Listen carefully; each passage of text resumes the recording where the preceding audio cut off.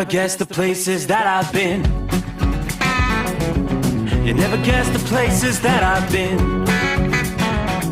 'Cause everything is like a dream, yeah, but only in that dream that I live in. I'm never gonna let the day begin. Never gonna let the day begin. 'Cause everything is like a dream, yeah, but only in that dream that I live in. Oh, don't wake me up before you go, and I'll just make this bed my home. Oh, darling, please just let me sleep. Give me my dreams.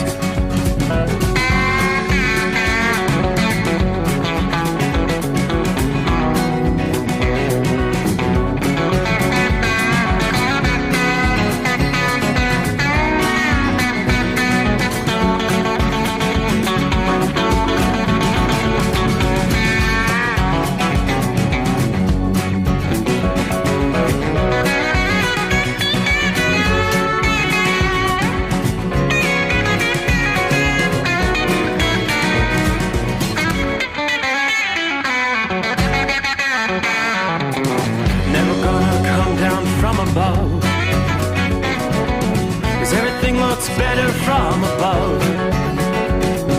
Nothing's ever as it seems, yeah, except in that world that I dream of.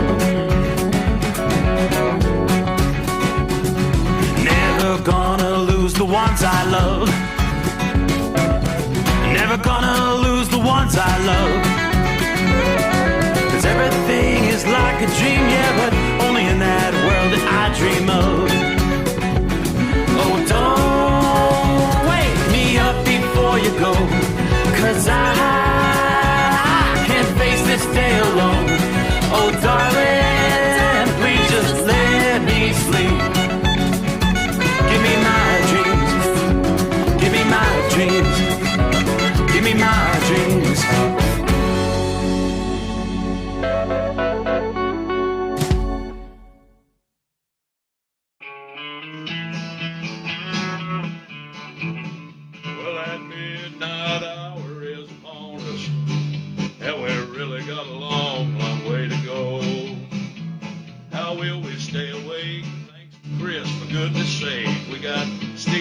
Sommers on the radio. We got that hot shot secret in the diesel. You know it really makes that Detroit come to life. We're gonna hear from all our friends. We're gonna do it all again on this overnight drive. How about you, Big Ed? Are you with me? Break 1-9 for that Carolina monkey gouger. Negatory there, hillbilly. You clean clear to Flagtown. Let it roll.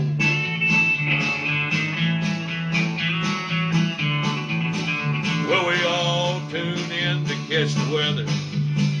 Whether rain or sleet or even snow. It don't matter if you're in New York or Dallas. We'll catch it all on that Steve Sommers show. We got that hot shot secret in the diesel. You know it really makes that Detroit come to life. We're gonna hear from all our friends. We're gonna do it all again on this overnight drive.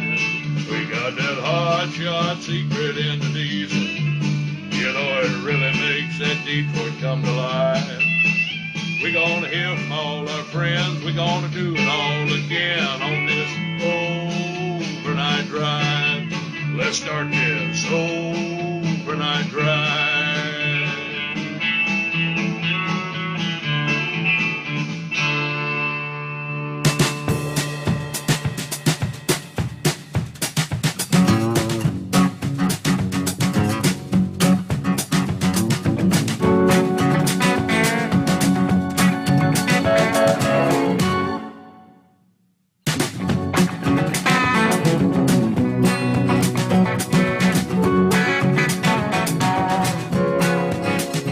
Time to get back in the saddle again, all right? We close out Steve's long weekend.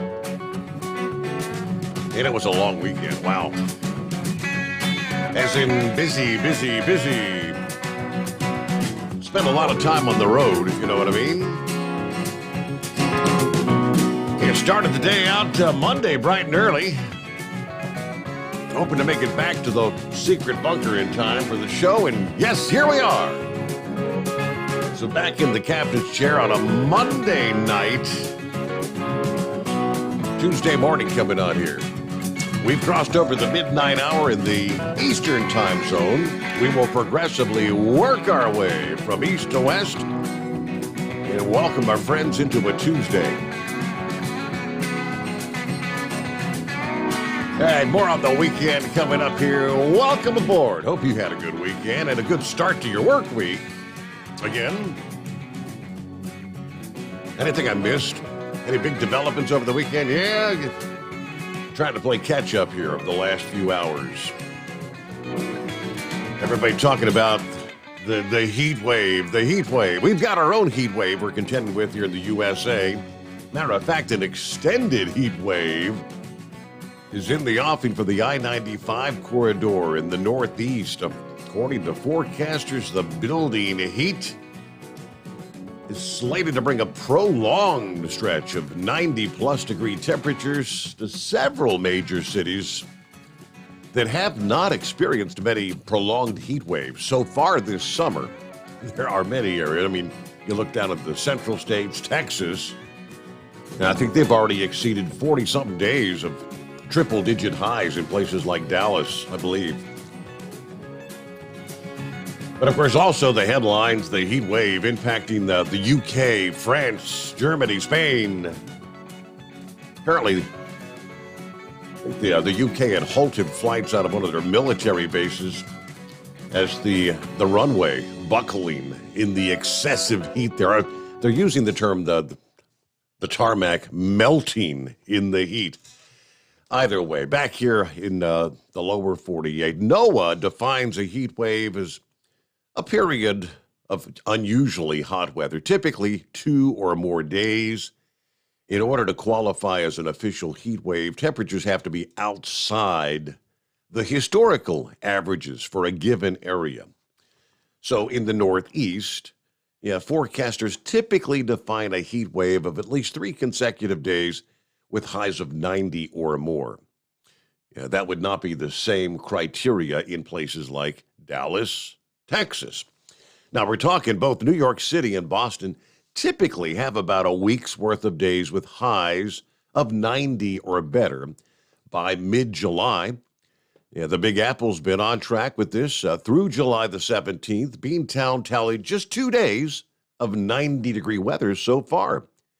In our nation's capital, D.C.'s also picked up a dozen days with 90-degree heat as of the 17th, which is a few below the average of 16. Even though the weather pattern will often feature a dip in the jet stream over the northeastern states through the end of July, it's not going to help a whole lot. Usually when the jet stream shifts southward across the country, it brings in some cooler air out of Canada. Of course, at this late stage in the summer, even areas that far to the north across North America have less cool air in place to bring in.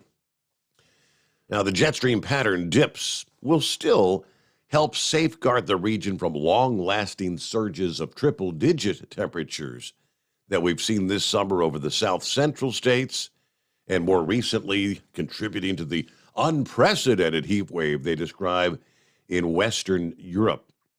But Philadelphia, you've been the most successful at stringing hot days together this summer. You're probably going to rack up 7 or more days in a row of 90-degree temperatures. Philadelphia's amassed 4 in a row, 2 separate times so far this summer. Now, neither Boston or Washington, D.C. has experienced an official heat wave so far this year. New York City had one here just about a week ago, July the 12th through the 14th. Philadelphia and Washington, D.C. now have the potential to string together 90-degree days right through the early portions of this week, and probably Tuesday through Saturday. That would give D.C. its first heat wave of the summer. Boston may sneak in with as many as 5 days in a row of 90-plus degree heat. So during this pattern, which is going to last through this entire week, many locations have the potential to see maybe the warmest temperatures we've seen so far this year. The highest temperature so far for Boston was 92 on July 1. New York City hit 93 back on May 31st. D.C.'s current high for the year is 99, and that was back on June the 17th. So you add in the heat, the high humidity, plenty of sunshine, and other factors throughout the day, it'll feel anywhere from 5 to 15 degrees higher than the actual air temperature. So, yeah, July to mid-August, that's the hottest time of the year. It is summertime, folks. Here in a few months, we're going to be saying, where's the summertime? And the dog days of summer are over. Now, despite the number of 90-degree days on the way, probably only a few high-temperature records will be broken.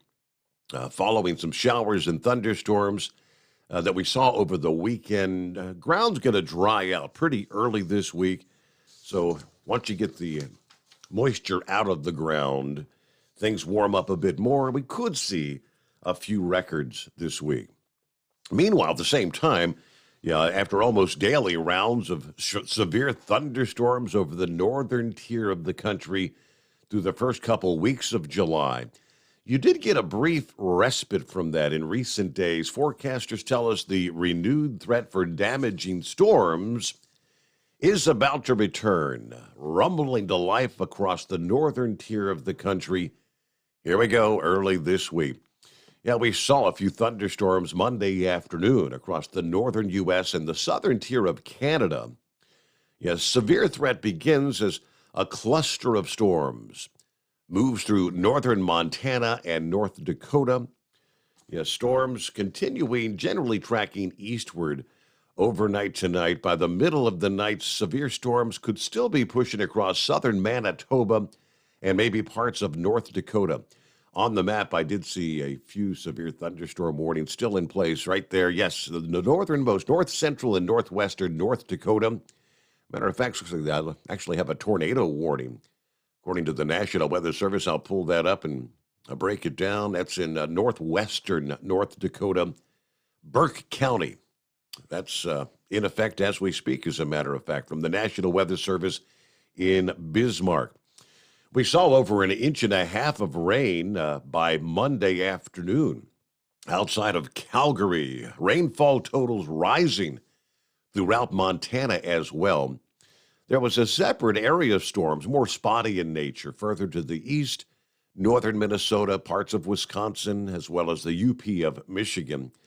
Now, in Montana, late last week, we saw strong winds within a severe thunderstorm that set off that dust storm that led to the multiple fatality pileup on I-90.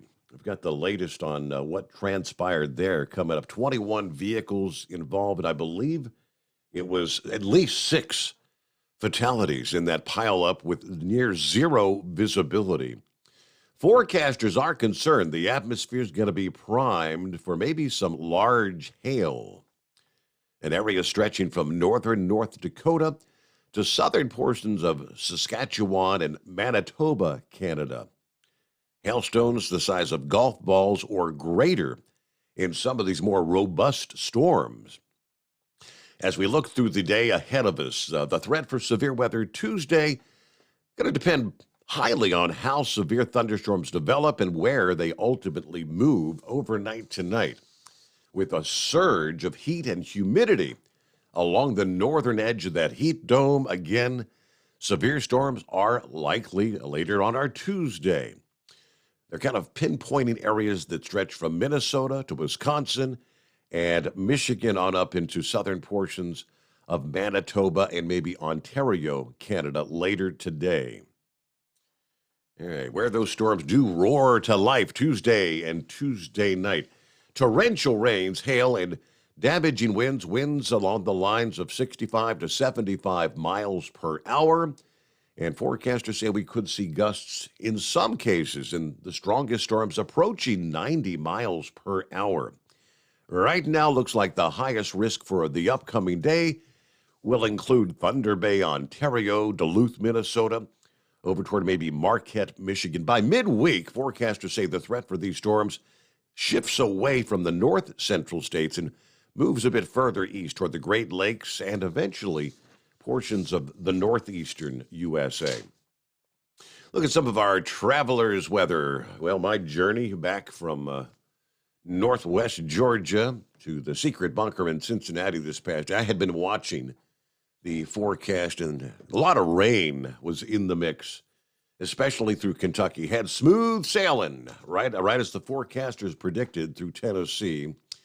Yeah, got into Kentucky, and shortly after crossing the state line, came into a hell of a storm.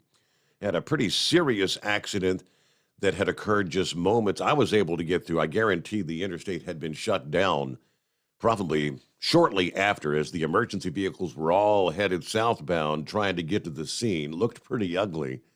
Hopefully everyone was okay there, but then kind of in and out of shower activity. Came in another torrential down. Rain's coming down where your visibility was almost zero. Everybody's got their emergency flashes on. A lot of people pulling off on the side of the road. It gets downright scary because you just don't know. Are the people behind you slowing down? Are the trucks able to slow down?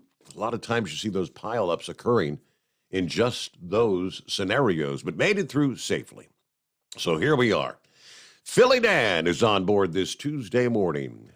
Dan says, right now, America kind of feels like Andy's out of town and Barney's running the show. I get what you're saying, Dan. Stay safe. God bless the Rambler. Horse Feathers on board. Hope you had a good weekend. Heavy D. Hello, Steve, and the Overnight Drive crew. Good afternoon. Hammer down. Hello, Larry. How you doing there, Steve? My man, 73 degrees outside Cape Girardeau, Missouri right now.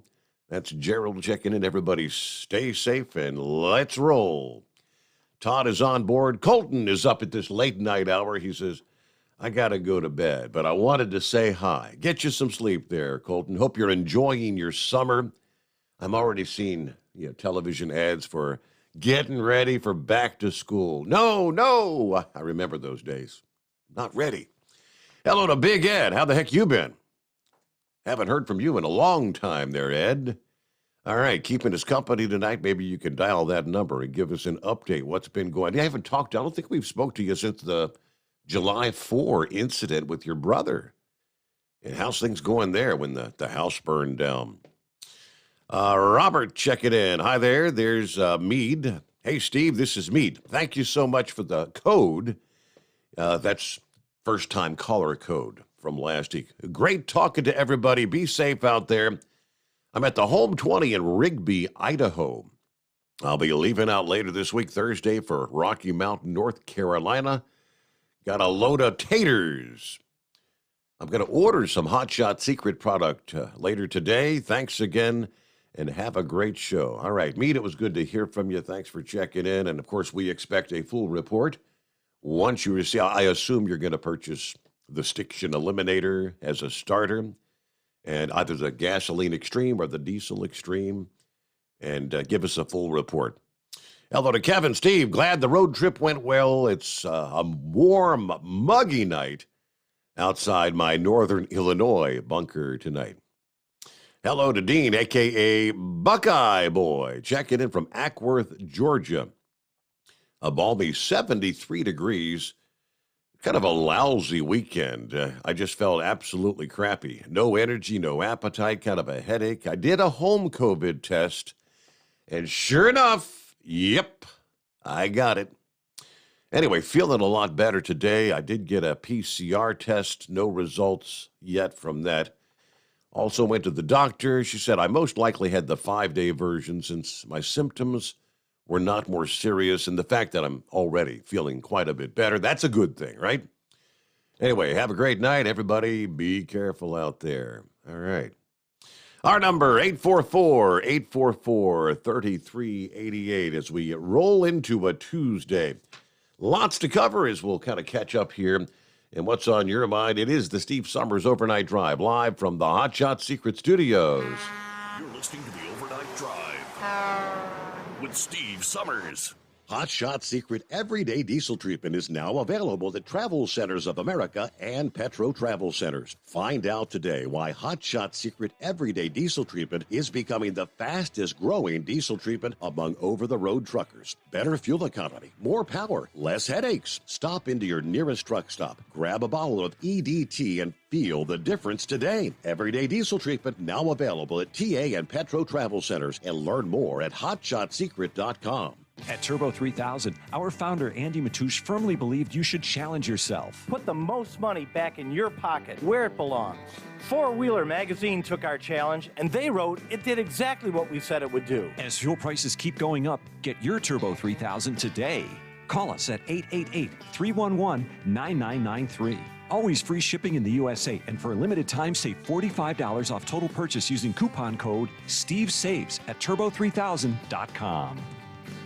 Attention all truckers, Dean Michael, the tax doctor here. I want to talk to you about those dreaded tax problems. I know you want to keep on trucking and not even think about them. Well, let's face it, they're not going away all on their own. You need professional help. I've been helping truckers put their tax problems in the rearview mirror for years. I can help you too. Call me for a free consultation at 888-632-4506 or go to mytaxhelpmd.com. It's like I always say, keep your eyes on the road, I'll keep mine on the IRS. 888-632-4506.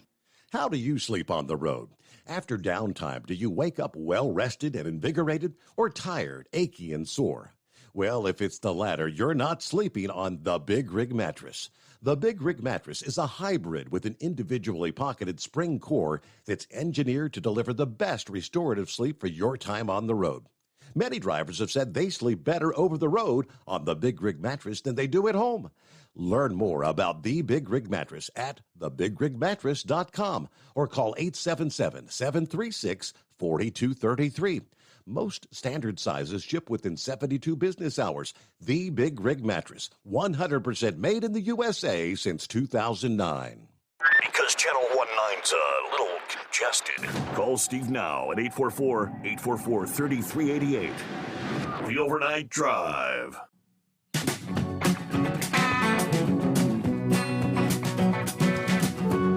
Yeah, the numbers out of Montana, at least 6. I guess they're saying at least because the death toll potentially could rise based on the number of injured. 21 vehicles involved. This is going back Friday evening. They do confirm several children were among the dead. Heavy winds, dust, and a thunderstorm bringing zero visibility. Montana's governor confirming the mass casualty crash, where he simply encouraged his followers to pray for the victims.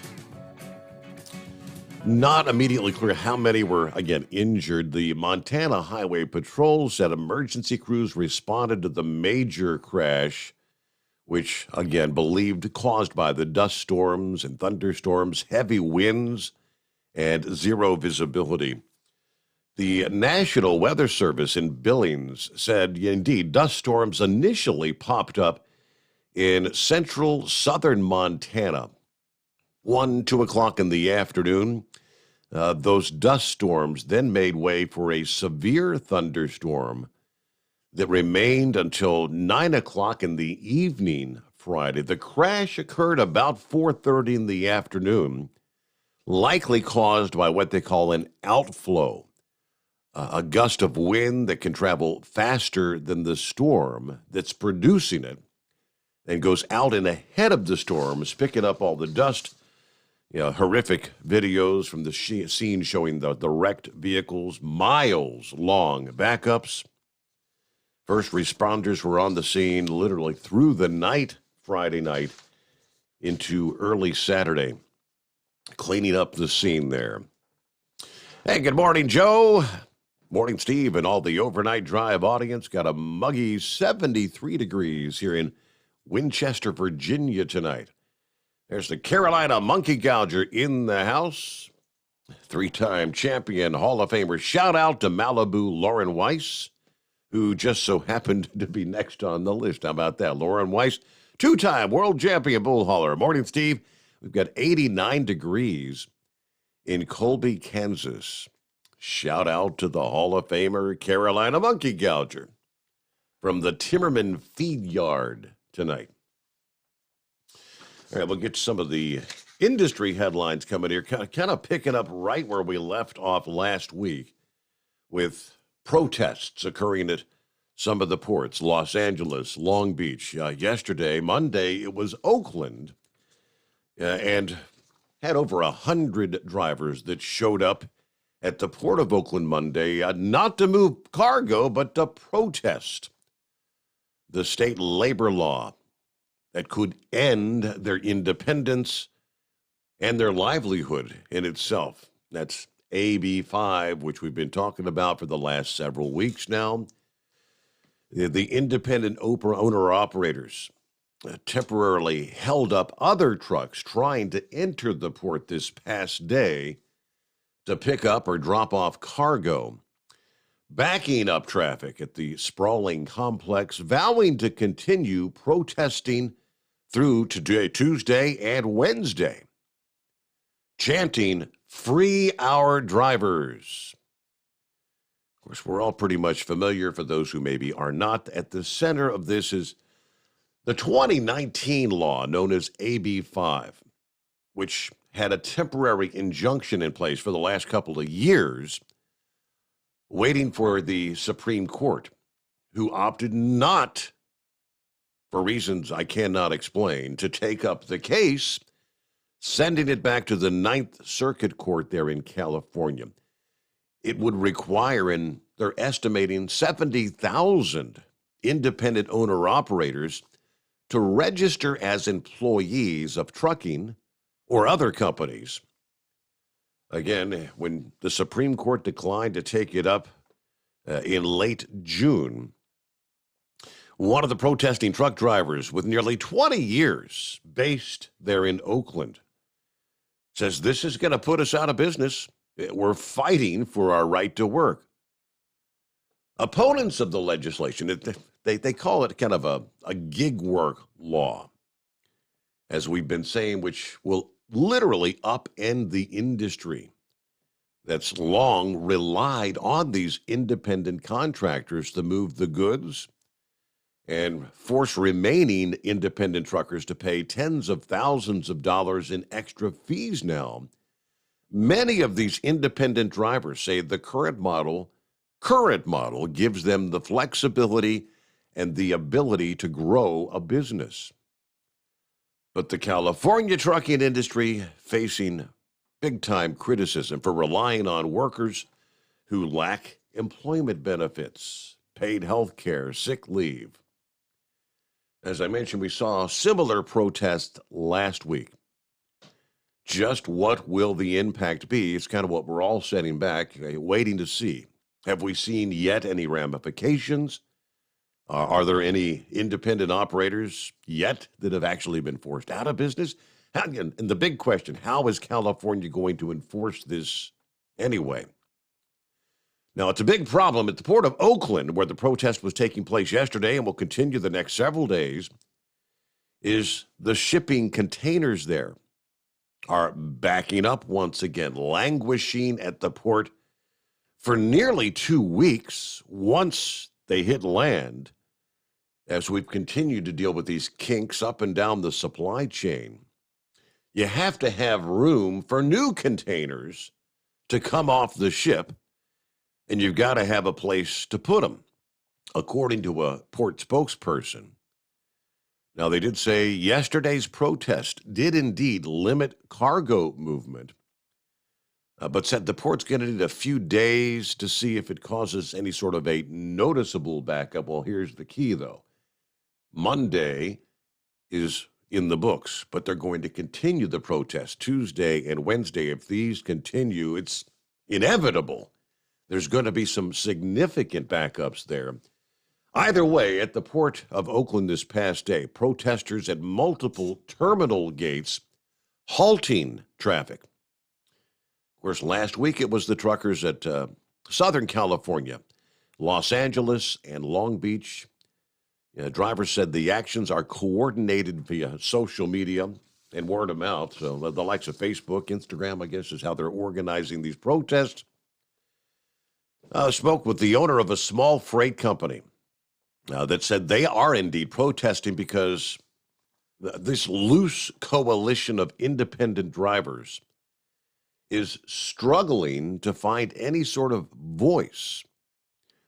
Now, this law also impacted the likes of Uber and Lyft.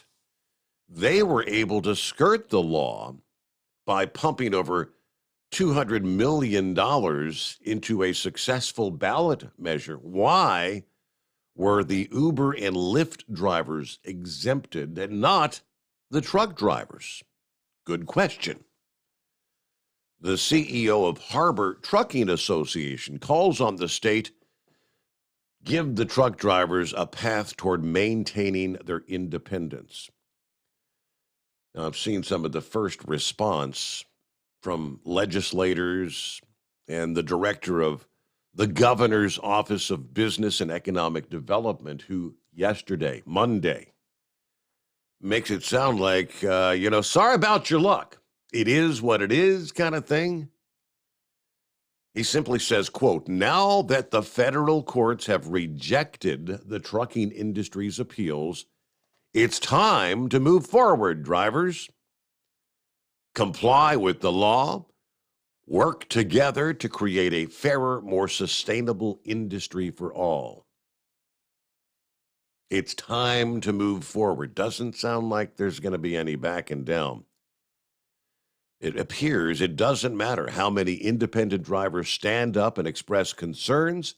It did not matter during the legislative process back in 2019, because yes, there was plenty of protest going on then before this law was actually signed in. They pretty much ignored you. You're told by the governor that the legislature was best for them and the family. This legislation, rather. All right, it's no wonder these truck drivers are taking matters into their own hands right now. But hello to the Michigan Madman on board. Hope you had a great weekend. Do any racing action over the weekend there? All right, our number, 844-844-3388. News break, and we'll get to your calls this Tuesday, which feels kind of like a Monday for me. It is the Steve Sommers Overnight Drive, live from the Hot Shot Secret Studios. USA Radio News with Kenneth Burns. Europe's heat wave continues as it stretches into Britain and fuels wildfires in Spain and France. The weather's so severe in the UK that train operators warn it could warp the rails. It's just as hot stateside from Montana to the prairies and down to Texas.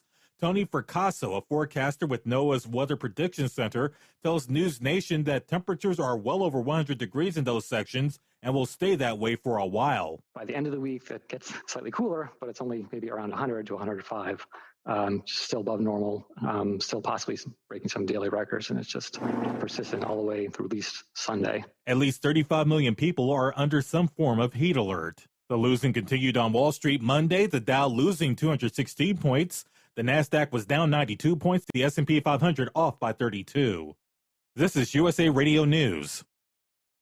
I need 4 more of the biscuit carnitas, 2 burnt end platters, 3... The kitchen at Kai's Barbecue is firing on all cylinders. Greg, help me bring these to the pickup counter. He needs food runners who can hit the ground quickly. 86 on the chicken and we're short-staffed. Let's pick it up. Indeed can help him hire great people fast. I need Indeed.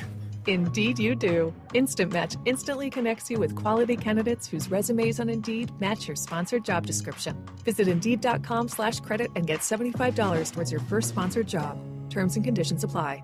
Are you overwhelmed with credit card debt and unable to pay your bills? Has your income decreased or have you lost your job? At Credit Card of America, we offer a free, no-obligation consultation to learn how you can cut your payments by up to half and potentially lower your interest down to zero. Credit Card of America is an A+ rated company that will work on your behalf. We've counseled over 1 million consumers struggling with debt just like you. Call now for a free, no-obligation consultation and learn how you can become debt-free. Call 800-291-3818. That's 800-291-3818.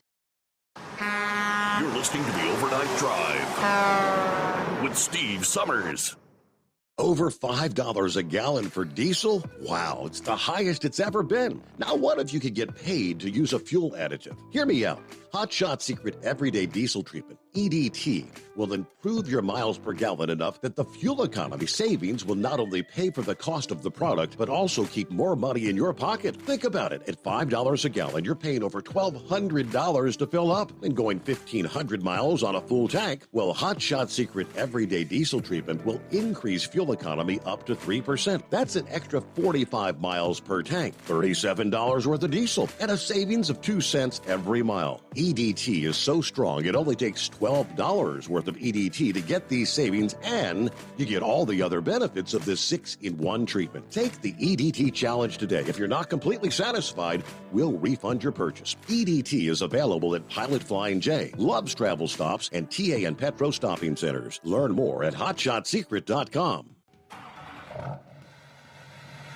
PureFlow Air Dog, your leader in fuel air separation system technology.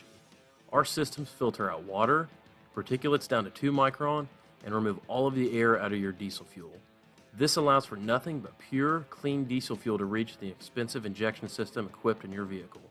Not only do our fuel systems protect, they also come in a variety of flow rates to meet your performance needs.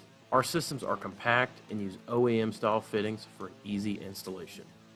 Learn more about our product at www.pureflowairdog.com and be sure to follow us on Facebook and Instagram. Protect your investment with PureFlow Air Dog. For anything diesel, take it to Scheid Diesel. They provide a wide variety of services and diagnostics to determine what the problem is with the latest technology. From simple oil changes and preventative maintenance to fuel system diagnostics and repairs, engine rebuilds and cylinder head repairs, and rebuilds with our in-house machine shop. They also have on-site DPF cleaning for exhaust issues and DOT inspections. If your diesel is asking for some attention, Scheid Diesel has the specialist you need for anything diesel. Located in Terre Haute and Lafayette, Indiana, and Effingham, Illinois, Scheid Diesel has you covered. Hey, don't forget, as a listener to this program, you get 10% off your entire order at hotshotsecret.com by using the coupon code Overnight Drive. Plus, CDL drivers, military, and first responders get an additional 10% off. Do you have a Dodge pickup and hate your automatic transmission? Of course you do. LaVon Miller at Firepunk Diesel here, and we specialize in heavy-duty and performance transmissions for your 3/4 or 1-ton Cummins-powered truck. So if you're interested in turning your stock slush box into a towing monster, call us today at 614-733-3744 or visit us online at shop.firepunk.com.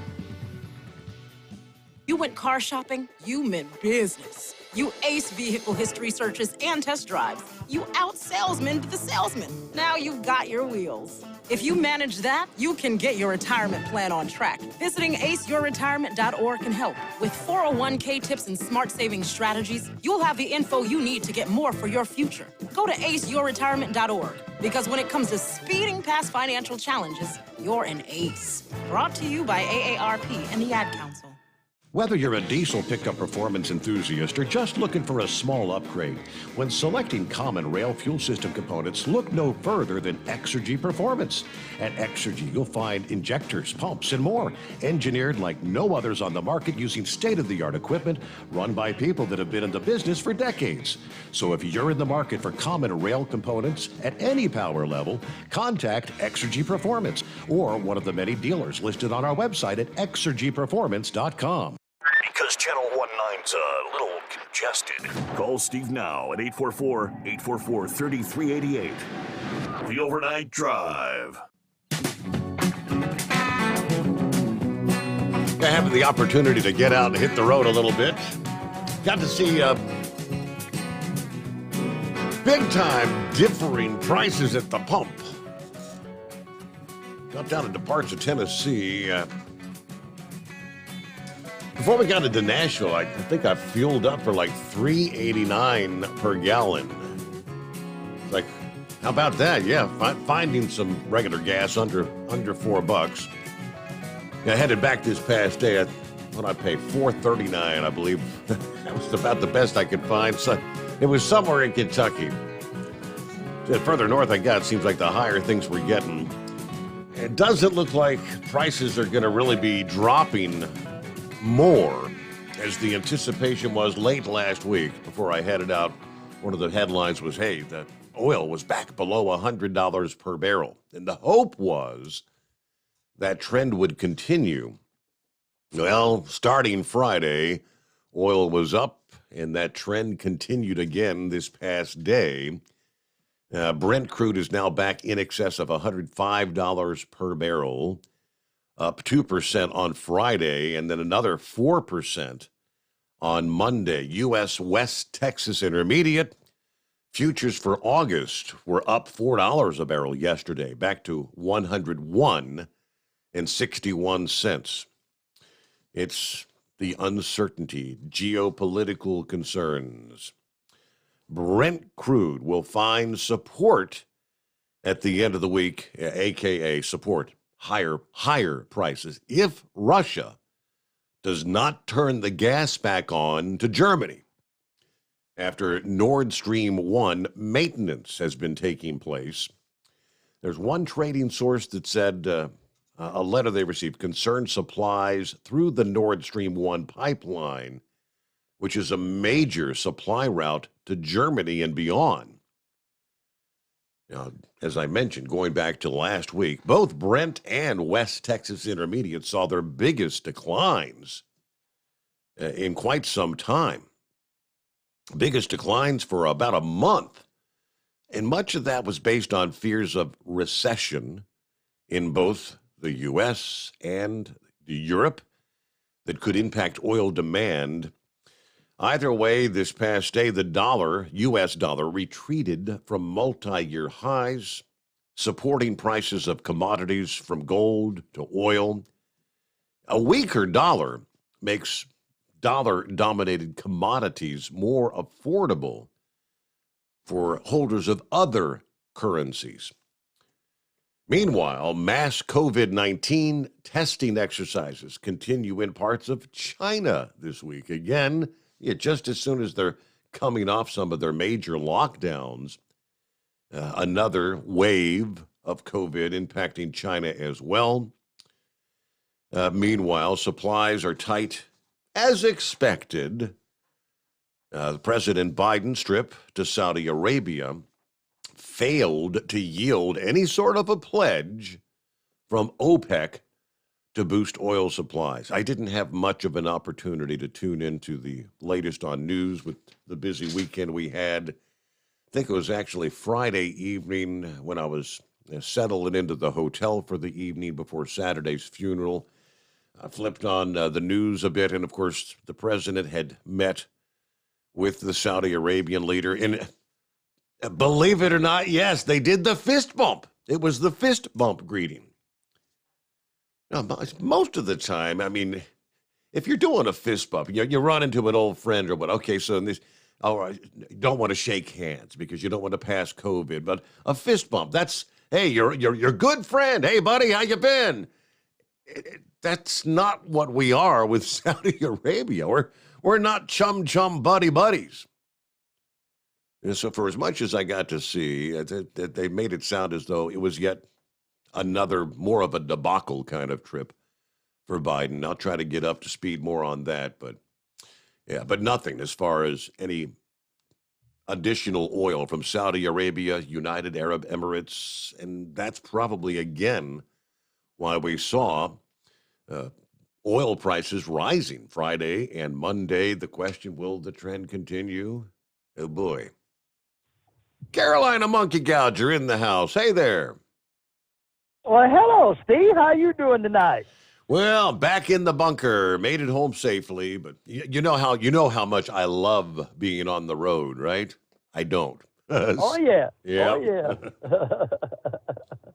Well, I was sorry to hear about Uncle Forrest. And, offer my condolences to you and the princess, and just it's just one of them things. Steve, there's something that just startled me about this whole AB5, and I seen it about 2 weeks ago, and I was on that load from hell and everything else, and then I got home and got kidnapped, and my wife last Friday before last, she took my telephone, everything away from me, said, we're going to the beach for a week and enjoy our 30th anniversary. So I've been kind of out of the loop. And what I've seen on this AB5, this was a union-backed thing by the Teamsters Union.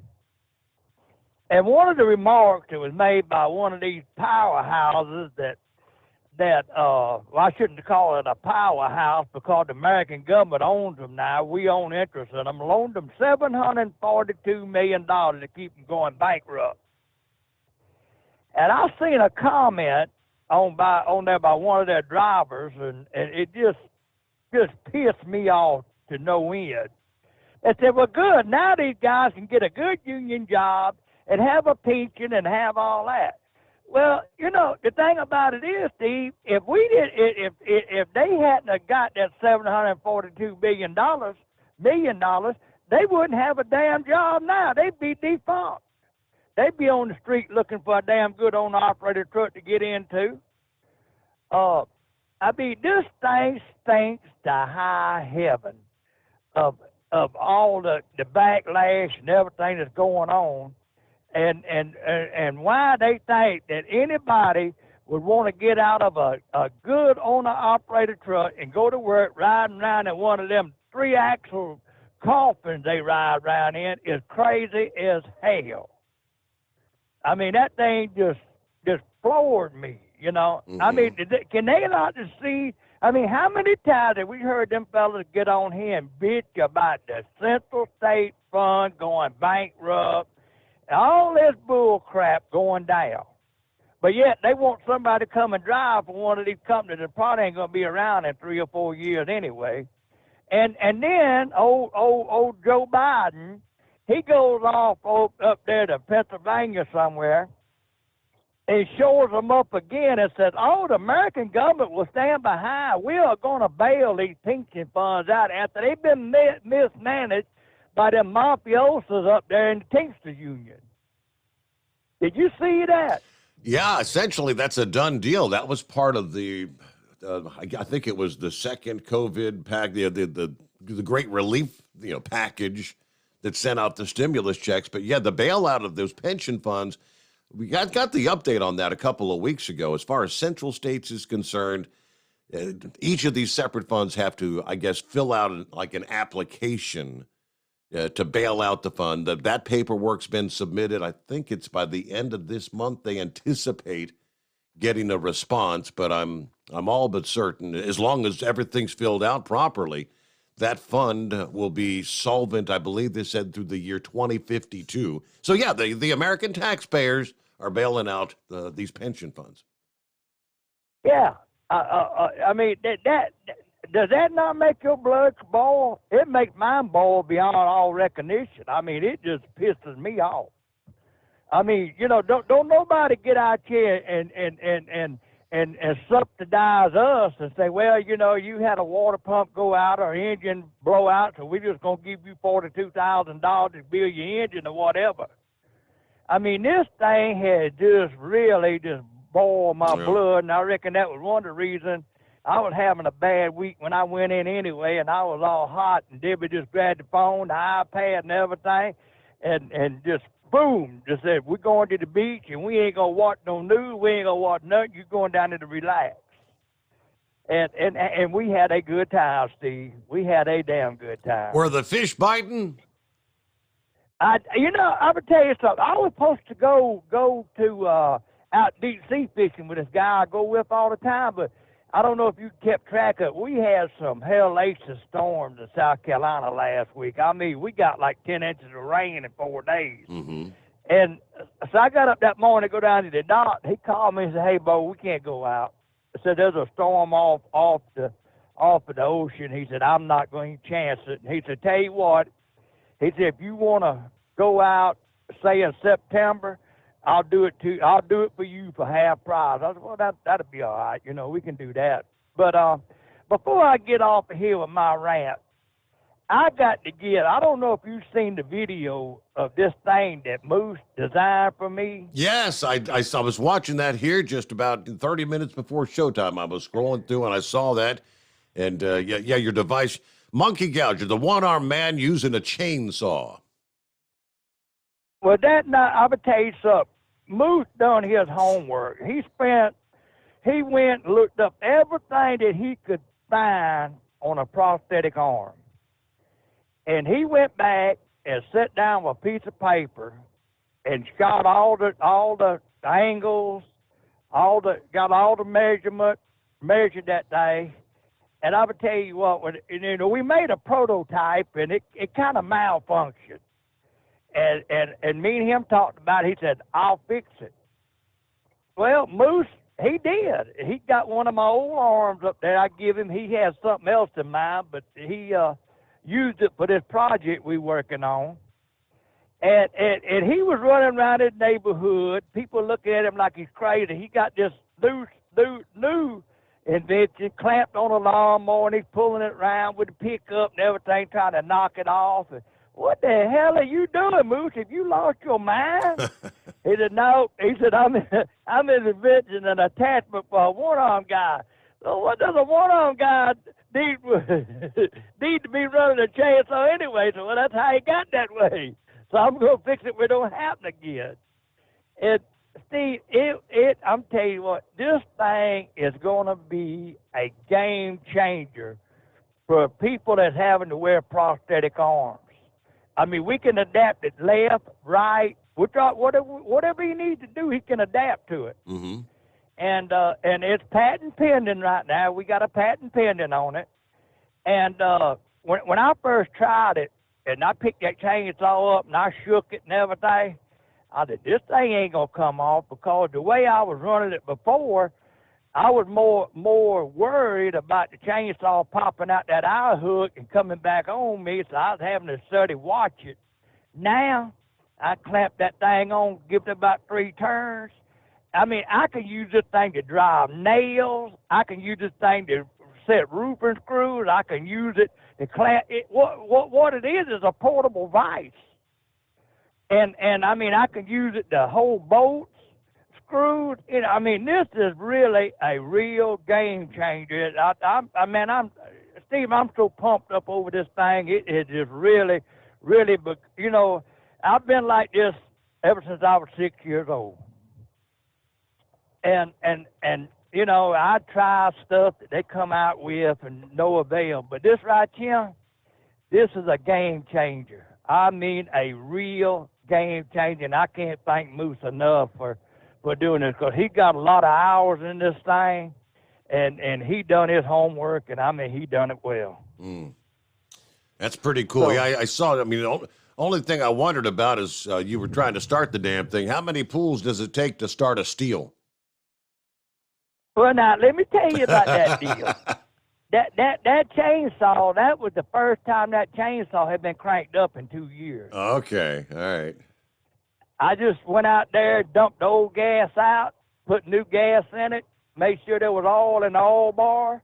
And you got the prime one when it ain't been cranked, but once it got pulled, I told Debbie I should have warmed that thing up a little bit. Well, me and Moose talked about it. He said, "Oh no." He said that was the perfect thing, because people could see that thing was not moving in your hand, jumping back on you, trying to hit you in the face or whatever. It stayed right there on the ground where we put it, and we pulled it. So, it worked out good. It worked out, man. We did get that steel cranked up and running, but I did catch a little flack over that. Some of them hooligans making their comments. But, hey, look, it's all in fun, tongue in cheek, Right. So, anyway, it's good to have you back on the air, man, and you had a pretty good ride up and back. No truck drivers, none of them KLLM boys got after you, tried to run you off the road, anything? All I know is traffic was just, I don't know, it was insanity on the roads. I mean, of course, I left out early on Friday, and I expect Fridays to be a busy day. Hell, that run from Nashville back down to Tullahoma Saturday. It's a Saturday afternoon, 4:30 in the afternoon, and I-24 is, just like bumper to bumper. I was like, where are all these people going on a Saturday? right? Well, the traffic at the beach, believe it or not, I don't know whether it's the gas or what, but it wasn't that bad down there. Now coming out Sunday morning, we left in the dark because I told Deb I done had 7 days down here, and I'm ready to go to the Marina Del Rey. And so we got up and got gas right there. The gas station was like $3.33 or something like that at the little old gas station there. She said, well, gas is falling a little bit. I said, yeah. I said, it's going to fall some more because in about October, they're going to say, hey, look what we done. We lowered these high prices of gas down to where you can make a living again when you assholes were the ones that jacked it up so high. You just watch and see it. I tell you, about October, you're going to see a major fall in gas. And you know, they think in the American public, everybody's saying, well, the American public has only got a 4-week span on what's going on. I don't think they're going to forget this one. But you know the reason that they done that hand pump? There's no way that Saudi Arabian sheik or whatever he was going to shake hands with old dirty diapers Biden. The way his hand had been, so he bumped hands with me. Oh, boy. Hey, you have a good, and I'll talk to you later. All right. Yep. Yeah, we got to get a quick 2-minute timeout. We'll return. It's 844-844-3388, the Steve Sommers Overnight Drive. Live from the Hot Shot Secret Studios, the Steve Sommers Overnight Drive.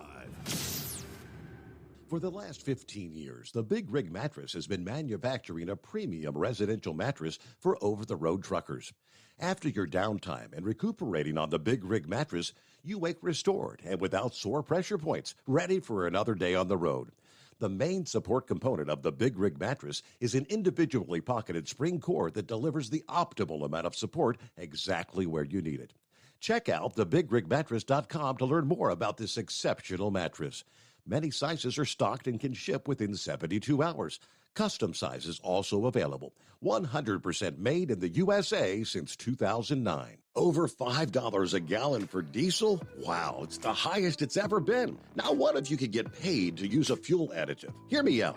Hot Shot Secret Everyday Diesel Treatment, EDT, will improve your miles per gallon enough that the fuel economy savings will not only pay for the cost of the product, but also keep more money in your pocket. Think about it. At $5 a gallon, you're paying over $1,200 to fill up and going 1,500 miles on a full tank. Well, Hot Shot Secret Everyday Diesel Treatment will increase fuel economy up to 3%. That's an extra 45 miles per tank, $37 worth of diesel, and a savings of 2 cents every mile. EDT is so strong, it only takes $12 worth of EDT to get these savings, and you get all the other benefits of this 6-in-1 treatment. Take the EDT challenge today. If you're not completely satisfied, we'll refund your purchase. EDT is available at Pilot Flying J, Love's Travel Stops, and TA and Petro Stopping Centers. Learn more at hotshotsecret.com. At Turbo 3000, our founder Andy Matouche firmly believed you should challenge yourself. Put the most money back in your pocket, where it belongs. Four Wheeler Magazine took our challenge, and they wrote it did exactly what we said it would do. As fuel prices keep going up, get your Turbo 3000 from manufacturer direct. Call us at 888-311-9993. Always free shipping in the USA, and for a limited time, save $45 off total purchase using coupon code STEVESAVES at turbo3000.com. And now, back to the Steve Sommers Overnight Drive, live from the Hot Shot Secret Studios.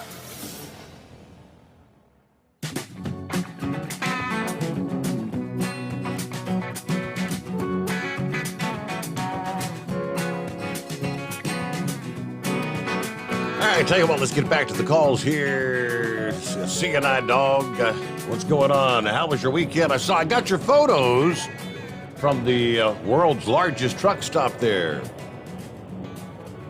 Good morning. Yeah, it was a good show.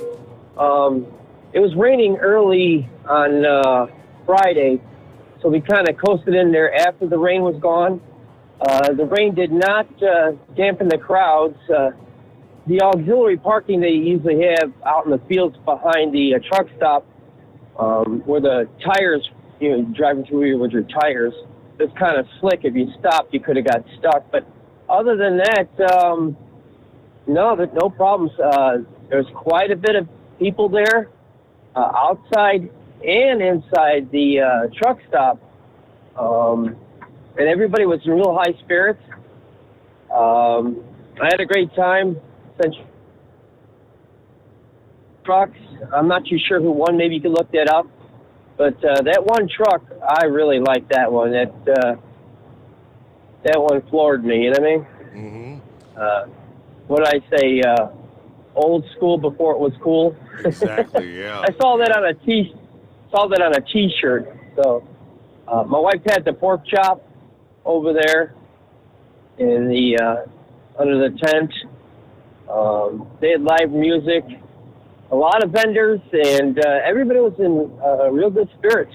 So was it Saturday you got to be there? Friday or Saturday? Friday. Friday, okay. Yes. So they had a bit of rain move through, but still a pretty good crowd. Everything. Yeah, it seems like the rain dried up real quick. I was watching it on the radar, and we rolled in and just a little bit of leftover puddles, and that was it. Oh, by the way, I got to talk to your buddy, well, not your buddy, but you talked about him a lot, Marty, the one that drives the OIDA truck. Yeah, Marty Ellis, yes, and the tour trailer, yeah. Yes, I gave him your name and your phone number, and I said, Steve talked about you quite a bit. And he says, really? I said, yeah, maybe you can call in sometime and share your adventures with us. He says, I might do that. So he wrote down your number and your name and the hours that you're available. So if he does give you a call, that would be great, you know? Absolutely. And also they had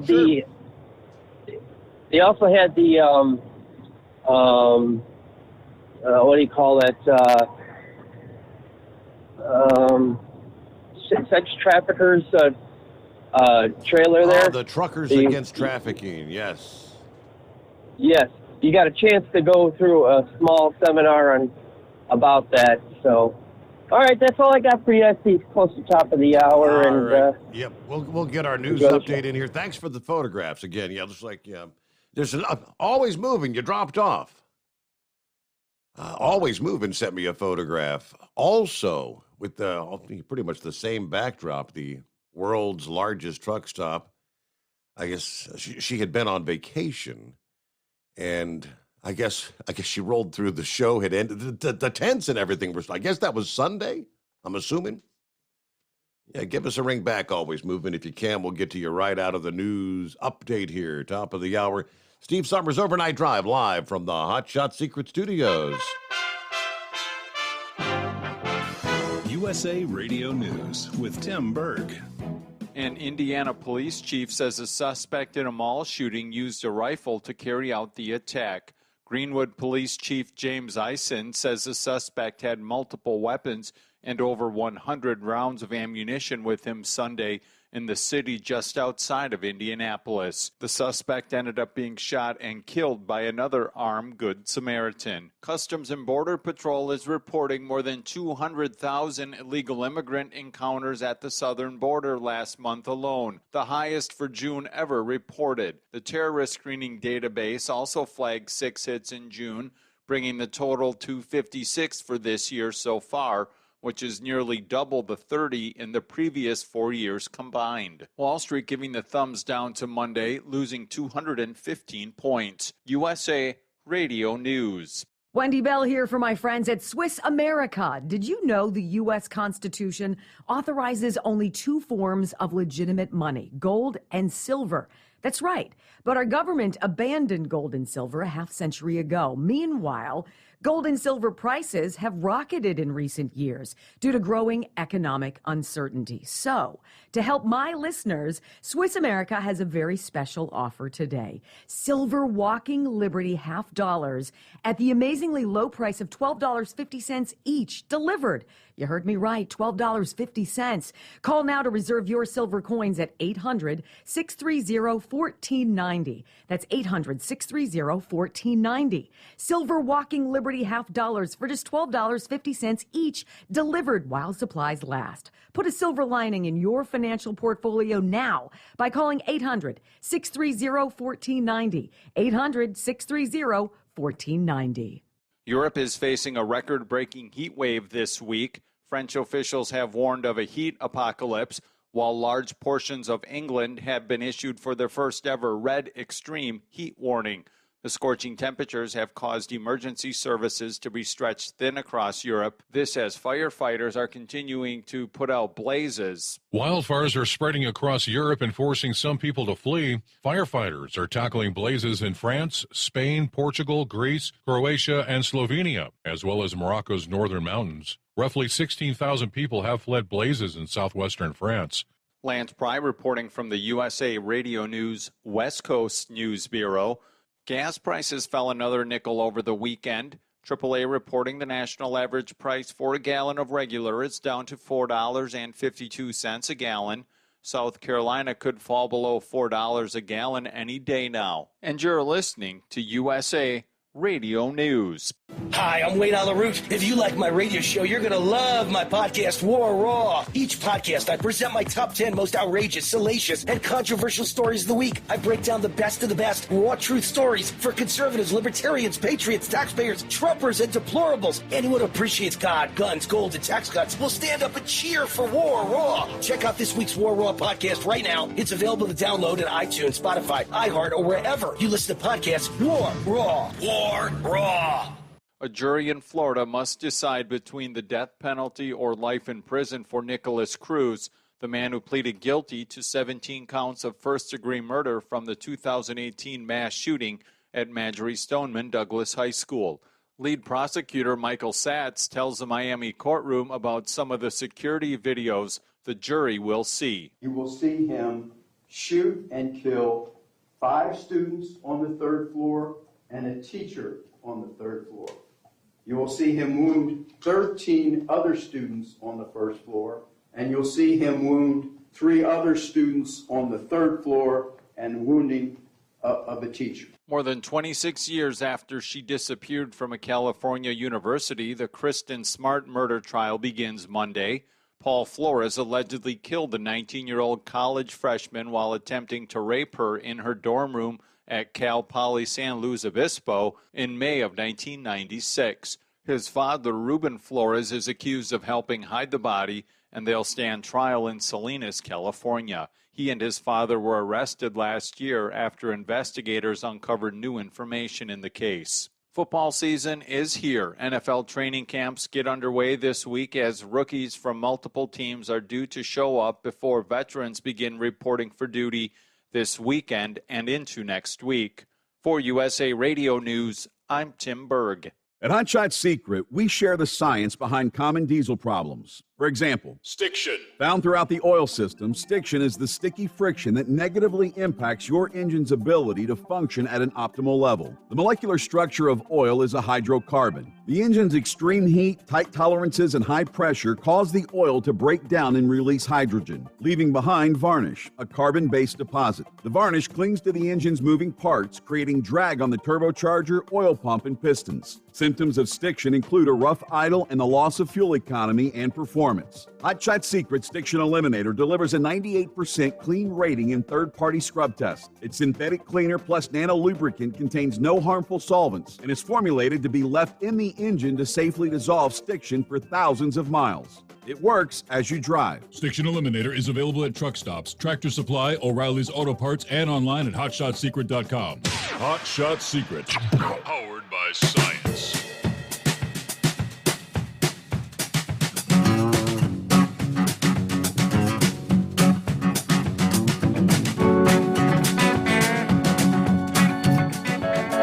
Thank you much. Welcome back as we move into a Tuesday. Where are we at? 19th day of July. Yeah, boy, just a matter of days. We'll be saying farewell to July. August is on the horizon. Good morning to Dogbone. checking in via email this morning. By the way, email Steve at hotshotsecret.com. Going back right about the midnight hour. Hey, I said, let's do it. Had some heavy rains rolled through last night. Now it feels like what I would assume a well digger's butt feels like. Headed toward Louisville tonight, though. Yeah, there. So at the midnight hour, what was it? 78 degrees, feels like 85. Okay, yeah. They're in Gaston, South Carolina. Good to have you on board. Big Sexy checking in. I guess first night back out after the weekend. Sharing the heat advisory for the upcoming day. Yes, another heat wave in the central states. Excessive heat warning in effect from 1 till 8 p.m. Central Time Tuesday afternoon. Heat index up to 107 degrees. Yeah, dangerously hot conditions. Heat index values, wow, up of 110 to 113 degrees are expected. Yeah, you're going to be cooking this afternoon. Aren't you glad you work nights, Big Sexy? Wanted to be out there in the middle of the day. Hello to Billy the Kid. Steve just wanted to say hello. Send you a pic of the new truck. About another 2022 Coronado, just like Big Orange. But this one's a flat top sleeper. Same engine, same transmission as Big Orange. Just got all the lettering done today, got all the permits and the cab card, hired a driver who's going to take his maiden voyage to Clarksburg, PA later this morning. So if anybody sees Big Orange or Mean Green out, be sure to say hello. Have a great show. I'll be listening in. So he's got his Big Orange and his Mean Green. Looking good there. All right, congratulations. Billy the Kid, good to have you on board. Terry checks in. Simply says, Steve, God bless the guy from Seymour. They're in Indianapolis. Yep, well, here's the scenario, right? Where, how do you stop a bad guy with a gun? I think the grump on many occasions has said you need a good guy with a gun. That was the case over the weekend. Obviously, a scenario which could have ended up with many more dead had it not been for the law-abiding, upstanding citizen being hailed as a hero to take out the bad guy almost as soon as he got started. The owners of the mall where that shooting took place on Sunday had a policy in place making the location a gun-free zone, right? The bad guys pretty much always target the gun-free zone. It was updated April of 2020. Simon Properties Group states that in their code of conduct that no weapons are allowed at their shopping centers. Yeah, this group is the owner of the Greenwood Park Mall. Well, just last month, in June, the Indiana Attorney General released a gun owner's Bill of Rights, which states private businesses and property owners may restrict people from carrying a weapon on their property. However, it is generally not against the law to ignore a no firearms sign. During the 2021 legislative session, Indiana Representative Jim Lucas introduced a bill that would eliminate the so-called gun-free zones. The bill's last action was to be referred to the Committee on Public Policy, but police are crediting a Bartholomew County man who was lawfully carrying a firearm Sunday when the shooting started. He shot and killed the suspect in the Greenwood Park Mall. Greenwood Police Chief James Eisen confirming Sunday the shooter was shot and killed by a man visiting the mall. The Good Samaritan, as police called him, was armed with a handgun. The chief says, quote, the real hero of the day was the citizen that was lawfully carrying a firearm in the food court and was able to stop the shooter almost as soon as he began. The property group has worked with the Greenwood Police for several planned security technology upgrades after recent incidents at the mall, including 2 incidents where employees were held at gunpoint in the parking lot. Now, these upgrades include things like license plate readers installed at the entrances of the mall.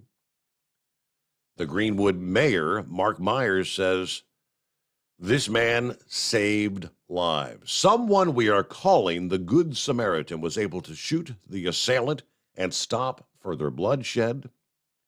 This person saved lives tonight.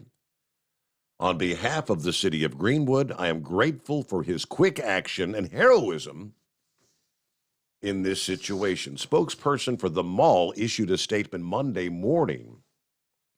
In part of the statement, they said they're grateful for the heroic actions of the Good Samaritan who stopped the suspect. We grieve the victims of yesterday's horrific tragedy in Greenwood. Violence has no place in this or any other community. We're grateful for the strong response of the first responders, including the heroic actions of the Good Samaritan who stopped the suspect. Ain't no telling how many this individual might have killed. I think somewhere they're in the mix. They're saying this guy apparently had, I guess, hung out in the restroom for nearly an hour before coming out and opening fire. Again, they said armed with a rifle. How he was able to get that in there, have to get the rest of the story. All right, so yeah, Terry, you are 100% correct. I think is it a majority of Americans? I think somewhere in the mix I had printed up the story asking, do you think it's a good thing to have armed citizens, law-abiding citizens, armed in these public places? And there's a prime example, right? Prime example of why you need to have the good guy to stop the bad guy. All right, it's 844-3388. Plowboy on board this morning. How we doing, Plowboy? Oh, hanging in there. Enjoying a little bit of a cool night before we start in that heat of the hell there later on this week. 76 and 82 real feel down here in Huntsville, Alabama. But, yeah, tip of the hat that, and congratulations for a damn good kill on that son of a bitch, on that Yahoo up there in that mall. I mean, and the dangest thing about it, I almost come to the conclusion he was a country boy. And here's the reason why, Steve. He was about 50 miles out of town. Did you hear where he was from? No, I did not. Nope. A little town called Seymour, Indiana. Anybody drives a truck knows where that damn old Seymour's chicken house is down there. There's a bunch of yahoos down there to cross that scale. But anyway, yeah, he was out of town. I think he said him and his girlfriend up there. And yeah, he took control of the situation without having to wait 77 minutes before somebody done something like down there in Uvalde, which was a miscarriage of justice that I've ever heard one. But oh, by the way, condolences to your family on loss. I'm sorry to hear that, Steve. Thank you. You're welcome, friend. But on this AB5, Monkey Gouger alluded to something. What are we going to have to do if the unions, sir, want to take over the trucking industry? How often them yahoos want to go on strike? Hell, every darn time we turn around, somebody's got a labor agreement that can't get passed through. Hell, look at John Deere. Hell, John Deere is trying to shut down. They will shut down. I mean, it just turned. Does the owner-operator ever shut down? except to go on vacation into the ocean. Congratulations, Jimmy. But no, and I'm sorry. I see more crappy union trucks coming to where I'm at down here in Huntsville than owner-operator trucks. And I'm sorry, I could not drive one of them little itty-bitty two-axle, 156-inch wheelbase. They would drive me crazy, Steve. I bump my darn head on every day of the week. And yeah, I mean, anybody wants to go with that AB5, go to California. Don't bring it over here where we're at. Because it's the owner-operators, just ask OIDA. Owner-operators are the ones who move this damn country, and we move it in the direction that it needs to be moved. We don't need the union trying to come in on our business. And it's the biggest bunch of garbage I've ever heard of, sir. But I've got some friends trying to fight it right now. They're living up there in the northern Cal, and they think they might have a way to fight it. But, I mean, it's something that should have never been able to see the light of day. And damn it, I can't understand why our Supreme Court did not want to hear that case. Especially in light of the fact that, as I've mentioned several times, what starts in California typically ends up sweeping the country. And if memory serves, there was some in the House, I believe, that were trying to insert basically the language of California's AB5 into the federal highway bill. Unfortunately, you're right, sir. You're right. And the state of New Jersey is talking about it right now. Somebody was telling me here a little while ago. Yes, sir. And it's detrimental to this industry. You imagine trying to eliminate the owner-operator model nationally. You think there's problems with supply chain logistics right now? Just let them proceed with that on a national scale. Okay, Mayday. Steve, your show would go away if it wasn't for owner-operators. Now, am I not right? Well, yeah, to some extent, yes. No damn company is going to buy hot shot stickers no matter how good it is. Because somebody's little pencil pusher in there says, oh, no, it costs 2 cents a mile. But yet they'll spend $10 to blow it out there, blow it elsewhere. Yeah. I'm sorry. I'm seeing more and more of our rights taken away, and I see. I thought this was going to be shut down. I thought with the conservatives in control, why in the hell would our conservative judges want to side with the damn unions? It don't even make good sense, Steve. I'm sorry. I guess by not taking up the case at all, they're not really taking a stance for or against. They're just kind of kicking the can back to the Ninth Circuit. Unfortunately, you know where that Ninth Circuit resides at. Historically. And that's not a good situation. Yeah. Well, I'll get off. Oh, by the way, are you getting any pool time in? We've had a lot of good pool weather, but honestly, I haven't had a whole lot of time out there at the pool this year. Nope. Yeah. I'm more like the cabana boy. I go out and I check the chemicals in the morning, get everything adjusted right, and when it needs a vacuum out, I'll get in and vacuum it out. But that's about it. Years ago, I would get out there and lay on the float, sun for hours and hours, day after day. I don't know. I guess I'm getting older. Just don't have the energy anymore because I got to get to bed. It is 844-844-3388. Tree Frog on board. Steve. Hey, Steve, only reason gas price dropped was because Biden stopped the gas tax that funds repairs and maintenance of our highways. So if the highways aren't maintained, well, we'll know why. It is a temporary thing, but all right. Dipsy Driver on board. Friend of mine said that the Faster Horses Country Music event takes place at Michigan International Speedway this weekend. Said you can't buy a daily pass. Only the weekend pass. Price about $275. Yeah, a lot of these big musical events have been sellouts. Yes, indeed, they have. All right. Shorty's on board. I-95 southbound at the Florida-Georgia line. We've got 77 degrees and a fuzzy moon this morning. Yeah, fuzzy. I noticed. I guess that's the particles in the atmosphere. You got just about a half a moon, and it's shining pretty orange when I stepped out the bunker there a few minutes ago, but shining bright. All right, back to your calls just ahead on a Tuesday, the Steve Sommers Overnight Drive live from the Hot Shot Secret Studios. You're listening to the Overnight Drive with Steve Sommers.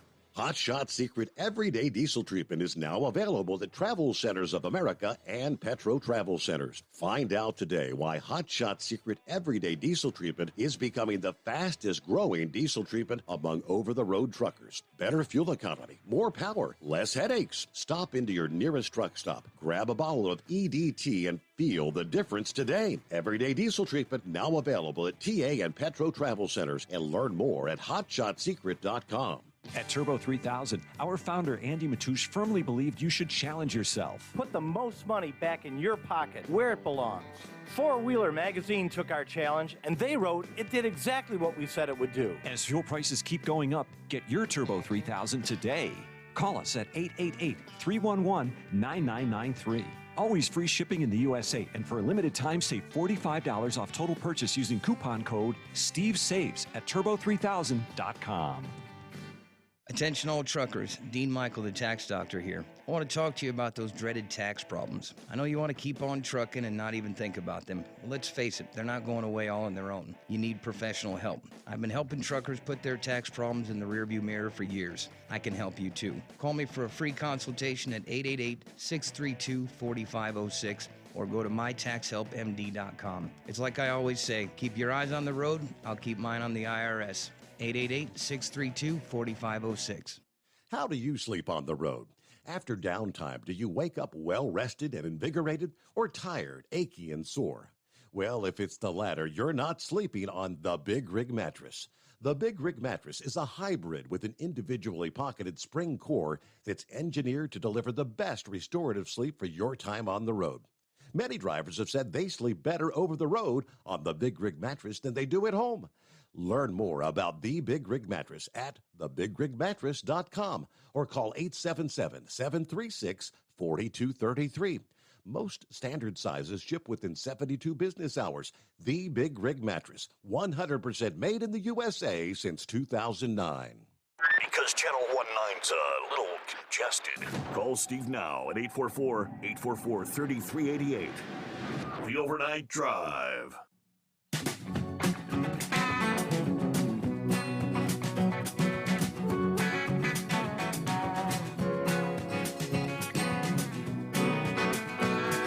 All right, 25 past the hour, and it's 844-844-3388. As we said, farewell to Uncle Forrest over the weekend. And I had the privilege of saying a few words there. There were several other speakers. One of the gentlemen, I can't remember, I think it was Gary, had worked with Forrest for 41, 42 years. They've known each other, but 41, 42 years, but worked together in the White House. Going back, Forrest worked in the White House I believe under Nixon, Reagan, and Jimmy Carter. I know Reagan and Jimmy Carter because Gary was sharing a story about an occasion, working actually in the White House. He shared an occasion where he said, we thought we were going to end up being shipped off to some island out in the middle of nowhere. He said, Forrest, I'm not sure exactly what they were working on at that point. I guess I can't remember the whole story, but it was just so comical, the fact that he said, I heard a clink, clink, clink. And I looked over and said, Forrest has the lid off of then President Reagan's jelly bean jar. Remember Ronald Reagan and the Jelly Belly jelly beans? He was a big fan of the jelly. He said he had put his hand in and was getting some jelly beans out of the jar and turned his head, and there was the president.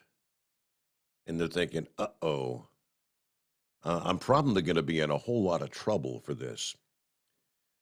And he said, Forrest says, "Hey, Mr. President, where'd you get these jelly beans?" And I guess in Ronald Reagan-esque style, he said, "Well, I don't really know." But he said, the next thing you know, the Forrest and the president, and they're sitting there, they're talking about Jelly Belly, jelly bean. What's your favorite flavor and all that? So, and then I was talking to Aunt Frances was sharing with me back in down at the Home 20 there in Tullahoma. She said that wasn't the only time they almost got in trouble with the president. It was under Jimmy Carter, working in one of the rooms in the White House, up and had one of the ceiling tiles. He was up on a ladder, had the ceiling tile moved over, working on something up there. It was all about security. He was a communications guy, in the White House. So probably working on a camera or something like that. But he said, remember, the Carters had those damn Siamese cats. And one of those cats was in the room with him. And the cat was like hell-bent and determined that it was going to get up that ladder and get up in the ceiling. I know exactly what they're talking about because I've had cats, and if I've had to get in the attic here at the Home 20 in the past, I had one that got up in the attic and up 7 kinds of you-know-what to get the darn thing out of there. But apparently, so the cat is a couple of rungs up on the ladder, and Forrest puts his foot down and kind of gives him a little boost, a little kick off the ladder, if you know what I mean. It's like, get the hell off of here. You're not getting a... And right about the time he kicked the cat, in the doorway stands none other than President Carter. Saw him do that, and he's like, oh, no. Again, I'm going to be in trouble. And he said, Jimmy Carter said, I've been wanting to do that for years. So, some of the stories, some of the tales that I got to hear, Forrest was a true character. And I didn't realize when from the actual memorial and remembrance thing that they handed out when we were going in for the service there on Saturday. Aside from his family, his greatest devotion was serving our country. After graduating Central High School in 1960, joined the U.S. Air Force. Veteran of the Vietnam War, served honorably for 22 years, achieving the rank of Master Sergeant. The highlight of his military career was serving at the White House Communications Agency in Washington, D.C. And that was, again, under, I guess, Nixon, Reagan, Carter, the stories he could tell, you know what I mean? Of course, then when he left the military, he went on to pursue a second career with the Veterans Administration for 37 years, serving the veterans. And over those years, of course, residing here in Cincinnati, there were a handful of occasions. Again, he was all about the security and communications, just like he was in the White House. He was responsible for designing and implementing and getting together the plans for putting camera systems, surveillance systems, communication systems. And several occasions he had come into Cincinnati, working at the Cincinnati VA hospital. And we'd always get together. He wouldn't stay at our place. He always stayed at a hotel. And you know what was amazing to me? Working for the government, he had a government credit card where he could pretty much, I would assume, stay wherever the heck he wanted. But he would always get an affordable, like a Red Carpet Inn or a Motel 6. He didn't go downtown and stay at the Hyatt Regency. He never took advantage of the government. Just a few of the stories. All right, again, a news break in here, and we'll come back more of your calls, just sharing some of the weekend with you. It is the Steve Sommers Overnight Drive, live from the Hot Shot Secret Studios. USA Radio News with Kenneth Burns. The Texas Department of Public Safety says it will look into how dozens of state troopers and rangers responded to the school shooting at Robb Elementary School in Uvalde. That announcement comes on the heels of a scathing report released by the Texas House of Representatives over the weekend. It said there were failures at every level that contributed to the slow and chaotic response. Family members still grieving the victims responding to the report said they expected more from law enforcement. I'm sure they're hurting. I'm sure. But they need to confront all these parents and say that they're sorry. In South Florida, prosecutors want the death penalty for Nicholas Cruz, the gunman who killed 17 people at Stoneman Douglas High School in Parkland. Cruz already confessed to the murders. The trial that's expected to last several months is the penalty phase. This is USA Radio News.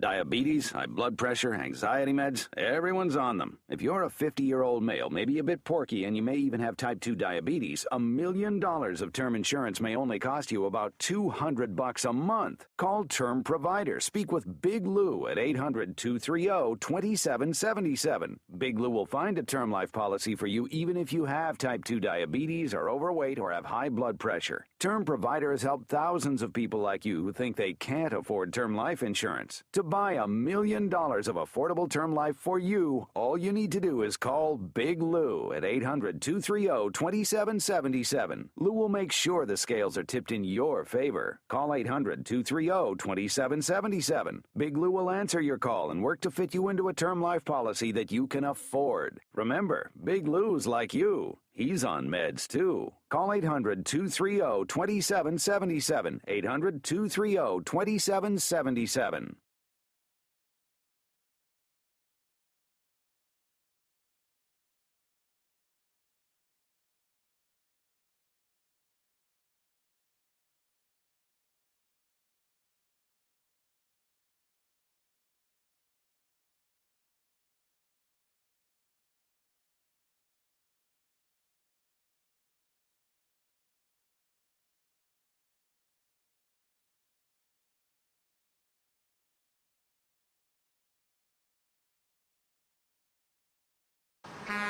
You're listening to the Overnight Drive with Steve Sommers. Over $5 a gallon for diesel? Wow, it's the highest it's ever been. Now, what if you could get paid to use a fuel additive? Hear me out. Hot Shot Secret Everyday Diesel Treatment, EDT, will improve your miles per gallon enough that the fuel economy savings will not only pay for the cost of the product, but also keep more money in your pocket. Think about it. At $5 a gallon, you're paying over $1,200 to fill up and going 1,500 miles on a full tank. Well, Hot Shot Secret Everyday Diesel Treatment will increase fuel economy up to 3%. That's an extra 45 miles per tank, $37 worth of diesel, and a savings of 2 cents every mile. EDT is so strong, it only takes $12 worth of EDT to get these savings, and you get all the other benefits of this 6-in-1 treatment. Take the EDT challenge today. If you're not completely satisfied, we'll refund your purchase. EDT is available at Pilot Flying J, Love's Travel Stops, and TA and Petro Stopping Centers. Learn more at hotshotsecret.com. PureFlow Air Dog, your leader in fuel air separation system technology. Our systems filter out water, particulates down to 2 micron, and remove all of the air out of your diesel fuel. This allows for nothing but pure, clean diesel fuel to reach the expensive injection system equipped in your vehicle. Not only do our fuel systems protect, they also come in a variety of flow rates to meet your performance needs. Our systems are compact and use OEM-style fittings for easy installation. Learn more about our product at www.pureflowairdog.com and be sure to follow us on Facebook and Instagram. Protect your investment with PureFlow Air Dog. For anything diesel, take it to Scheid Diesel. They provide a wide variety of services and diagnostics to determine what the problem is with the latest technology. From simple oil changes and preventative maintenance to fuel system diagnostics and repairs, engine rebuilds and cylinder head repairs, and rebuilds with our in-house machine shop. They also have on-site DPF cleaning for exhaust issues and DOT inspections. If your diesel is asking for some attention, Shine Diesel has the specialist you need for anything diesel. Located in Terre Haute and Lafayette, Indiana, and Effingham, Illinois, Shine Diesel has you covered. Hey, don't forget, as a listener to this program, you get 10% off your entire order at hotshotsecret.com by using the coupon code Overnight Drive. Plus, CDL drivers, military, and first responders get an additional 10% off. Do you have a Dodge pickup and hate your automatic transmission? Of course you do. Levon Miller at Firepunk Diesel here, and we specialize in heavy-duty and performance transmissions for your 3/4 or 1-ton Cummins-powered truck. So if you're interested in turning your stock slush box into a towing monster, call us today at 614-733-3744 or visit us online at shop.firepunk.com. You went car shopping, you meant business. You ace vehicle history searches and test drives. You out-salesman the salesman. Now you've got your wheels. If you manage that, you can get your retirement plan on track. Visiting aceyourretirement.org can help. With 401k tips and smart savings strategies, you'll have the info you need to get more for your future. Go to aceyourretirement.org, because when it comes to speeding past financial challenges, you're an ace. Brought to you by AARP and the Ad Council. Whether you're a diesel pickup performance enthusiast or just looking for a small upgrade, when selecting common rail fuel system components, look no further than Exergy Performance. At Exergy, you'll find injectors, pumps, and more, engineered like no others on the market using state-of-the-art equipment run by people that have been in the business for decades. So if you're in the market for common rail components at any power level, contact Exergy Performance or one of the many dealers listed on our website at exergyperformance.com. Because Channel 19's a little congested. Call Steve now at 844-844-3388. The Overnight Drive.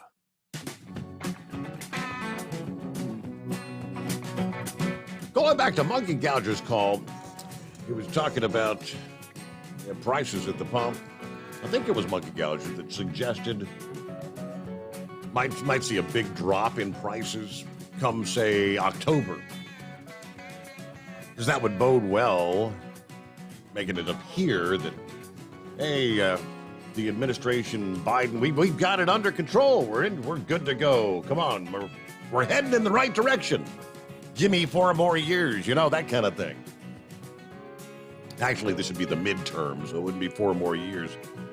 But let's keep the Democrats in charge so we can proceed with our agenda. Well, quite the contrary to that.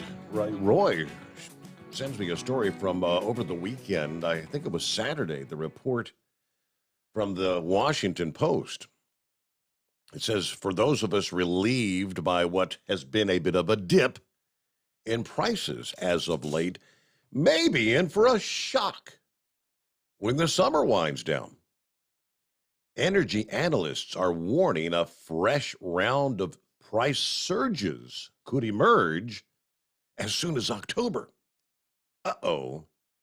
The prospect of new gas prices a jolt coinciding with the midterm elections has the White House and Democrats on edge. The price concerns are tied to the timeline for stricter sanctions on Russia that will further choke the global oil supply. J.P. Morgan has warned that in a worst-case scenario in which Russia retaliates by shutting down their supply altogether, the price of oil could jump to $380 per barrel. I mean, more than triple what it is today. And I quote, if you were to ask me where could oil prices go, I would say, well, pick a number.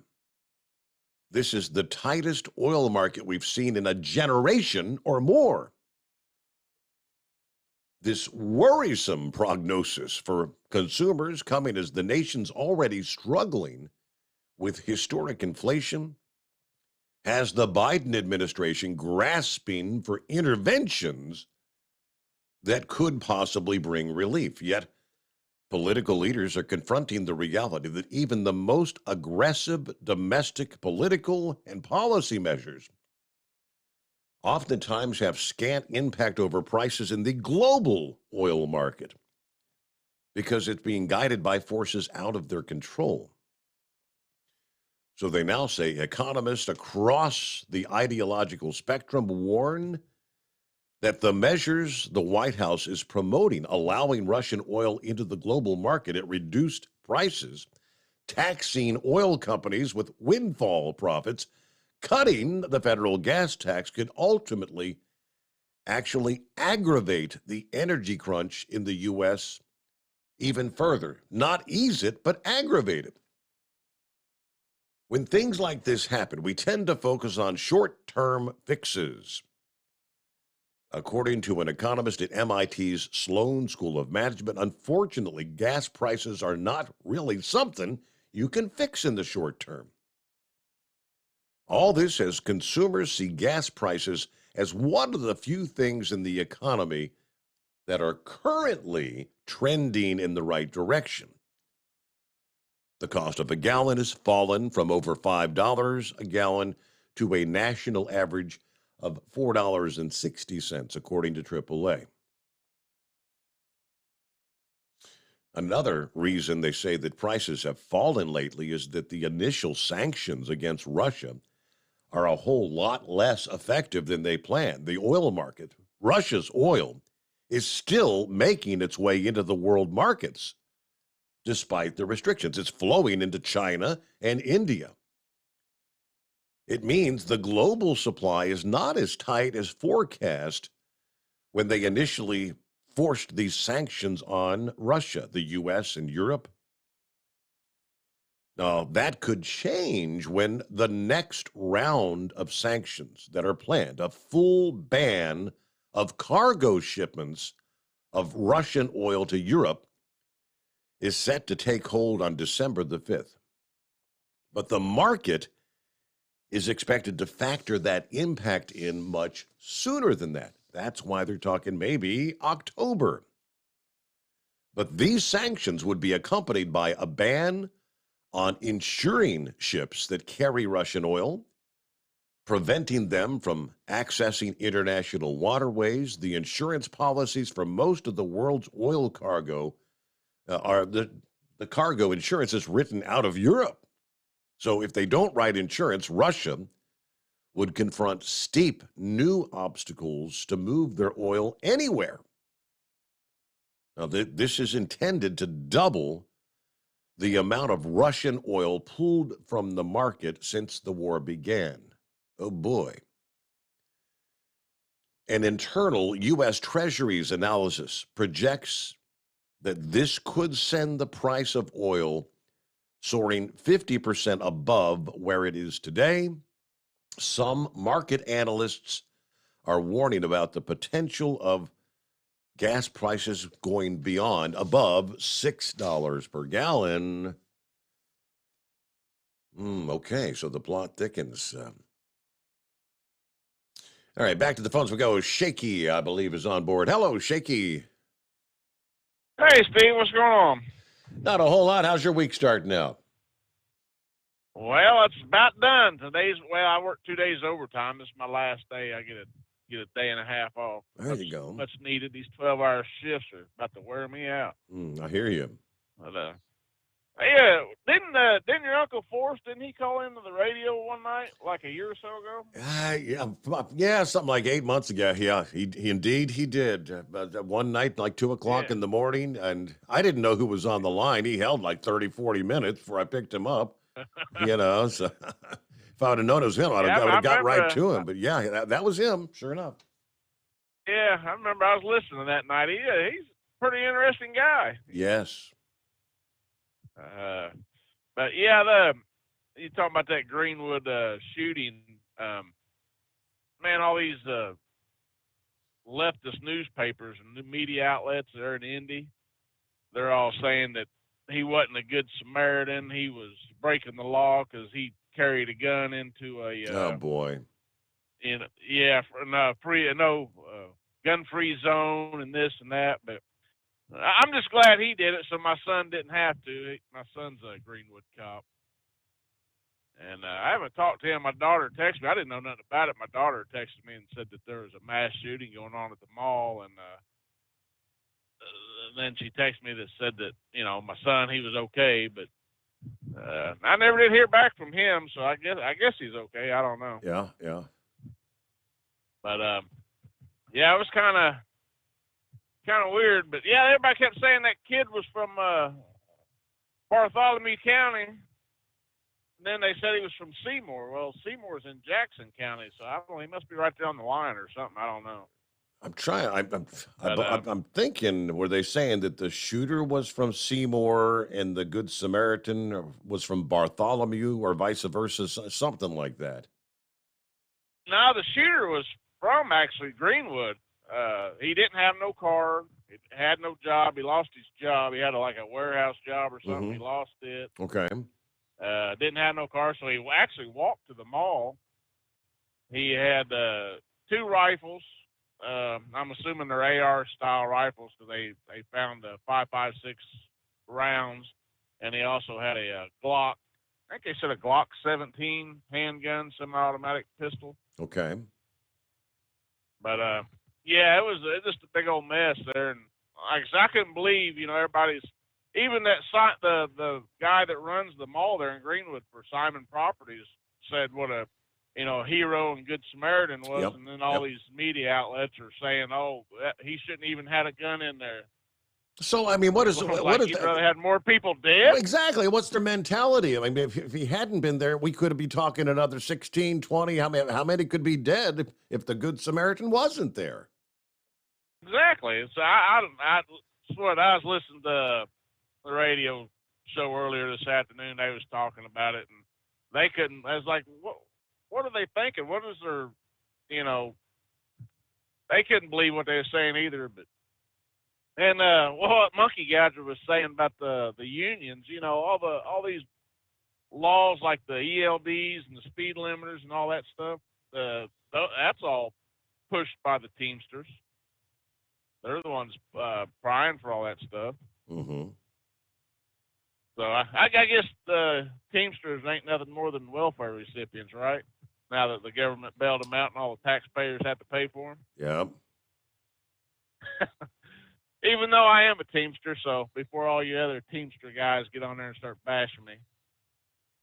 But anyway, I just wanted to call, let you know about the Greenwood shooting, that what all these news media outlets are saying up here in Indy about the guy. Don't call him a hero or a good Samaritan because he shouldn't even had a gun in there. And that one guy was right. They listened to a 2A attorney talking about that, about these gun-free zones on a business.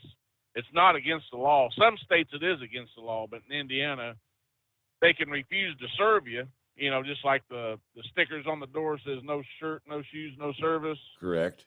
They can, if you walk in with a gun, they can refuse your service, but you're not breaking the law. So, and that's what all these news people kept saying, that, he broke the law by taking a gun in there, and now they don't know come here from Sikkim. So exactly. Well, that's the story I shared said. I mean, the memo that was issued last year or earlier this year said that if the sign says gun-free zone in Indiana, you're technically not breaking the law by ignoring the gun-free zone sign.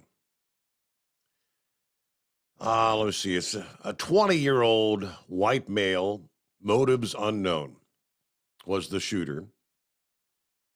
He did indeed kill a 30-year-old man and a couple that was seated in a restaurant space there in the food court. 2 others injured before being shot dead by 22-year-old Elisha Dickin, customer who was carrying an unlicensed pistol as recently authorized under local laws.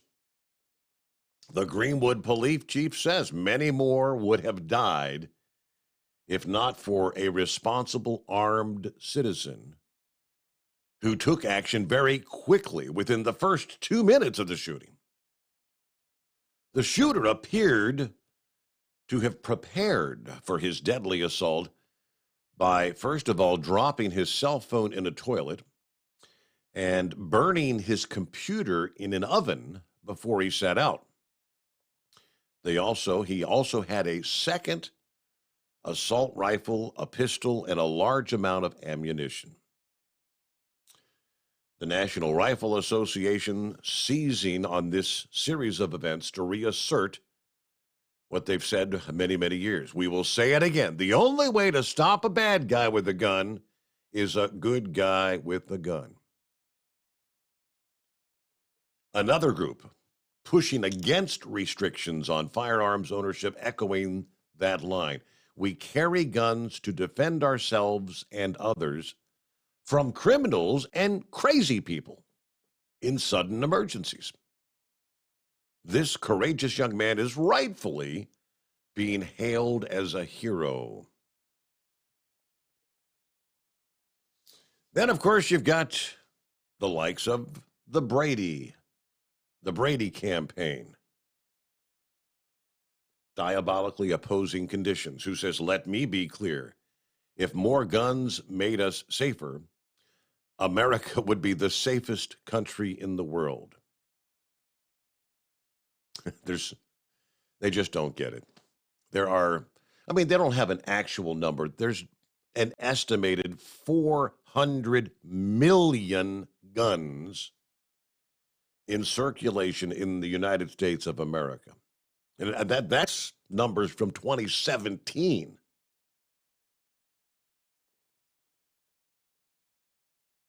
All right.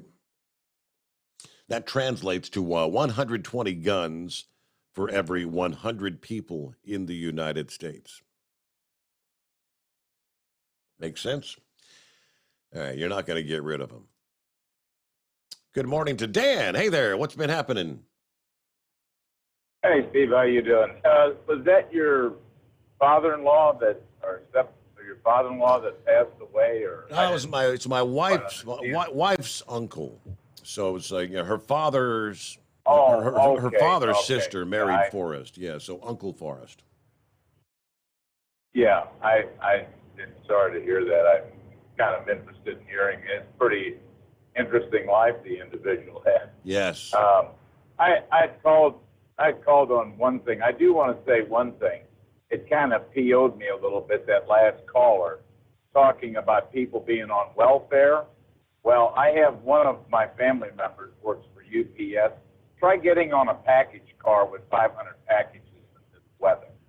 I don't think that's, first of all, why criticize welfare?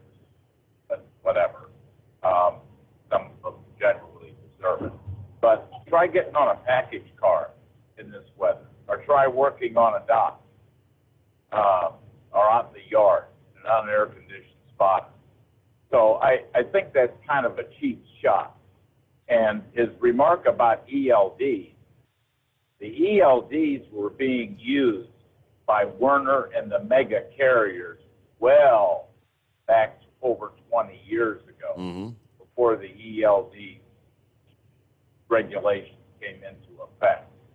And they were the ones pushing for that.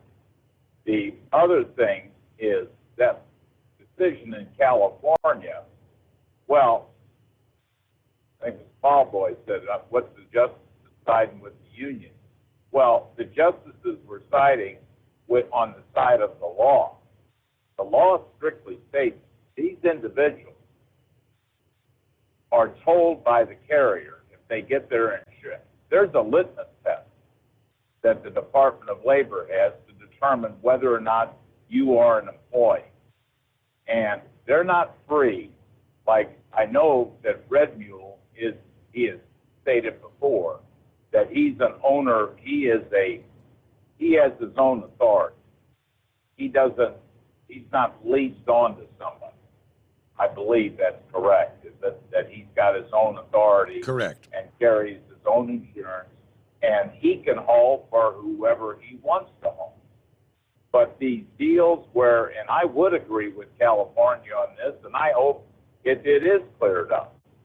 It is straightened out throughout the country, because you've got people telling you, get a truck but you cannot haul except what we tell you to haul, when we tell you to haul, when we tell you to transport it, at what price.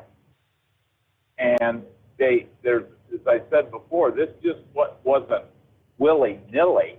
I mean, quite frankly, I think that's been the problem at the ports out in California, and why the backlog was out there, because you couldn't get people to operate under those conditions. And they obviously met the qualification of being an employee. And a lot of it has to do with, and some of it has to do with workman's compensation. Well, and but this does not apply just to port workers, Dan. It's everyone that drives a truck in California.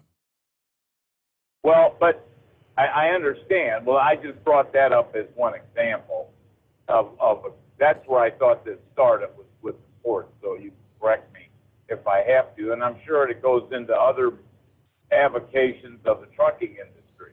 But does it apply to somebody, again, not to overuse them, but somebody who has their own authority and their own insurance, and they're not employees? In other words, they can haul for whoever they want to haul for, when they want to haul for, they negotiate the rate. These are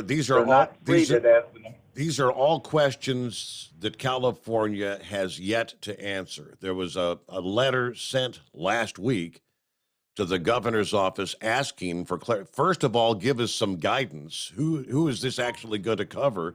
Is it going to cover drivers from out of state that if they go into California to haul? Will it affect drivers that work for a company, say, that's based in California, but aren't even necessarily running in California? There's a whole lot of unanswered questions. Well, but the questions are, what is the relationship to whom they are leased to? That is, and what does that employer? They're functioning as an employer. And I gave you examples of that, and I think people would say that, because you take like somebody like, I have a family member who's a FedEx Custom Critical driver, and he owns another truck besides the one he drives. He has to get that driver he's on FedEx's insurance. If he cannot even use that truck to go pick up something to haul for his home, if he wanted to go to Home Depot and buy, some plywood, he can't use his own truck because that insurance doesn't cover that. So it's the relationship is as an employee, employer, employee. Now, I've tried to read up on that, California, and you say there's been a request for guidance, correct? But I do think the Interstate Commerce Commission, there's no more ICC, but I do think the Commerce Clause would not prevent somebody from going into California and delivering. It may have, they may not be able to pick up if they don't have the relation, you know what I'm saying, if they're not covered as an employee. But I would think that a true owner-operator who has, again, has his own insurance and his own authority, his own MC number, he can go wherever he needs to go and wants to go and whatever price he wants, because that's what I believe that's what Red Mule does. It's all produce. And listening, I wish he would call again.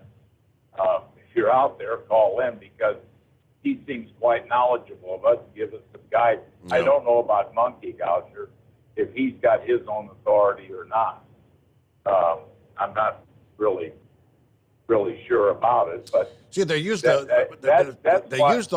ABC test is what they're talking about, and I think it's the right. the number 2, that's the stickler for the trucking industry, because in order to be classified as an independent contractor, the worker must perform work that is unusual, is the quote, in regards to the employing organization's business. And truck drivers are truck drivers. I mean, they're not going to be doing something unusual because trucking is what they do every day. Right. That's what they do every day. If they got a dump truck, that's what they do every day. And that they don't have the freedom, because I looked into doing that, and they were, you don't have the freedom. And I said, well, what's the purpose of this? Well, you'll get more take home. Well, no, you really won't have more take home, because you got to pay self-employment tax. In addition to, you know what I'm saying, in addition to the employer doesn't pay that. The employer doesn't pay the employer's share of the FICA tax. Yep. And they don't pay the VUTA tax. And it's a setback for these woke corporations, because it was one of their little scams to get around paying people. And quite frankly, Steve, it's cheap the Social Security Social Security program out of money. I get what you're saying, Dan. There are some that fall into that category, and you used the example of the port workers. We know, yes, some of those port workers are being taken advantage of, but it's throwing a broad blanket over, of those 70,000 in California that may be impacted. You know, I'd venture to say half of them do not fall into that category that are being taken advantage of, but yet they're still going to fall under that same criteria of having to go get their own authority, and it's going to cost them a whole lot more. Now, this whole thing about doing something that is unusual, that's they try to give an example.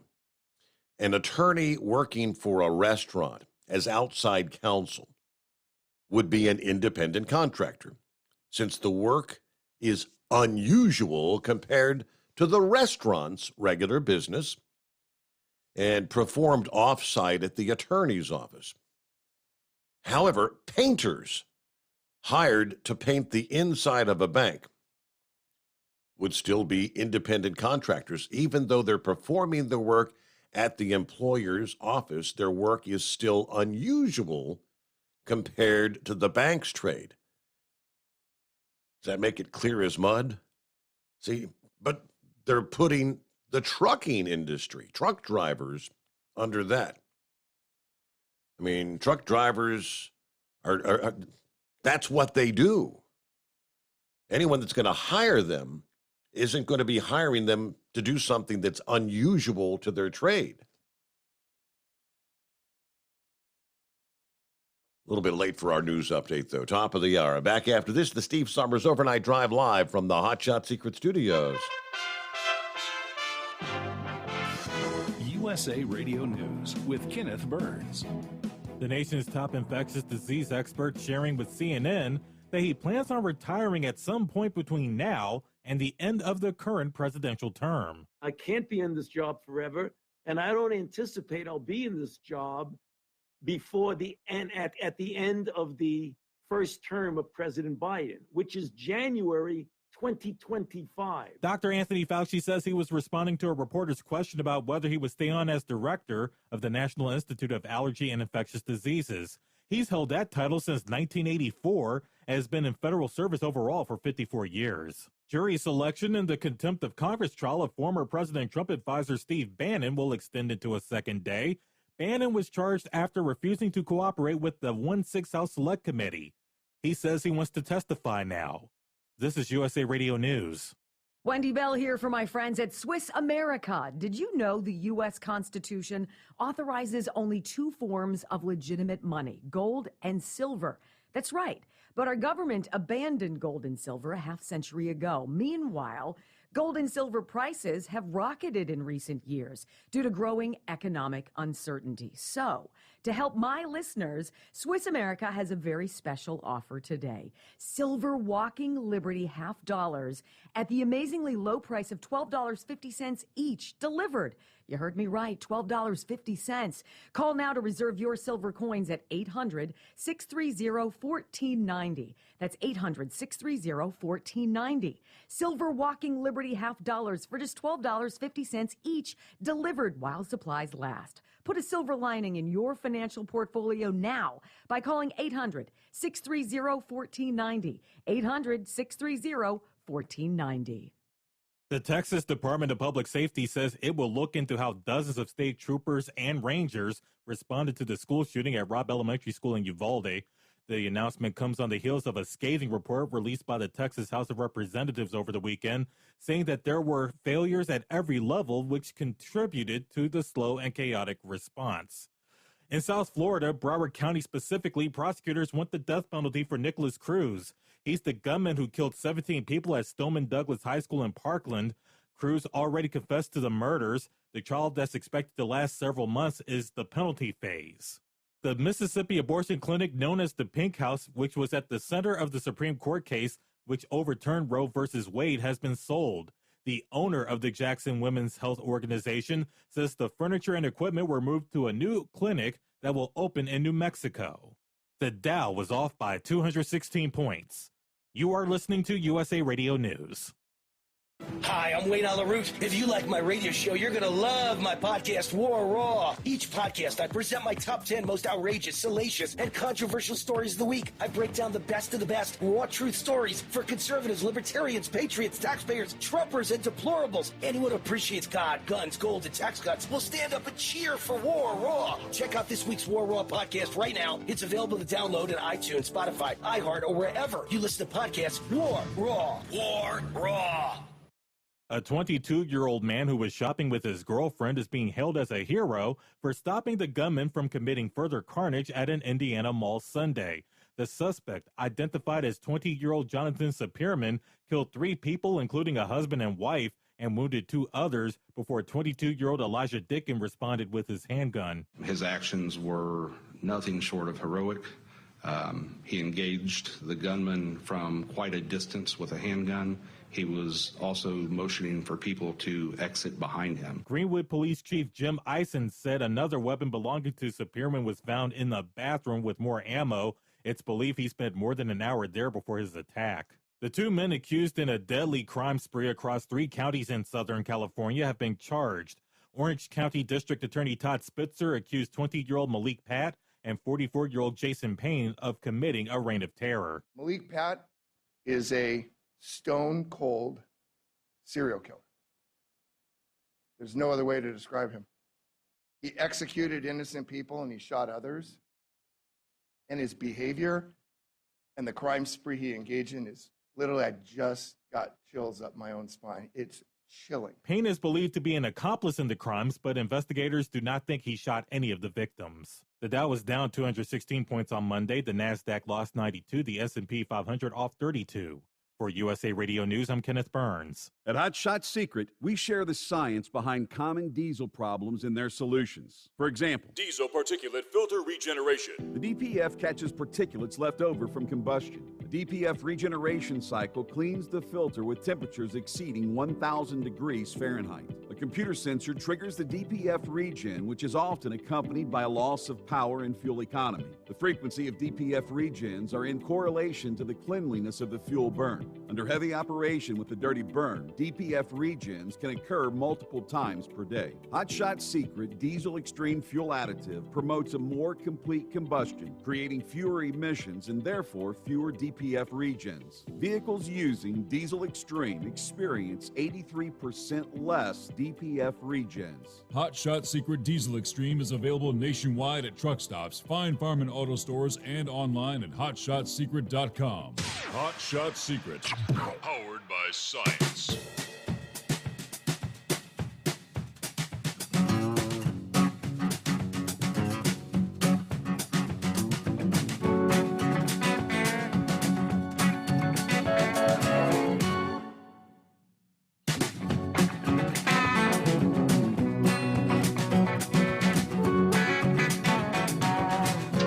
It's almost like you got to get a legal expert on to explain the whole AB5, because it does get quite confusing. Meanwhile, moving to the next topic of discussion, here's another example of What starts in California ends up maybe moving to your state or ultimately a national law. Illinois truck drivers voicing their concerns over the potential enforcement of truck emission laws similar to those recently implemented in California, calling the move potentially catastrophic, in their words. Drivers' concerns stem from a recently commissioned report by the National Resource Defense Council and the Union of Concerned Scientists that reached a conclusion in favor of moving to no and low emission trucks and buses in the state of Illinois. This after the California Air Resources Board began their implementation of the heavy-duty engine and vehicle omnibus regulation last December. These new regulations require manufacturers to comply with new regulation standards by January 1st. This omnibus rule will require that the NOx, NOx, or oxides of nitrogen's standard be cut to about 75% below the current standards beginning January 1 of the year 24 and 90% below the current standards by the year 2027. The rule also requires that the sale of all diesel trucks be banned in California by the year 2045. This report shows how the Advanced Clean Truck Act and the NOx Omnibus Rule will set Illinois on the path toward advancing zero emissions freight and mitigating the negative impacts of diesel-powered vehicles. Sooner or later, we're going to get to that point. It's not going to be overnight, according to the Midwest Truckers Association, who said following California's lead at this point in time would be catastrophic for the trucking industry in the Midwest. We've made giant steps in recent years, which that's true. And it's going to take, a couple more years to get to the point where we can have a, quote, zero emissions fleet. It's going to be bad for California.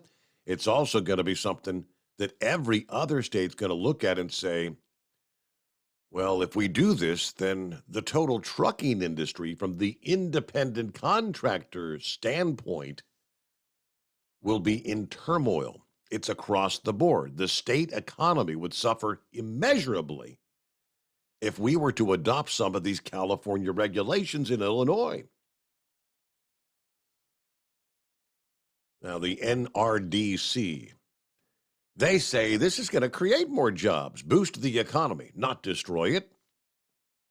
The strongest scenario would add 14,000 new jobs by the year 2045. The largest number of new jobs would be in electrical component manufacturing and charging infrastructure construction. Talking about going to electric. We're going to have many well-paid electricians and electrical engineers. Schaefer reiterates, implementing these regulations during a time of high fuel prices and labor shortages, again, it'll be catastrophic. We already know, because night after night we share the stories. This country's not ready to electrify the movement of, surely not the movement of freight, let alone electrifying your automobiles. I had another story right along that line. Someone who purchased, let me reach over here. Here it is. We'll call it our electric car story of the morning, because every night we've got something like this. Electric cars, yes, they're becoming quite popular lately, or are they? Seems like a great way to help the environment and save money in the long term. Really? But what happens when your battery needs replaced? And what happens when the replacement battery costs more than the damn car itself? For a St. Petersburg family, that's the exact position they are in. Avery Swinsko is a 17-year-old who was excited to get a car to drive herself to and from school. Her parents spent $11,000 on a used electric car for her. It's a Ford Focus Electric. It's a 2014 model with 60,000 miles on it. It was fine at first. I loved it so much. It was small, it was quiet and cute. All of a sudden, it stopped working. I had my car for about 6 months before the dashboard started to light up with problematic symbols. In March, it started giving me an alert. We took it to the shop, and it stopped running. Well, in the midst of all the car troubles, the family was dealing with tragedy. In June, Avery's father died following stage 4 colon cancer. Her grandfather stepped in to get the car issue worked out. Turns out it's a pretty common problem for this particular car. The car has sat at Ford AutoNation in Pinellas County for the last several months. He said, I was able to get a quote on a replacement battery for the electric car. The Ford dealership had advised us we could replace the battery. It would cost $14,000, $3,000 more than what we bought the car for. Oh, and that quote did not include installation and labor. It's $14,000 for the battery. Ray says AutoNation offered to buy the car off of him for $500. $500 because they know they're going to have to put a battery in it and then probably charge somebody $20,000 because they're not going to sell it at a loss. After doing some research, Ray said there aren't any other options to fix the car. Then we found that the batteries aren't even available, so it doesn't even matter. They could cost twice as much, and we still couldn't get it. This is an issue that is not specific to owners of the now discontinued Ford Focus Electric. If you're buying a new one, you got to realize that there is no second-hand market right now because the manufacturers are not supporting the cars. Now, this family says, our message to you is do your research before buying electric. It may cost you a whole lot more than you realize. Channel 10 Tampa Bay reached out to Ford asking what customers that are in this position are expected to do, and if electric car batteries are still being made available for the Ford Focus electric cars, to which we've had no response from Ford. $14,000 to buy a battery for a car that you paid $11,000 for, what was it, about 6 months ago? And we'll return into the Steve Sommers Overnight Drive live from the Hot Shot Secret Studios. Live from the Hot Shot Secret Studios, the Steve Sommers Overnight Drive. For the last 15 years, the Big Rig Mattress has been manufacturing a premium residential mattress for over-the-road truckers. After your downtime and recuperating on the Big Rig Mattress, you wake restored and without sore pressure points, ready for another day on the road. The main support component of the Big Rig Mattress is an individually pocketed spring core that delivers the optimal amount of support exactly where you need it. Check out thebigrigmattress.com to learn more about this exceptional mattress. Many sizes are stocked and can ship within 72 hours. Custom sizes also available. 100% made in the USA since 2009. Over $5 a gallon for diesel? Wow, it's the highest it's ever been. Now, what if you could get paid to use a fuel additive? Hear me out. Hot Shot Secret Everyday Diesel Treatment, EDT, will improve your miles per gallon enough that the fuel economy savings will not only pay for the cost of the product, but also keep more money in your pocket. Think about it. At $5 a gallon, you're paying over $1,200 to fill up and going 1,500 miles on a full tank. Well, Hot Shot Secret Everyday Diesel Treatment will increase fuel economy up to 3%. That's an extra 45 miles per tank, $37 worth of diesel, and a savings of 2 cents every mile. EDT is so strong, it only takes $12 worth of EDT to get these savings, and you get all the other benefits of this 6-in-1 treatment. Take the EDT challenge today. If you're not completely satisfied, we'll refund your purchase. EDT is available at Pilot Flying J, Love's Travel Stops, and TA and Petro Stopping Centers. Learn more at hotshotsecret.com. At Turbo 3000, our founder Andy Matouche firmly believed you should challenge yourself. Put the most money back in your pocket, where it belongs. Four Wheeler Magazine took our challenge, and they wrote it did exactly what we said it would do. As fuel prices keep going up, get your Turbo 3000 from manufacturer direct. Call us at 888-311-9993. Always free shipping in the USA, and for a limited time, save $45 off total purchase using coupon code STEVESAVES at turbo3000.com. And now, back to the Steve Summers Overnight Drive, live from the Hot Shot Secret Studios.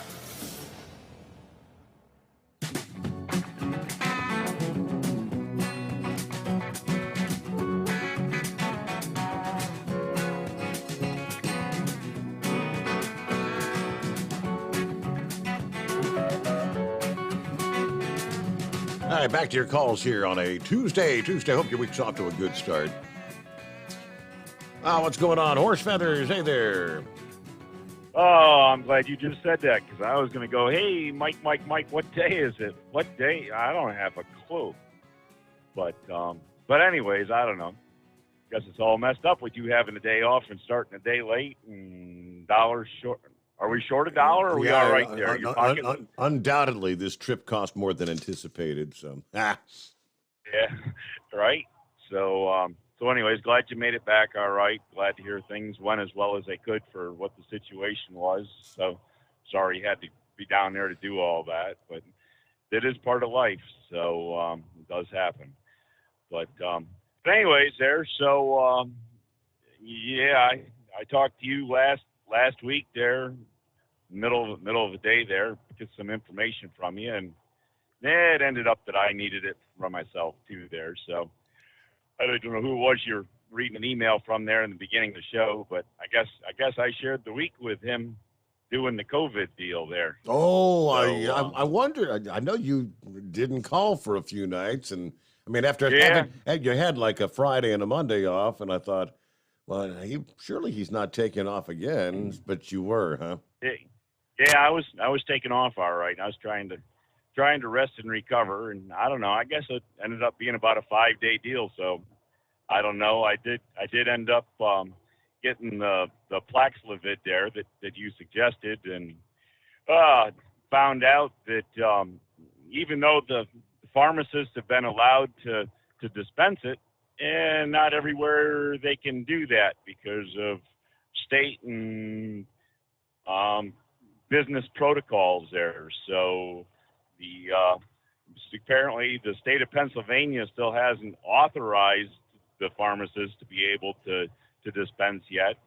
And I don't know if Maryland has or not, but the pharmacists I talked to said that they don't have protocols written up to be able to do it, because there's certain things they got to be able to check on, and I guess one of them is a kidney function. So they need like blood work to know your kidney values to be able to dispense. And so I don't know. It's a whole thing of, I think we don't know who the liability is going to end up on. So that makes that makes about 0 sense, because everyone I know, my wife and then her sisters and anyone, my mother, anyone who's got the Paxlovid simply called their physician, and the physician put the prescription into the pharmacy. They didn't do any blood work or kidney function or any of that.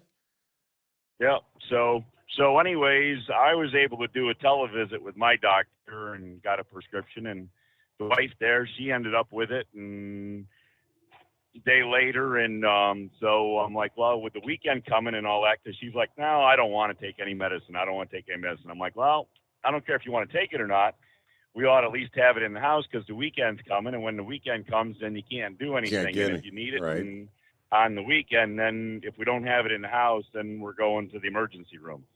So she kind of relented, and I went through a bunch of stuff, and she called her doctor, and her doctor refused to do it without her coming in, and I called her doctor's office and told them pretty much where they could go, and they weren't real happy with me at that point. And my wife's like, well, how am I supposed to go back there to them? And I'm like, well, I guess you might want to get a new doctor then, because I don't think they really care for you too much after I talk to them.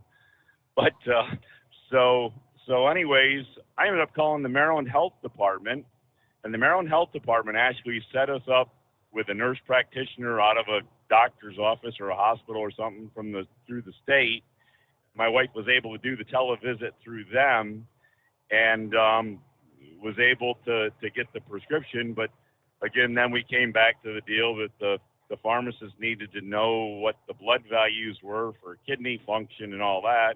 And since my wife had just had recent blood work done, they called her doctor, and then her doctor had to cough up the information to the pharmacist. So the doctor actually found out that we got the medicine without their help, which was kind of on the plus side, I thought. Wow. But anyways, so we're all back recovering and doing better. And she never did end up taking the medicine, so we got that sitting on the shelf. And I did talk to the pharmacy the other day, because there was one other thing that to take the medicine, I actually had to stop the Lipitor I was taking. They got me on Lipitor there for the rest of my life because of my previous condition that I had 5 years ago there. So they, but they said I had to suspend taking that while I was taking the Paxlovid. So anyways, anybody out there on that, and now I've heard two different things on that too, that they have one pharmacist telling me that you can go back to taking the Lipitor right when you're done with the Paxlovid, and then another one says you have to wait 5 days for a washout period before you can take the Paxlovid or the Lipitor after taking the Paxlovid. I mean, so they say you're supposed to have, one says 5-day washout, and one says go right back to it. So I don't know. I'm going to be somewhere in the middle. I think I'll wait like 3 days. So kind of like just like from the get-go, we're getting crystal clear advice from our from the doctors and everything about how to handle stuff. Yep. It's just kind of like asking truck drivers what color the sky is. You can get a different opinion from everyone. So, but anyways, real quick before we get to the bottom of the news hour here, if you want to hold me over after that, a couple things there. But I sent you a thing there because we got talking about the murder rate and that. There was a whole mess more in Baltimore, and we got talking about that. And I told my wife how much worse Baltimore was than Chicago, and she was like, well, how could that be? How could that be? And I said, well, you figure the amount of people in Baltimore compared to the number of people in Chicago, and you start figuring out how many are dead for the number of people that live there, and you'll see.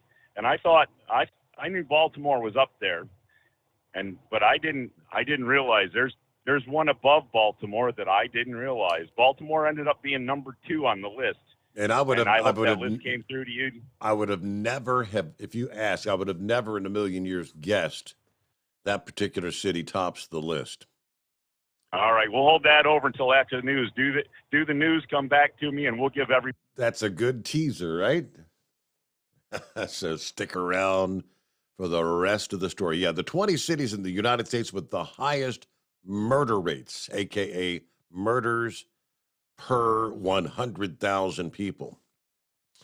And would you believe Chicago is barely in the top 10? It is at number 10 on the list, followed by our beloved Cincinnati, Ohio, at number 11. Again, I would have never guessed, but we'll break it down after the news break. USA Radio News with Kenneth Burns. The top cop giving props to the good guy with a gun who stopped the gunman who shot up an Indiana mall. Authorities identified the suspect as 20-year-old Jonathan Sapirman. He shot and killed 3 people, including a husband and wife, before 22-year-old Elisha Dickens shot and killed Sapirman. His actions were nothing short of heroic.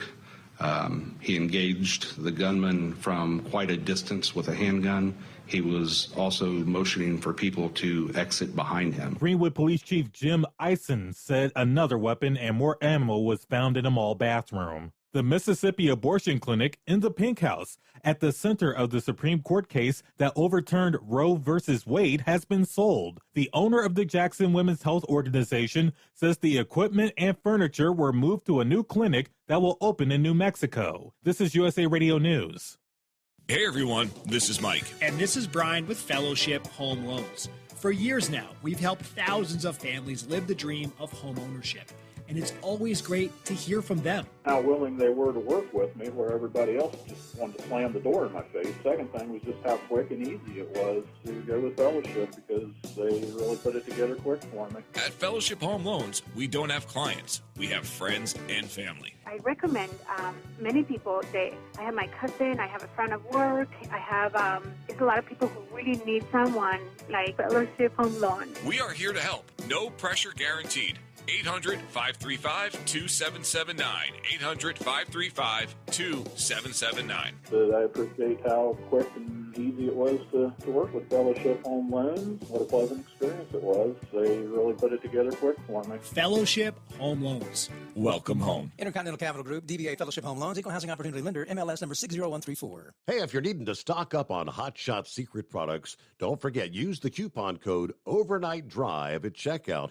You'll get 10% off your entire order at hotshotsecret.com. Hi, this is Pete Matouche. In 1999, my brother started the Turbo 3000. We're proud to continue on with his legacy. The fuel that you've spent your hard-earned money on is completely burned, and that's your profit going right back where it belongs, in your pocket. For our Canadian customers, you can get the Turbo 3000 from manufacturer direct. Call us at 888-567-1007. For a limited time, save $45 off total purchase using coupon code SteveSaves at turbo3000.com.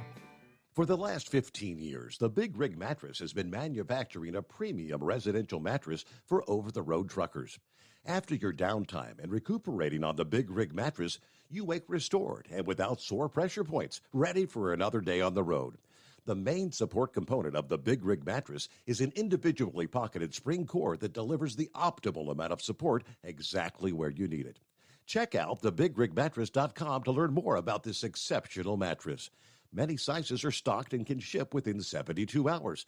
Custom sizes also available.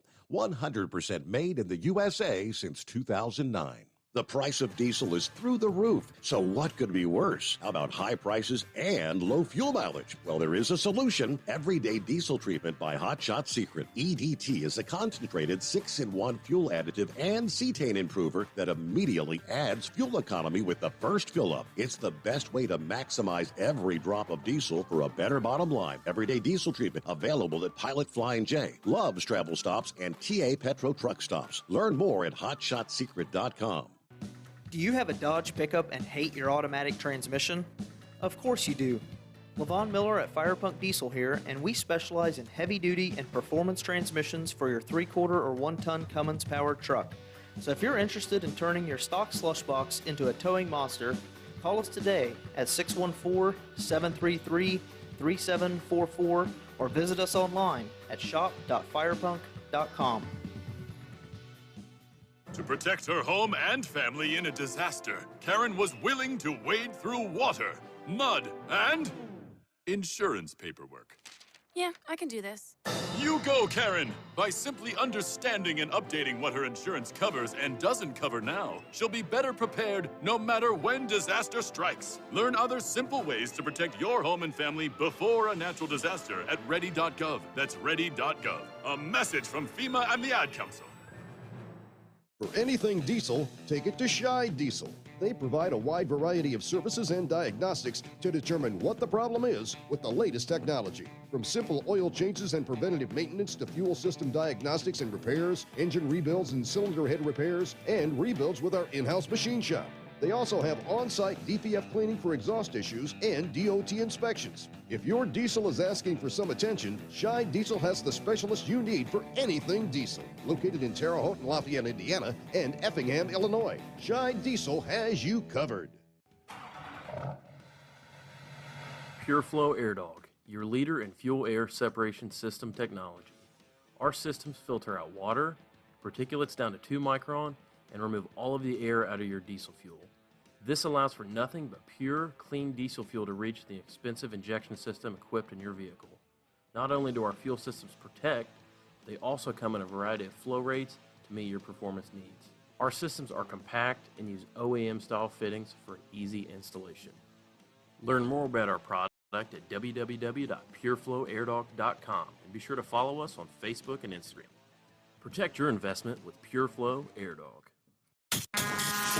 And now, back to the Steve Sommers Overnight Drive, live from the Hot Shot Secret Studios.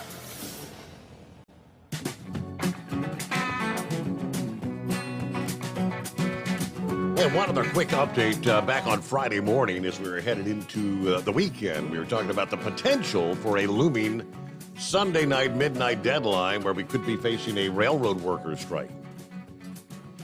The question was, would the Biden administration intervene, which indeed the president apparently Friday went ahead and signed the order to intervene. So this is like a 60-day extension, essentially. I appointed this board. 115,000 workers. So again, for the time being, they'll have 30 days to come up with something which they cannot go on strike during those 30 days. And then there's a 30-day period after that deadline that also they cannot strike. So it's kind of like a 60-day extension. But this board is supposed to kind of be like an intermediary, put together some structure for the workers and the management to try to resolve their disagreements. First of all, they'll investigate the dispute within 30 days of its establishment to deliver a report recommending how it should be resolved. And again, which they cannot. It's a cooling off period to help both sides try to come up with an agreement. So at least, for the moment, last thing you need right now is the railroad workers going on strike. We got supply chain issues out the wazoo, right? All right, back to horse feathers. Yeah, thanks for taking me back, Your Honor. So are we going to hold everybody in suspense, or do we want to tell them where we can get up to number one there for the most murders in the country? How about St. Louis, Missouri? How did that happen? I knew it was kind of tough out there to get through the gateway and out to the Midwest, but I didn't realize you had to be packing to get through there. So, but anyways, yeah. So this chart that you shared, this is based on your city's population, right? Per 100,000 people. And it's the number of murders per 100,000. St. Louis is 69.4 per 100,000 people. Horse feathers. Crazy, isn't it? His beloved Baltimore, 51.1. New Orleans is number 3, 40.6. Detroit, Michigan, number 4. Followed by Cleveland, Ohio, Las Vegas, Nevada, Kansas City, Missouri.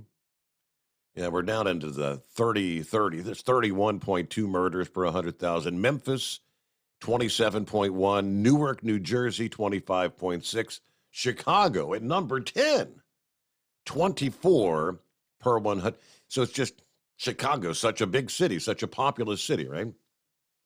Exactly. Well, we get no New York, no Los Angeles, no San Francisco. I mean, just crazy. But you just have that small population. So I guess with the amount of crime there is in the city, you just have that much more increased odds of being a murder victim. And hence the reason I don't go to the city to do ball games and for the Orioles or the Ravens or any of that stuff, or the soccer they're trying to promote. Not that you would have to put a gun to my head to go see soccer. So that's beside the point. Yeah, you're 60 minutes in, no score, right? Yeah. I mean, at least hockey's got some action to it there to watch soccer. I mean, even basketball, you about have to put a gun to my head to go see basketball, and at least they score some points with that when they run back and forth. They at least can score some points. But so, anyways, hey, speaking of the Ravens, the Orioles, real quick there. Did you see their number 1 draft pick yesterday was a high school student? My wife's like, well, how can they draft a high school student to go to the major leagues? And I'm like, well, they can do anything they want because they got money. And number 2 is he's probably not going to start out right there at Camden Yards. He's probably going to start out at a minor league. Yeah, absolutely. Field, and they'll prime him up. Now, whether it takes a year, 2 years, whatever, but they'll prime him up before they actually they aren't going to just bring him from high school and put him out there and no. say, okay, now you're playing with the majors here. So he may never play a game in the majors. Well, this is very true too. But how cool to be like an 18-year-old in high school and be the number 1 draft for the Orioles and they're actually turning their season around this year from what they're saying on the news there. They've won like 10 or 12 in a row and their season's on the upswing right now. So I don't know. You haven't mentioned much about the Reds, so I imagine they're still not doing so well because usually if they turn around, you start getting a little chipper in your voice and start speaking about them. Yeah. But bottom of the barrel. But anyways, hey, to touch back there on that deal there. Now that we've gone back to this, the unions, the retirement, the pension plans, and somebody brought up the welfare deal there, and then another caller said that these guys out here running the package cars aren't collecting welfare. Well, that wasn't what he meant. What he meant is that the retirement package, the pension plan that failed, is now being bailed out by the U.S. government, which is all of our taxpayer dollars. Okay, I get it. Okay. And so it was the retirement part. It was the bailout stuff. It was like it's the businesses that are too big to fail that the government decides to use our hard-earned tax dollars to keep afloat. Which we said in the car deal when that all went down. How many name brands are no longer with us? If you go back to 1900 and you list out the car manufacturers that are no longer with us, but guess what? There's still cars out here to drive. Businesses fail, somebody else picks up. Businesses, trucking businesses go out of business. And other businesses pick up the work. That's what Monkey Gouger. That's what he was implying. If I had a small business and I owned 10 trucks and I came in, I had run into financial difficulty. Ain't nobody bailing me out. Nope. You'll go out of business, and guess what? That work will still get done. There'll be another business to come in and do the work. So at some point, but anyways, I don't know. I guess that's about what we got going for you there. So we're back at it. Not 100%, but we're doing what we can do to get done, and we'll get through it. And so the only thing I had to say about that Paxlovid, it get a nasty metal taste. I don't know if they got it injected with lead or mercury or what they got injected into this stuff. Maybe it's the zinc, maybe it's the high zinc in it, whatever. I tell you what, it tastes like you're all day long. Tastes like you got liquid metal in your mouth. It's just like, ugh. So, anyways, but we got through it there. So we'll see how it is, what goes on, and if we get any after effects or grow a third arm or something out of it. I don't know. Nobody knows what's going to happen with all this stuff. We're all guinea pigs there working with it, but at least as you said, it's just an antiviral medicine. It's not a DNA altering thing type thing that the vaccinations were. So anyways, hopefully maybe we'll just get it through the system and flush it out and go on and wait for the next variant to see what the next problem's going to be there, right? The only thing we can do at this point. So with all that, I guess we had some rain, still got some power down. That was what I was going to tell you there. We still have reported last night on the local news, we still have 200 outages from the storm last Tuesday. 200 outages. I'm not sure how many customers that affects, but it's still got a lot of storm damage down. A lot of trees they haven't cleared out of the roads. They ended up for clearing a lot of it there. They put the snow plows on the trucks, hung the snow plows, pushed the stuff off to the side. Is that right? And worry about it later. Yep. They weren't cutting and cleaning up. They were just cutting and shoving it out of the way there. So they brought the snow removal force out in full force, and we're out there beating the trucks up with tree limbs. So I imagine they all look good at this point. But anyways, there, we'll let you go with that, and you have yourself a fine morning, and go out and look for an intelligent caller, and we'll catch you. All right, thank you much. Horse Feathers, have a great day. Let's see, not a big TikTok user, but come across a lot of TikTok videos get shared via Facebook and what. I see some of those.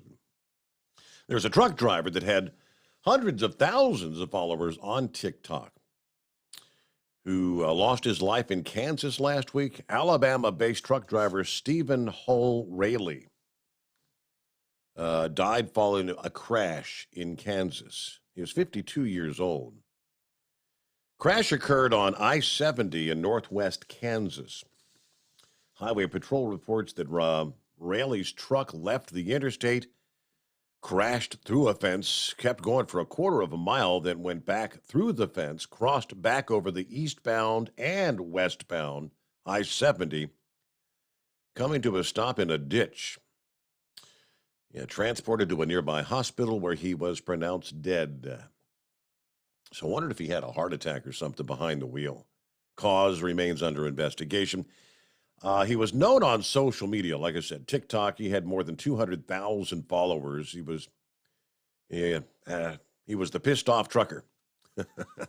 His handle was at pissed off trucker. Dead at the age of 52. And we'll return to your calls into the Steve Sommers Overnight Drive. Live from the Hot Shot Secret Studios, the Steve Sommers Overnight Drive. For the last 15 years, the Big Rig Mattress has been manufacturing a premium residential mattress for over-the-road truckers. After your downtime and recuperating on the Big Rig Mattress, you wake restored and without sore pressure points, ready for another day on the road. The main support component of the Big Rig Mattress is an individually pocketed spring core that delivers the optimal amount of support exactly where you need it. Check out thebigrigmattress.com to learn more about this exceptional mattress. Many sizes are stocked and can ship within 72 hours. Custom sizes also available. 100% made in the USA since 2009. Over $5 a gallon for diesel? Wow, it's the highest it's ever been. Now what if you could get paid to use a fuel additive? Hear me out. Hot Shot Secret Everyday Diesel Treatment, EDT, will improve your miles per gallon enough that the fuel economy savings will not only pay for the cost of the product, but also keep more money in your pocket. Think about it. At $5 a gallon, you're paying over $1,200 to fill up and going 1,500 miles on a full tank. Well, Hot Shot Secret Everyday Diesel Treatment will increase fuel economy up to 3%. That's an extra 45 miles per tank, $37 worth of diesel, and a savings of 2 cents every mile. EDT is so strong, it only takes $12 worth of EDT to get these savings, and you get all the other benefits of this 6-in-1 treatment. Take the EDT challenge today. If you're not completely satisfied, we'll refund your purchase. EDT is available at Pilot Flying J, Love's Travel Stops, and TA and Petro Stopping Centers. Learn more at hotshotsecret.com. At Turbo 3000, our founder Andy Matoush firmly believed you should challenge yourself. Put the most money back in your pocket, where it belongs. Four Wheeler Magazine took our challenge, and they wrote it did exactly what we said it would do. As fuel prices keep going up, get your Turbo 3000 from manufacturer direct. Call us at 888-311-9993. Always free shipping in the USA, and for a limited time, save $45 off total purchase using coupon code STEVESAVES at turbo3000.com. And now, back to the Steve Sommers Overnight Drive, live from the Hot Shot Secret Studios.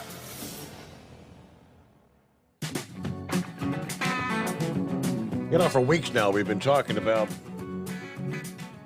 the big heat wave. Texas has pretty much been in the grips of a heat wave all month. Last week, we saw the big heat dome that had been centered over the south central states made a shift further to the west, out toward the Four Corners region. There was a bit of relief to some of the excessive heat, a bit of relief to the power grid, which had been strained in Texas. They've been dealing with some of the rolling blackouts, an ongoing problem, including, as we shared last week, in Houston, even during a live television broadcast, the lights went out. Now, it comes to the grid operations. Oftentimes, in one area, if there's high demand, a neighboring state may have some extra power available, and okay, we'll send some of it your way. It's going to cost you more, but Texas ain't going to have much anybody to borrow from, because this week, again, the heat wave is going to be enveloping from Kansas to Texas. There's even heat advisories all the way up into south central and southeastern portions of Minnesota again today. And they're telling us this week, as hot as things have been already, this week may be some of the hottest we've seen so far this year. This heat wave is dangerously hot. We could see some of the highest temperatures of the year so far, stretching from as far north as Rapid City, South Dakota, to Wichita, Kansas, to Oklahoma City, and yes, even Dallas, Texas, where it's been hot. This big area of high pressure already in place across the west begins to expand eastward again and strengthen early this week, with temperatures already running well above average. The addition of high pressure is going to only increase your temperatures. So triple-digit highs, stretching from literally South Dakota to the Texas Gulf Coast region. Let's see, what do we see? Hottest day of the year so far, June 29th, 102. Forecasters say highs in Dallas, 109. Lubbock has seen 105, could be beat this week. While the major metro area of Denver is forecast as well to be 100 degrees. Some of these records date back to the 1930s. A high of 104 in North Platte, Nebraska was broke this past day, I guess. Record of 103 was the old record set back in 1930s. So it was 104 in North Platte, Nebraska yesterday. Wow. Now, this intense heat's going to be a quick hitter for the northern states. You'll see some more seasonable air begin to come in even later today. But further south, temperatures continue to get even higher. High temperatures middle to upper 100s, so like approaching 110. Widespread from western Kansas and western Texas through Oklahoma into southwestern Missouri, northwest Arkansas. There's a pocket where temperatures could actually exceed 110 degrees in parts of northwestern Texas, western and central Oklahoma, and even far southern Kansas today. Boy, oh boy. By Thursday, San Antone could also be facing record heat. The highest it's ever been on July 21st in that city was 102.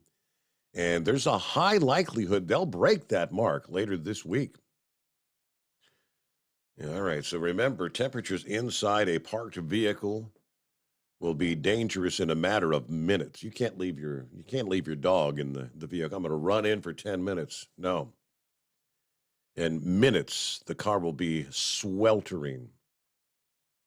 And then, boy, if I had to venture about more rolling blackouts, I can all but guarantee you, because we've seen it with temperatures not as widespread as what we're looking at this week, the grid is going to be at max.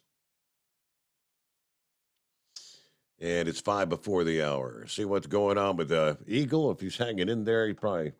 Are you with us? Yeah, I'm still here. Yeah, I've been on hold for a while. You got a lot of people calling in tonight, it looked like. Yeah, I guess since you didn't work last night, a lot of people got to call in. Making up for lost time, You yeah. feel Exactly. Yeah. I got a lot of things to talk about, Steve. I may have to call back in later tonight with the second half of my call, but I'll start off by first talking about this situation. No, wait a minute. Let me say this about California right quick, Steve, because I'm fed up. You know, I've told you this over the years. I'm fed up with California.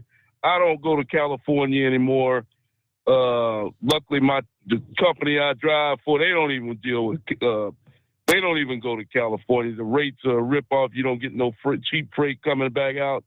It's a waste of time. 55-mile-an-hour speed limit. I've discussed this with you before, Steve. There's no reason for California to have 55-mile-an-hour speed limit in the state of California. It's nothing but a money grab, and truck drivers should have boycotted that state a long time ago just for the speed limit alone. It's an embarrassment to give a truck driver a ticket for doing 57, 58 miles an hour.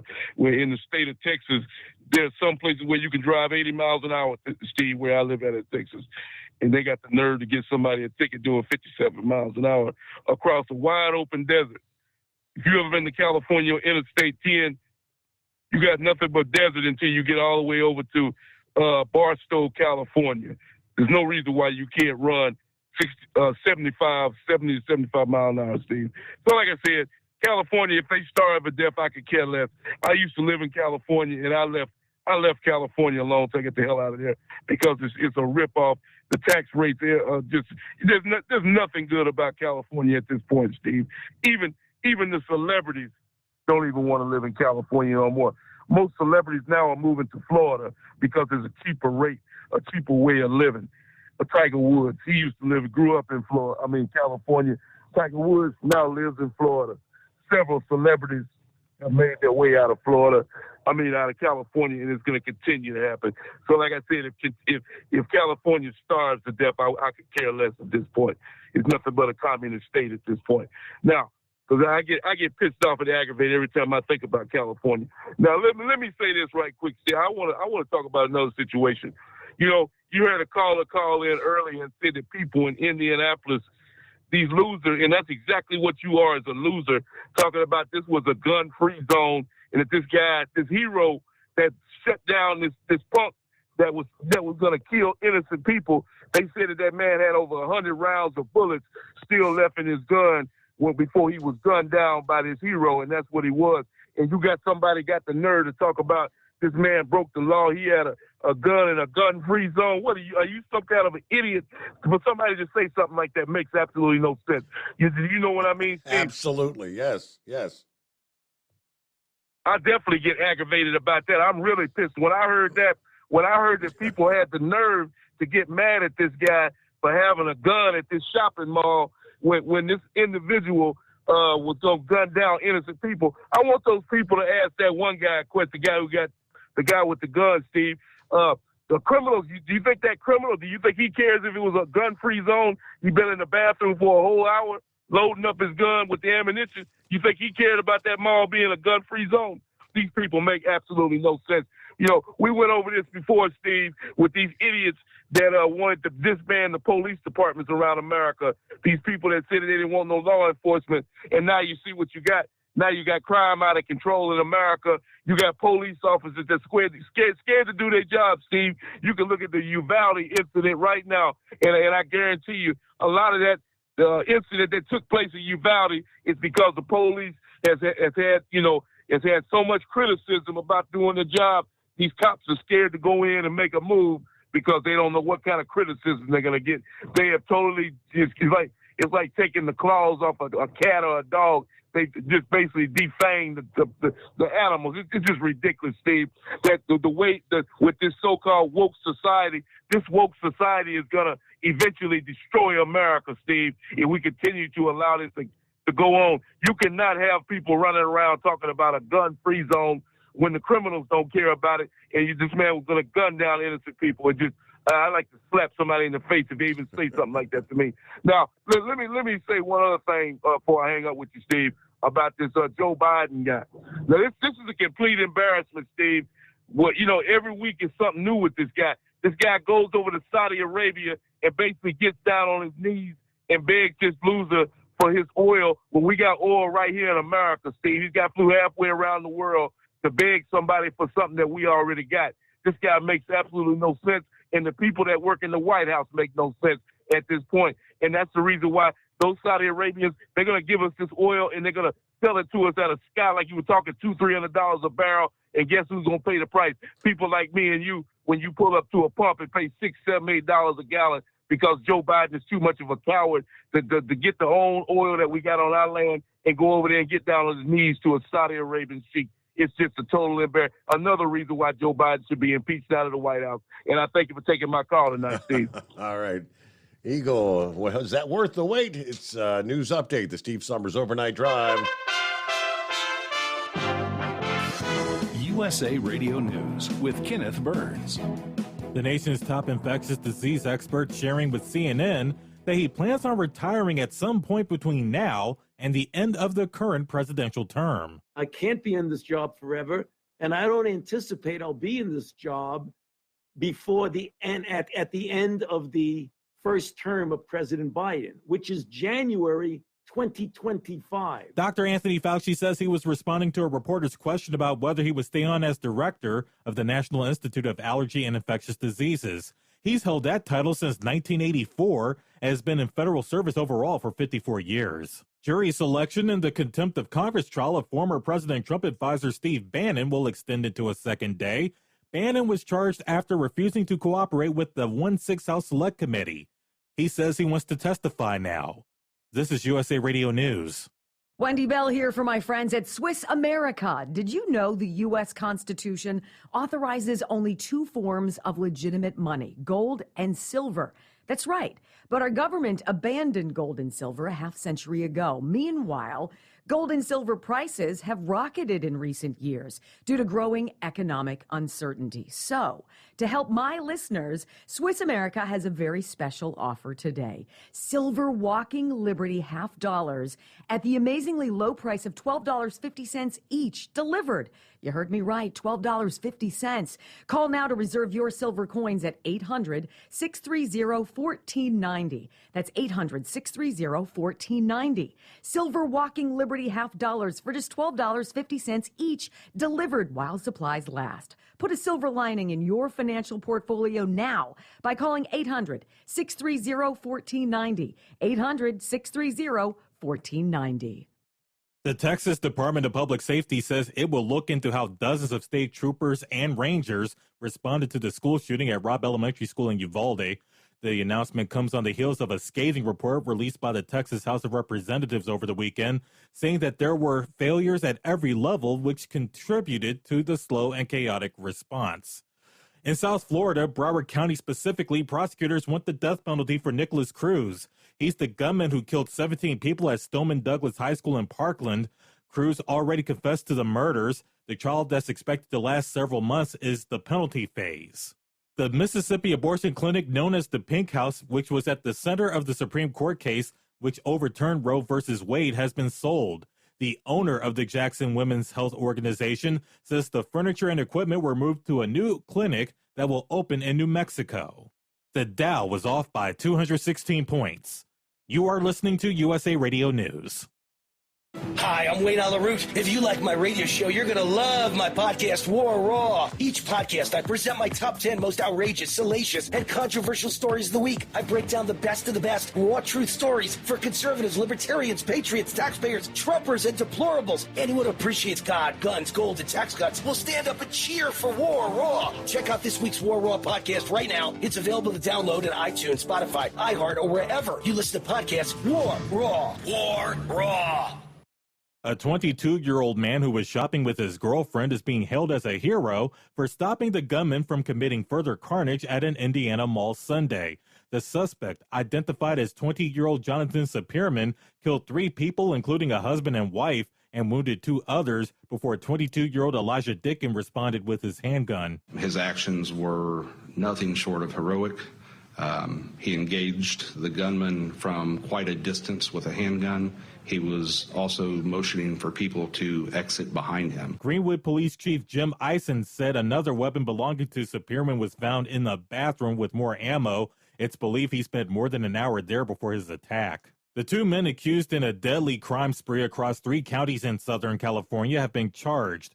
Orange County District Attorney Todd Spitzer accused 20-year-old Malik Pat and 44-year-old Jason Payne of committing a reign of terror. Malik Pat is a stone-cold serial killer. There's no other way to describe him. He executed innocent people and he shot others. And his behavior and the crime spree he engaged in is literally, I just got chills up my own spine. It's chilling. Payne is believed to be an accomplice in the crimes, but investigators do not think he shot any of the victims. The Dow was down 216 points on Monday. The Nasdaq lost 92. The S&P 500 off 32. For USA Radio News, I'm Kenneth Burns. At Hot Shot Secret, we share the science behind common diesel problems. For example, stiction. Found throughout the oil system, stiction is the sticky friction that negatively impacts your engine's ability to function at an optimal level. The molecular structure of oil is a hydrocarbon. The engine's extreme heat, tight tolerances, and high pressure cause the oil to break down and release hydrogen, leaving behind varnish, a carbon-based deposit. The varnish clings to the engine's moving parts, creating drag on the turbocharger, oil pump, and pistons. Symptoms of stiction include a rough idle and the loss of fuel economy and performance. Hot Shot Secret Stiction Eliminator delivers a 98% clean rating in third-party scrub tests. Its synthetic cleaner plus nano lubricant contains no harmful solvents and is formulated to be left in the engine to safely dissolve stiction for thousands of miles. It works as you drive. Stiction Eliminator is available at truck stops, Tractor Supply, O'Reilly's Auto Parts, and online at hotshotsecret.com. Hot Shot Secret, powered by science.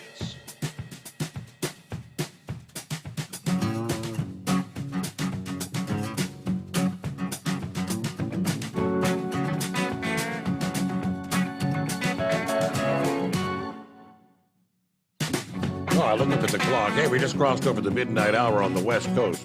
I forgot our big moose. I forgot.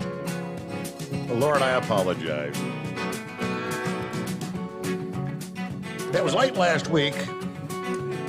We talked about a delegation of Republicans. Said, let's see what's going on down along the southern border. Let's take a first-hand look. You know, something that the president and vice president, for whatever reason, doesn't seem to want to do. Senator Joni Ernst was one of the Republicans that made that trip. 2 days they spent on there, meetings, tours, speaking with the Border Patrol. She said, well, her quote was, what I witnessed was absolutely horrible. Who else was in the delegation? Ted Cruz, John Cornyn. We saw a sliver of the border, according to Joni Ernst. But what we saw was enlightening. As a mom, I was shocked and appalled at the stories I was hearing, not only from the migrants, but from the Border Patrol agents that work that sector. We heard from a group of landowners finding dead bodies on their property. We heard of 5- and 6-year-old girls being brutally sexually assaulted just a few days prior by the coyotes, those smugglers that are bringing them to the border. Many of these children are unaccompanied, sent on their journey from Central America, from Mexico, facing extraordinary issues all along the way. I mean, this human smuggling it's a racket for the drug cartels. What we heard from Customs and Border Protection is the cartels in Mexico are no longer warring with each other necessarily because there's so much money involved in the smuggling operation. There's plenty to go around.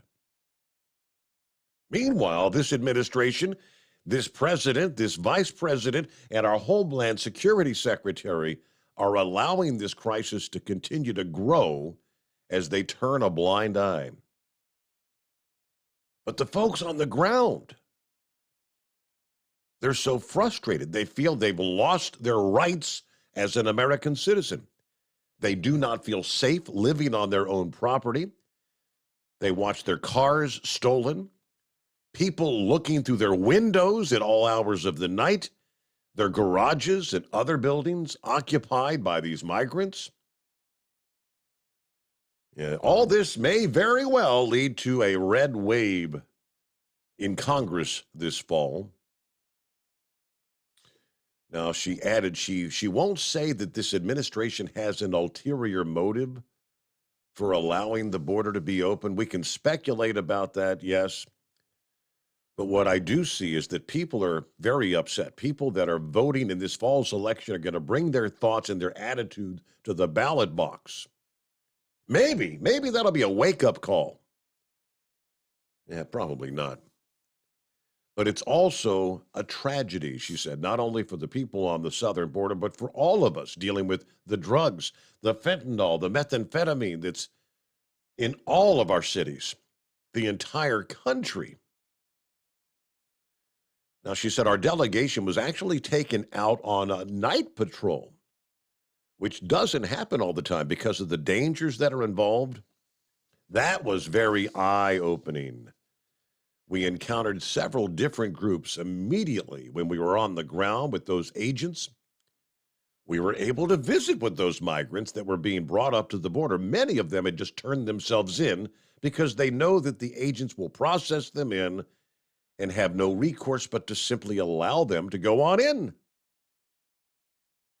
They give them a notice to show up or appear. That's it. And they turn them loose. As a result of that, we are now approaching 2 million encounters at our southern border this year. All these people know this president's policies will allow them to freely come into the country. At the same time, we've actually got refugees from Afghanistan and Ukraine that are struggling to get to the country.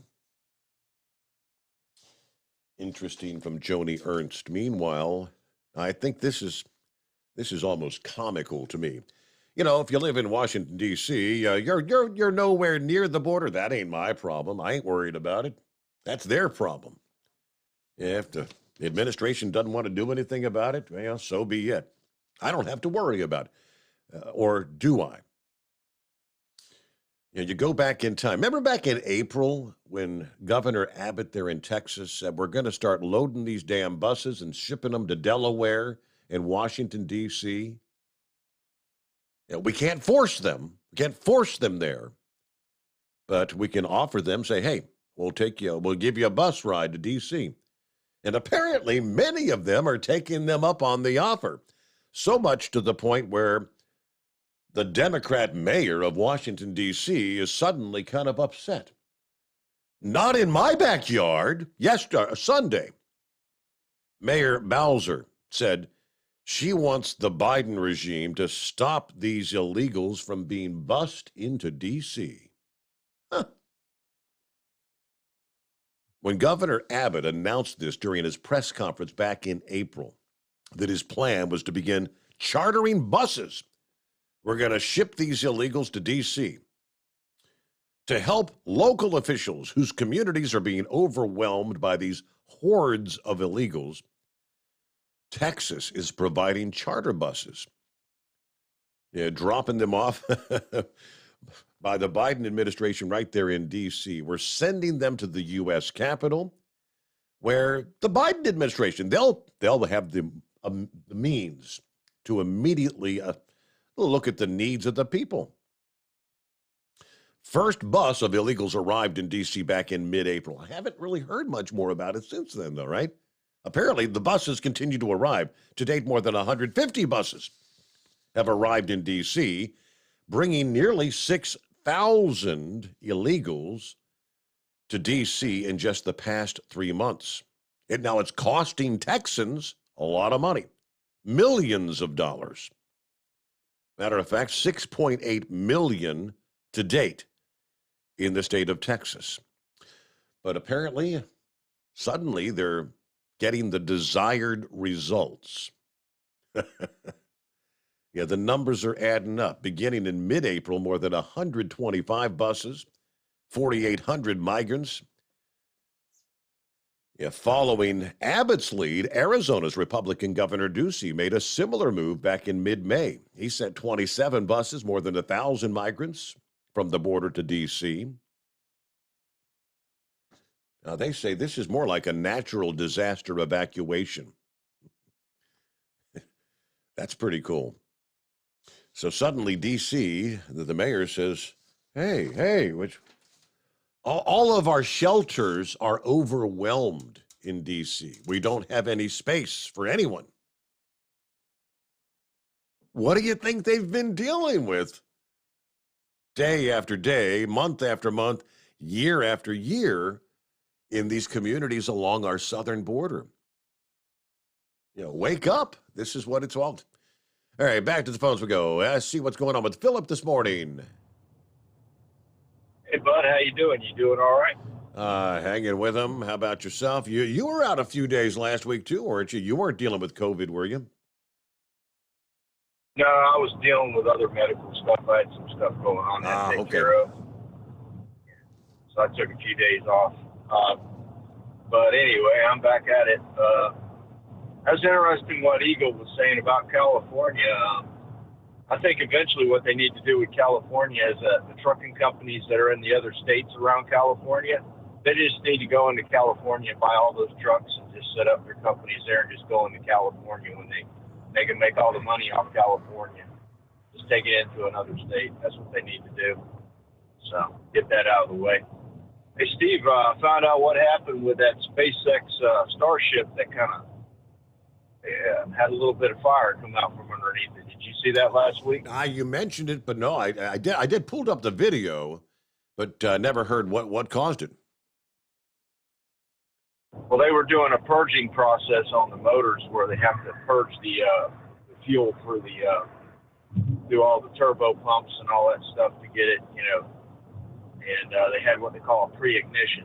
Mm-hmm. And that's what that was. That was just a little bit of methane. That wasn't the whole package. But that's what happens when you have 33 engines on a rocket. You want to purge it, and that's what happened. It tore it up pretty good underneath. They moved it over back to the high bay. It's in there now being serviced, so they can get it back out and work on it again. But they were supposed to yesterday fire up the Starship itself's engines. I didn't get a chance to watch that one, but we had that launch last week with the cargo. I saw that one. That one looked really good. That one turned out pretty good. And then they had another Starlink shot. That one went pretty good. So, but they're pushed back about a month on that one. So we're looking probably now at the end of August before that Starship will try to do an orbital launch. So, but you're talking about Ukraine. I had to go to the Kohl's department store last week and saw a lady in there. She had a bracelet on and she had an accent. And I said, "Are you from Ukraine?" And she said, "Yes, I am." She says, "I just came over." So they're coming in. They're coming in from Ukraine. And didn't they have something about Florida? They were going to bring them here to Florida, Steve, about with that busing thing. Yeah, and that's where I think wasn't DeSantis the one that said if you bring them here, we're going to ship them up to Delaware, I think. Yeah, DeSantis was going to turn them around. Yep, he was going to turn them around. Send them up to Biden's private residence there in Delaware. Yeah. Well, I don't know.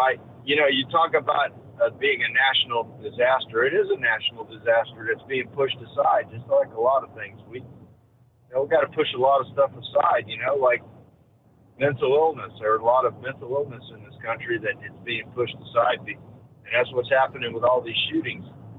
I saw a statistic yesterday that kind of shocked me. There was 16 shootings like the one in in Indianapolis, not on that level, obviously, but in 2 days in this country, Steve, two of those kind of shootings, or 16 shootings, excuse me, in 2 days. That's ridiculous. Why, what's going on with this deal? I saw that interview yesterday. Did you see the interview or hear about the interview with Fauci yesterday? Just the fact that he's not planning to stick around for another administration, obviously. But yeah, he's going to be out by the end of Biden's first 4 years. I saw that interview on CNN yesterday when the lady interviewed him about that. She was so concerned about when he was going to retire and having the first notification on when he retires. Well, I got news for everybody. Who cares? I sure as hell don't care, excuse my language, but I don't care. If the man retires, good for him. He put 54 years of service in, good for him. Retire, I don't care. It's no different than any of the rest of us out here busting our butt trying to do something and retire. You know, why we got to make all this media about it, and put it on little news snippets and all this other junk. There's other things to worry about in the world other than that mess. Oh, But anyway, mainly the fact that he should have been gone a whole long time ago. I mean, in 54 years, he's done a whole lot of damage to this country. Yeah, 54 years. I mean, he's been, how long has he been in that office itself? What, 30-something years he's been in that role that he's in right now? I don't care. I mean, he's no different than anybody else. Good for you. We'll give you the gold watch and send you on your way. So have a nice day. So that's all I got today, buddy. Appreciate you having me. Thank you. All right. Have a good morning. Yeah, he's up there. Yeah. He's the guy responsible for funding the gain of function research, which we know ultimately led to the COVID being unleashed on the world. And that's just the tip of the iceberg. As more and more information surfaces about, funding. Same guy was funding research in Ukraine. Remember when Putin was talking about, bioweapons and things being researched in Ukraine? Fauci's hands, his dirty money is in the mix there as well. Those facilities indeed existed. Old Dr. Fauci. About as dirty as they come. And we'll get a quick chime out. Back into the Steve Sommers Overnight Drive. Live from the Hot Shot Secret Studios, the Steve Sommers Overnight Drive. For the last 15 years, the Big Rig Mattress has been manufacturing a premium residential mattress for over-the-road truckers. After your downtime and recuperating on the Big Rig Mattress, you wake restored and without sore pressure points, ready for another day on the road. The main support component of the Big Rig Mattress is an individually pocketed spring core that delivers the optimal amount of support exactly where you need it. Check out thebigrigmattress.com to learn more about this exceptional mattress. Many sizes are stocked and can ship within 72 hours. Custom sizes also available. 100% made in the USA since 2009. Over $5 a gallon for diesel? Wow, it's the highest it's ever been. Now what if you could get paid to use a fuel additive? Hear me out. Hot Shot Secret Everyday Diesel Treatment, EDT, will improve your miles per gallon enough that the fuel economy savings will not only pay for the cost of the product, but also keep more money in your pocket. Think about it. At $5 a gallon, you're paying over $1,200 to fill up and going 1,500 miles on a full tank. Well, Hot Shot Secret Everyday Diesel Treatment will increase fuel economy up to 3%. That's an extra 45 miles per tank, $37 worth of diesel, and a savings of 2 cents every mile. EDT is so strong, it only takes $12 worth of EDT to get these savings, and you get all the other benefits of this 6-in-1 treatment. Take the EDT challenge today. If you're not completely satisfied, we'll refund your purchase. EDT is available at Pilot Flying J, Love's Travel Stops, and TA and Petro Stopping Centers. Learn more at hotshotsecret.com. At Turbo 3000, our founder Andy Matouche firmly believed you should challenge yourself. Put the most money back in your pocket, where it belongs. Four Wheeler Magazine took our challenge, and they wrote it did exactly what we said it would do. As fuel prices keep going up, get your Turbo 3000 from manufacturer direct. Call us at 888-311-9993. Always free shipping in the USA, and for a limited time, save $45 off total purchase using coupon code SteveSaves at turbo3000.com. And now, back to the Steve Summers Overnight Drive, live from the Hot Shot Secret Studios.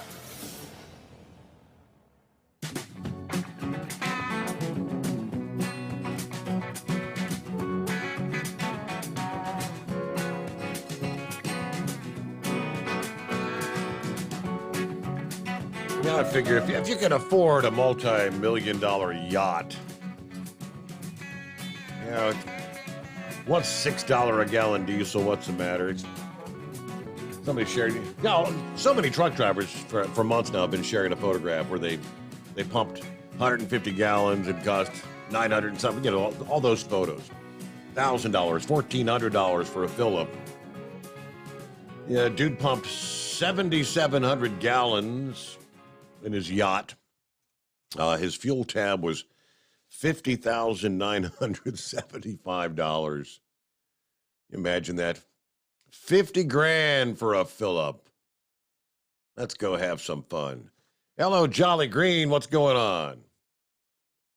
Good morning, Steve, and all the cartoon characters out there. Well, let's begin with Eagle's statement about California. Man, I hate to say this, but I agree with Eagle.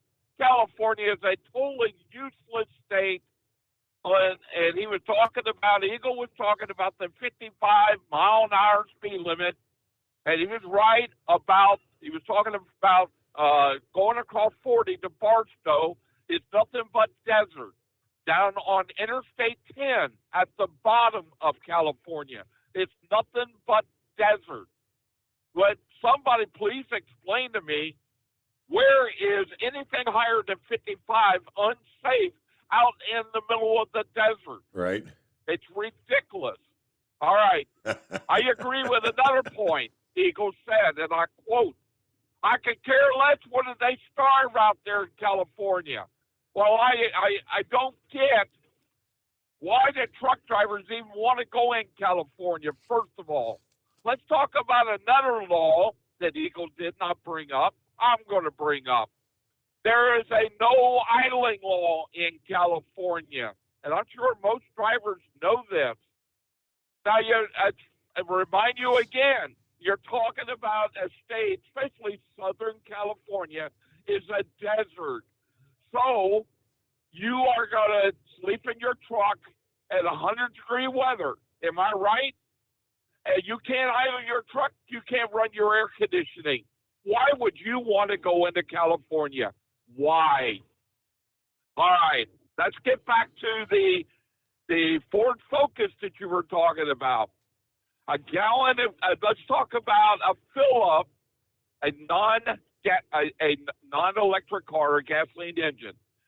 At $50 per week times 52 is $2,600 a year.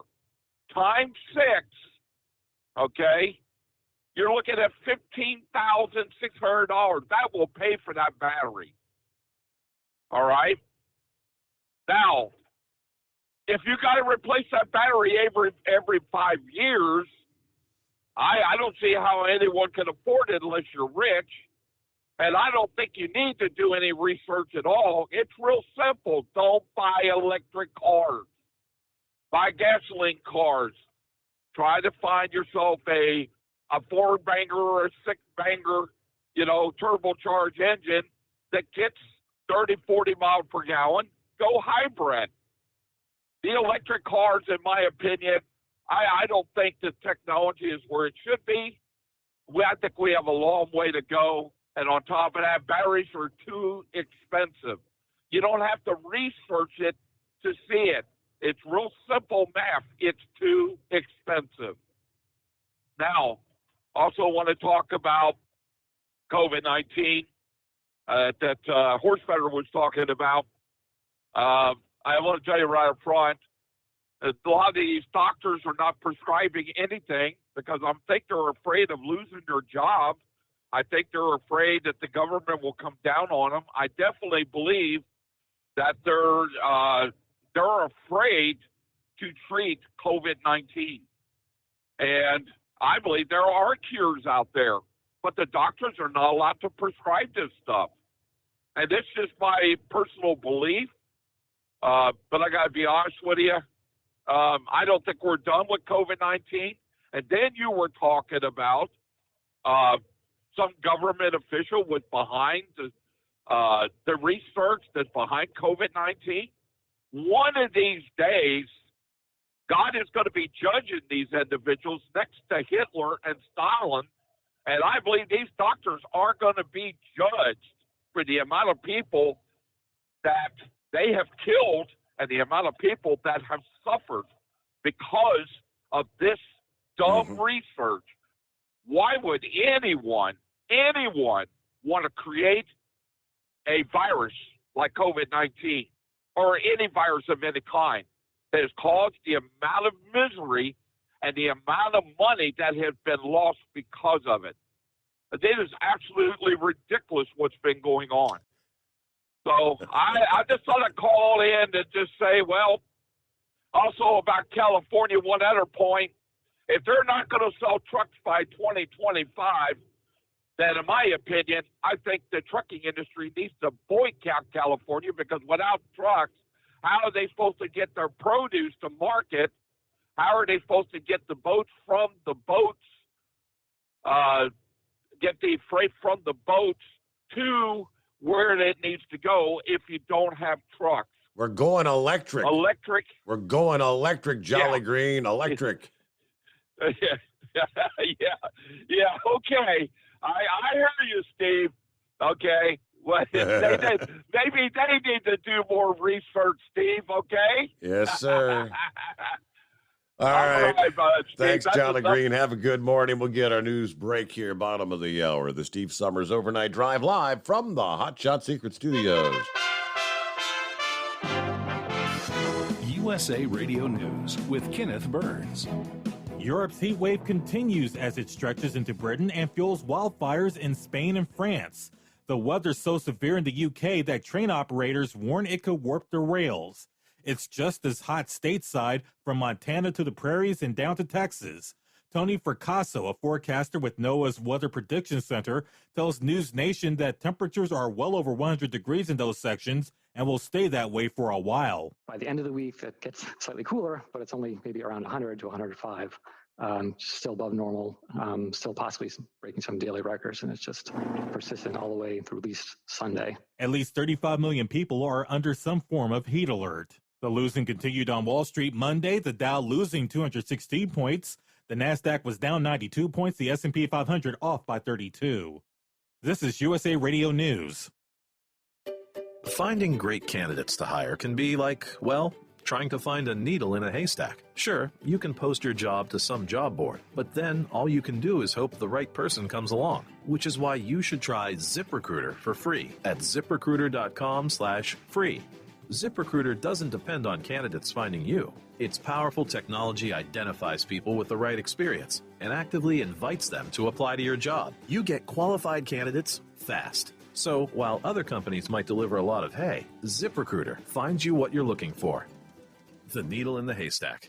4 out of 5 employers who post a job on ZipRecruiter get a quality candidate through the site within the first day. ZipRecruiter, the smartest way to hire. And right now, you can try ZipRecruiter for free. That's right, free. Just go to this exclusive web address, ZipRecruiter.com/free. That's ZipRecruiter.com/free. ZipRecruiter.com/free.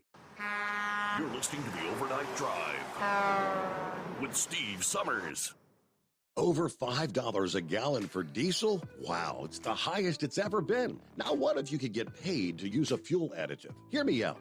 Hot Shot Secret Everyday Diesel Treatment, EDT, will improve your miles per gallon enough that the fuel economy savings will not only pay for the cost of the product, but also keep more money in your pocket. Think about it. At $5 a gallon, you're paying over $1,200 to fill up and going 1,500 miles on a full tank. Well, Hot Shot Secret Everyday Diesel Treatment will increase fuel economy up to 3%. That's an extra 45 miles per tank, $37 worth of diesel, and a savings of 2 cents every mile. EDT is so strong, it only takes $12 worth worth of EDT to get these savings, and you get all the other benefits of this 6-in-1 treatment. Take the EDT challenge today. If you're not completely satisfied, we'll refund your purchase. EDT is available at Pilot Flying J, Love's Travel Stops, and TA and Petro Stopping Centers. Learn more at hotshotsecret.com.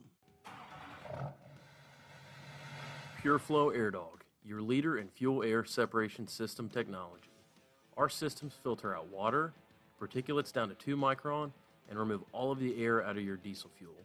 This allows for nothing but pure, clean diesel fuel to reach the expensive injection system equipped in your vehicle. Not only do our fuel systems protect, they also come in a variety of flow rates to meet your performance needs. Our systems are compact and use OEM-style fittings for an easy installation. Learn more about our product at www.pureflowairdog.com and be sure to follow us on Facebook and Instagram. Protect your investment with PureFlow Air Dog. For anything diesel, take it to Scheid Diesel. They provide a wide variety of services and diagnostics to determine what the problem is with the latest technology. From simple oil changes and preventative maintenance to fuel system diagnostics and repairs, engine rebuilds and cylinder head repairs, and rebuilds with our in-house machine shop. They also have on-site DPF cleaning for exhaust issues and DOT inspections. If your diesel is asking for some attention, Scheid Diesel has the specialist you need for anything diesel. Located in Terre Haute and Lafayette, Indiana, and Effingham, Illinois, Scheid Diesel has you covered. Hey, don't forget, as a listener to this program, you get 10% off your entire order at hotshotsecret.com by using the coupon code Overnight Drive. Plus, CDL drivers, military, and first responders get an additional 10% off. Do you have a Dodge pickup and hate your automatic transmission? Of course you do. Levon Miller at Firepunk Diesel here, and we specialize in heavy-duty and performance transmissions for your 3/4 or 1-ton Cummins-powered truck. So if you're interested in turning your stock slush box into a towing monster, call us today at 614-733-3744 or visit us online at shop.firepunk.com. You went car shopping, you meant business. You ace vehicle history searches and test drives. You out-salesman the salesman. Now you've got your wheels. If you manage that, you can get your retirement plan on track. Visiting aceyourretirement.org can help. With 401k tips and smart saving strategies, you'll have the info you need to get more for your future. Go to aceyourretirement.org, because when it comes to speeding past financial challenges, you're an ace. Brought to you by AARP and the Ad Council. Whether you're a diesel pickup performance enthusiast or just looking for a small upgrade, when selecting common rail fuel system components, look no further than Exergy Performance. At Exergy, you'll find injectors, pumps, and more, engineered like no others on the market using state-of-the-art equipment run by people that have been in the business for decades. So if you're in the market for common rail components at any power level, contact Exergy Performance or one of the many dealers listed on our website at exergyperformance.com. Because Channel 19's a little congested. Call Steve now at 844-844-3388. The Overnight Drive.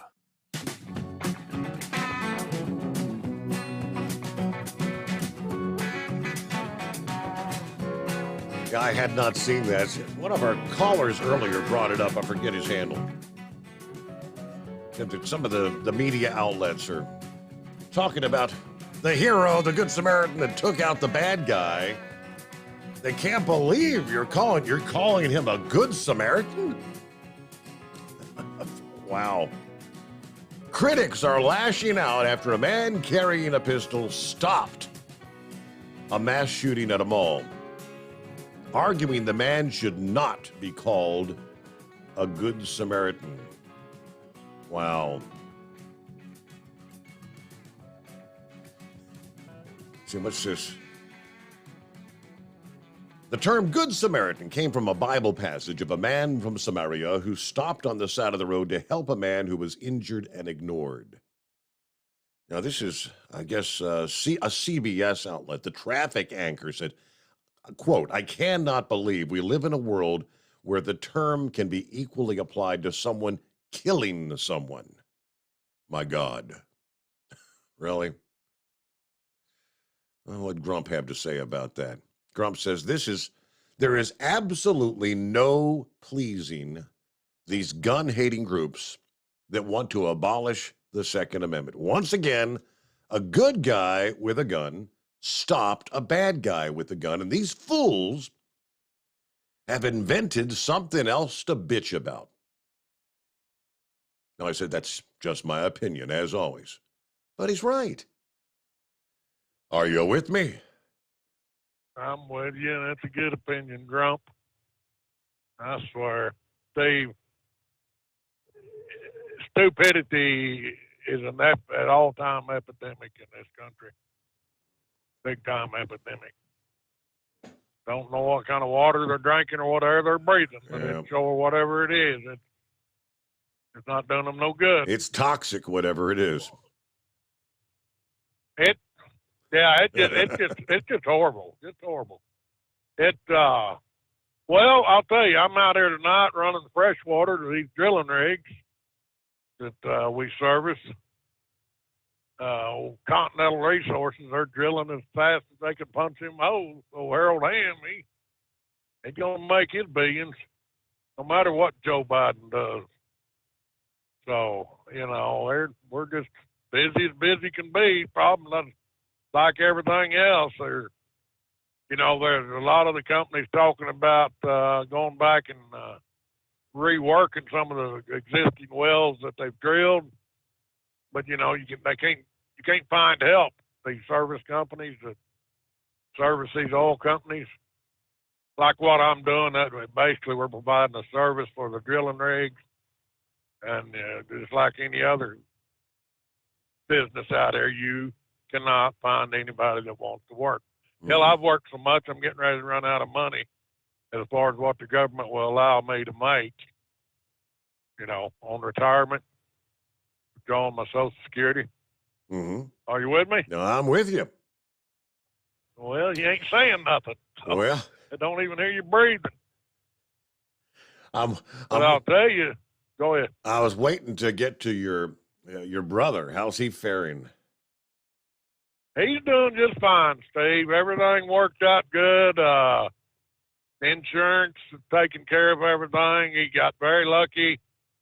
He had fell down in the home, and he ended up having to crawl out of there. Thank God, and because his place filled up with smoke so fast. Mm-hmm. But he got out of there about the time the flames started getting inside. And it was, he lived in a mobile home, and I think them damn things are dangerous to begin with. I mean, it don't take long for them suckers to burn up. Matter of minutes, yeah. But yes. I don't know, did you see any of the video I would posted? Yes, I saw it the following day. I couldn't believe it. Whoa. Because I was sitting there and filming it, and then all of a sudden I started feeling that heat. Now, the hell, I was at the back of my pickup. And I thought, boy, you better move your pickup. It's going to peel the paint. Mm-hmm. That's how hot it was getting. And then plus he got his car, the only thing he had a safe. And I'm going to go buy one. I forget what the name of that safe was. That he had all his important papers in it. And that thing went through the brunt of the fire. And, it protected them papers. Really? It worked like it's fireproof safe. That's what they're intended to do. So. Right. And well, it did its job. Because, he had like his degree, his doctorate degree, and he had wrote a book, and he had just a lot of various important papers in that. And, he was real pleased with that. And then, which we was thankful that he got it. He did get a little smoke inhalation, and insurance paid the doctor bills for him to go to the doctor, and so that was all covered. So, but he didn't suffer no burns or anything. So we was real grateful for that. And there's what they call a catastrophic team there in the community, which they've stepped up to plate and offered to help replace some of his clothing and what have you that he might need to replace. Even the Red Cross told him that they would pay for his clothes, but I was, well, you probably have to pay them back. But So other than that, it kind of looked to me like when the fire department got there, they weren't like in a rush to do it. I mean, when they get the realization that this is a total loss. Right, yeah. So mainly all they did was maintained it. Because Okay. where I was filming, that's my garage that we turned into an apartment. And I was lucky that none of the smoke got in it, the prevailing wind. But it was what it was, they was out popping fireworks out in the street. Yep. And, which unfortunately I was already there in bed because I was planning on getting up, going to work pretty early. And my cousin, he was over in his house, he was in bed. But some of the others running around there, they weren't using their heads. They took the damn hot canisters that, they like the bombs that they'd shoot off. Yep. Well, they picked them all up, put them in his trash can, which already had trash in it, and put it right up against, he had an overhead wooden covered porch. Put it right up against that porch. That's what got it all started. Yeah. Not, didn't do the proper disposal. The best thing to do, and when I lived back out in the country years ago, I would break them all up in a pile, wet them down, and let them set for 48 hours. Then I'd wet them down again before I ever put them in a trash container. That, to me, was the safest way to handle them darn things. Because you never knew an ember was still going to be, those things stay hot for a long time. But then we had the unfortunate situation a week later. My 44-year-old niece passed away. That was a total shock. She was,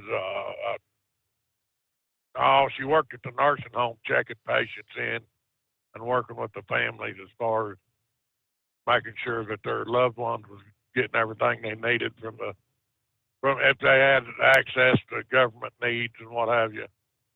And that just floored us that happened. So we dealt with that tragedy of the fire, and then boom, a week later, we're dealing with the loss of a young lady that meant the world to the community, and of course meant the world to us, her family.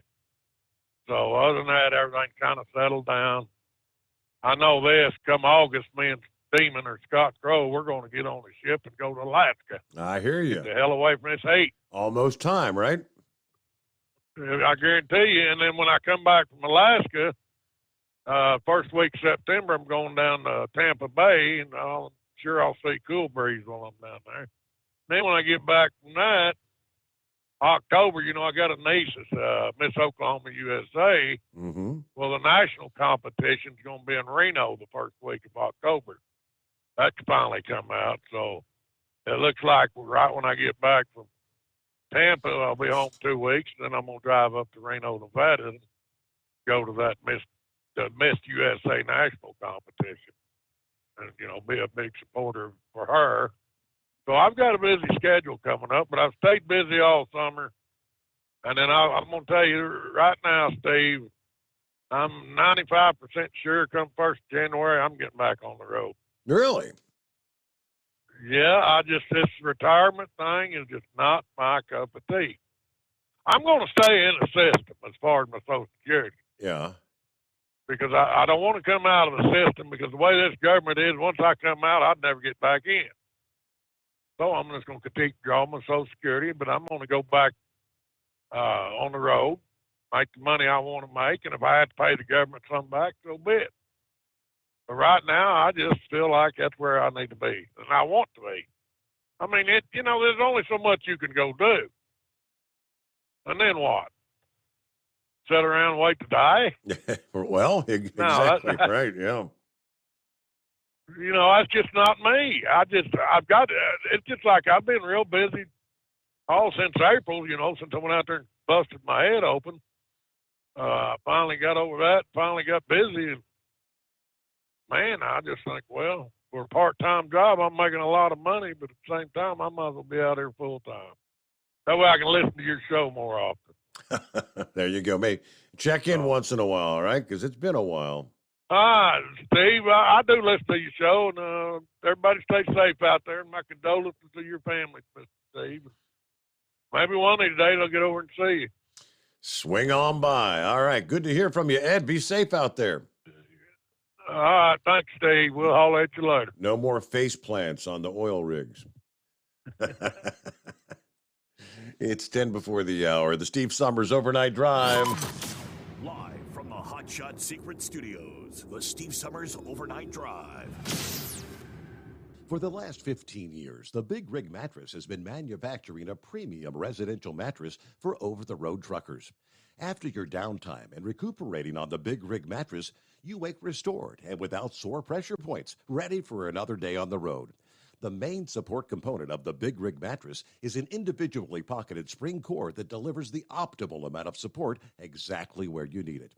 Check out thebigrigmattress.com to learn more about this exceptional mattress. Many sizes are stocked and can ship within 72 hours. Custom sizes also available. 100% made in the USA since 2009. Over $5 a gallon for diesel? Wow, it's the highest it's ever been. Now what if you could get paid to use a fuel additive? Hear me out.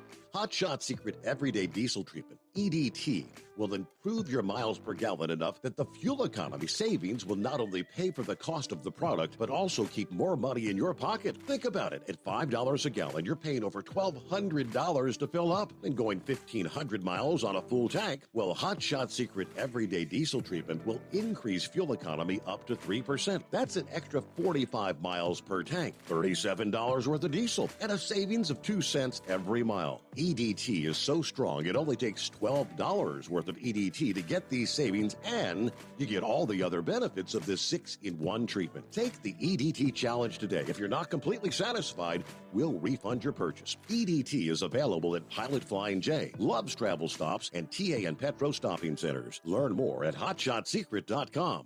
At Turbo 3000, our founder Andy Matouche firmly believed you should challenge yourself. Put the most money back in your pocket, where it belongs.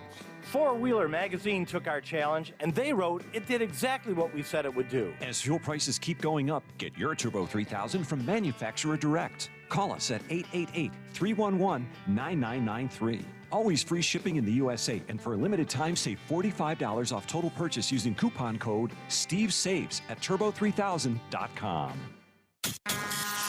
And now, back to the Steve Sommers Overnight Drive, live from the Hot Shot Secret Studios.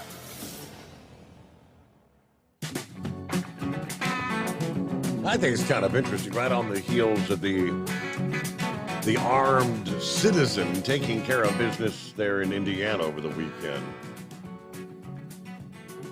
A poll that was taken earlier in the month, but before this shooting actually occurred, and was stopped by an armed citizen between July the 7th and the 10th. This poll was taken by Trafalgar. Question: what do you believe would best protect you and your family in the event of a mass shooting? 41.8% said armed citizens. 25% said local police. 10% said federal agents. 22% said none of the above. They also ask, how confident are you that your local law enforcement and government officials could identify and stop a violent person before they started a mass shooting? 9.8% were very confident. 28% somewhat confident. 35% not very confident. And 27% not at all confident. Not good numbers for how the people feel. Can law enforcement and government stop a deranged individual? Overwhelming majority say no. And vast majority say armed citizens is going to be your best defense. Americans watched in horror as an active shooter was permitted to rampage through a school while police stood outside and did nothing. Now, Mark Meckler is president of Convention of States Action.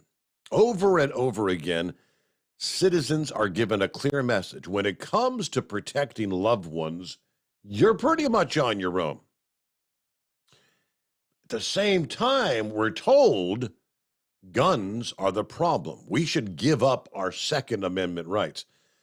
Listen, the voters are not stupid. They understand that responsible citizens offer the best means of protecting our schools, our homes, our communities.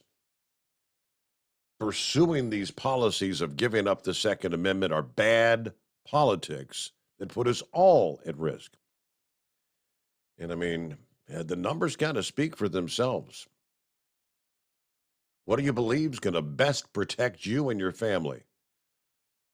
Armed citizens. 25% again, it was local police. Now let's use the situation over the weekend in Indiana. Individual armed to the teeth who was stopped in less than 2 minutes. How long would it have taken? How many more lives may have been lost before local law enforcement would have been able to arrive on that scene? We don't know the answer to the question. I would presume within a matter of minutes. I mean, them all going to be close proximity. Cops were probably close by, very close. But who knows? Might it have been 10, 15, 20 dead by the time law enforcement was able to get in there and take him out? I guess we'd have to speculate, but good morning to Chevy Guy. How's your week starting out? I'm doing well. That was yesterday. Hey, I'm going to go with this. I agree with him. A Good Samaritan is a misquote of what he did, so we'll give him a 2CH, a Second Amendment constitutional hero. I mean, but I'm already wondering now. Here we go. Now the mess starts. I mean, you're going to have. You said it's a gun-free mall or gun-free zone.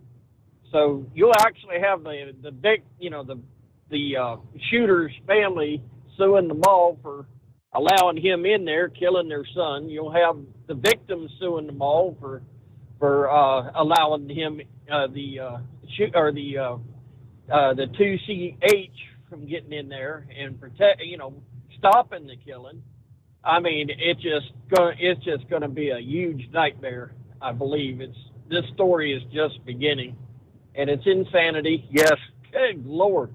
I mean, everything's insanity. We've got a sitting judge that couldn't sit there and tell the difference between a man and a woman. We're living in insanity. Yeah. It's really not what I called about, but I mean, just hard not to comment on that. Welcome back on the road, Ed. I'm 65. I ain't even talked to Social Security yet.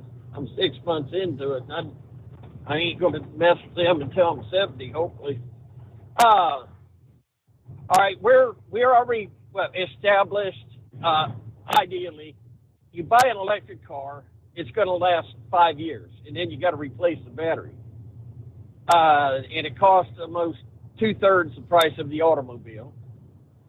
Well, let's say a semi-truck with all them batteries, and your car ain't going to be on the road 24/7 like a freight truck. Mm-hmm. All right, now we got what 2.5 years before you have to replace those batteries.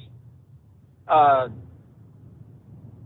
don't know I haven't looked up the story, but man, it's if the car's going to be gone with all that, for the little bit people actually drive, and they're going to have to replace them. Can you imagine I just see what we saw in France, because they're way ahead of us on this stuff. I seen fields and fields and fields of electric vehicles, that city cop cars and city work, because it ain't worth it. Too expensive to replace the batteries, so they ditch them. All that material laying out there, waste. Yes, and can you imagine? Can you imagine field after field out in the desert storing, 3-year-old semi trucks or tractors, because nobody knows what to do with them, and it reminds me of them, digging a hole and burying the wind, the blades on these windmills. It's just insane. Like I said, somebody got all over me because I was talking about my little Fiesta. When I bought it, everybody said you're an idiot. But I've come to find out I was a freaking genius. I mean, I don't put gas in the doggone thing, but every other month. And I think the most I've spent on filling it up was $40. It was almost empty.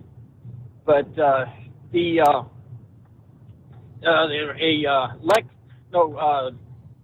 Musk, what was it? His car. They were bragging on it. Their electric car. They're investing in the future. And I said, no, you're investing in China. And that's just plain and simple. You're investing in China. And I went down the list. All this stuff I learned on the Steve Sommers shows, and I've seen on the other end. And I looked it up, and surely it's true. It's popped up left and right. And, I'm sorry to say, but, you're investing in China. He never did come back to me on that. But, there was nothing to come back to. And I still say this. I can't understand. All right, you got a car. You got one drive wheel, right rear. You've got 3 potential power sources, to generate the energy. So in my book, I don't understand why you can't leave from Washington, D.C., drive to California, and then come back to D.C. without recharging, because those things, you've got those 3 power sources. Maybe I'm just missing it somewhere along the line, but somebody needs to figure that out, because they'll be a freaking billionaire, and maybe less reliant on China and anything else, and maybe even less. If you have that generating power constantly with you, you might only need maybe 1/4 of the battery power, so you get it fired up at the house, and maybe even a 110 charger to keep you, plug it in overnight, and it cuts off when it's full charge. But I don't know where I'm screwed up here, but let's go with the semi trucks too. I mean, you've got a whole bunch of power generators down there. But what do I know? I just drive a truck. Oh, one last thing before I leave the door. I seen a meme or on a reel, and it showed a liberal complaining, what are we going to do? We need to do something to stop these border patrols on horse feeding these the immigrants. And then finally a guy pops up and says, we got a system. It's called the wall. So, and like Donald Trump said, we want a big, beautiful wall. Great, big, beautiful wall with a beautiful door. Just a beautiful door. Yeah, there you go. Other than that, we're going to sit back and copy the mail and enjoy the morning. All right, Chevy Guy, thank you much. Good to have you on board. Have a good day. And it is news update time. Once again, final hour coming up here on the Steve Sommers Overnight Drive, live from the Hot Shot Secret Studios. USA Radio News with Kenneth Burns. The nation's top infectious disease expert sharing with CNN that he plans on retiring at some point between now and the end of the current presidential term. I can't be in this job forever, and I don't anticipate I'll be in this job before the end, at the end of the first term of President Biden, which is January 2025. Dr. Anthony Fauci says he was responding to a reporter's question about whether he would stay on as director of the National Institute of Allergy and Infectious Diseases. He's held that title since 1984 and has been in federal service overall for 54 years. Jury selection in the contempt of Congress trial of former President Trump advisor Steve Bannon will extend into a second day. Bannon was charged after refusing to cooperate with the 1-6 House Select Committee. He says he wants to testify now. This is USA Radio News. Wendy Bell here for my friends at Swiss America. Did you know the U.S. Constitution authorizes only 2 forms of legitimate money, gold and silver? That's right. But our government abandoned gold and silver a half-century ago. Meanwhile, Gold and silver prices have rocketed in recent years due to growing economic uncertainty. So, to help my listeners, Swiss America has a very special offer today. Silver Walking Liberty $50 at the amazingly low price of $12.50 each, delivered. You heard me right, $12.50. Call now to reserve your silver coins at 800-630-1490. That's 800-630-1490. Silver Walking Liberty $50 for just $12.50 each, delivered while supplies last. Put a silver lining in your financial portfolio now by calling 800-630-1490. 800-630-1490. The Texas Department of Public Safety says it will look into how dozens of state troopers and rangers responded to the school shooting at Robb Elementary School in Uvalde. The announcement comes on the heels of a scathing report released by the Texas House of Representatives over the weekend, saying that there were failures at every level which contributed to the slow and chaotic response. In South Florida, Broward County specifically, prosecutors want the death penalty for Nicholas Cruz. He's the gunman who killed 17 people at Stoneman Douglas High School in Parkland. Cruz already confessed to the murders. The trial that's expected to last several months is the penalty phase. The Mississippi abortion clinic known as the Pink House, which was at the center of the Supreme Court case which overturned Roe v. Wade, has been sold. The owner of the Jackson Women's Health Organization says the furniture and equipment were moved to a new clinic that will open in New Mexico. The Dow was off by 216 points. You are listening to USA Radio News.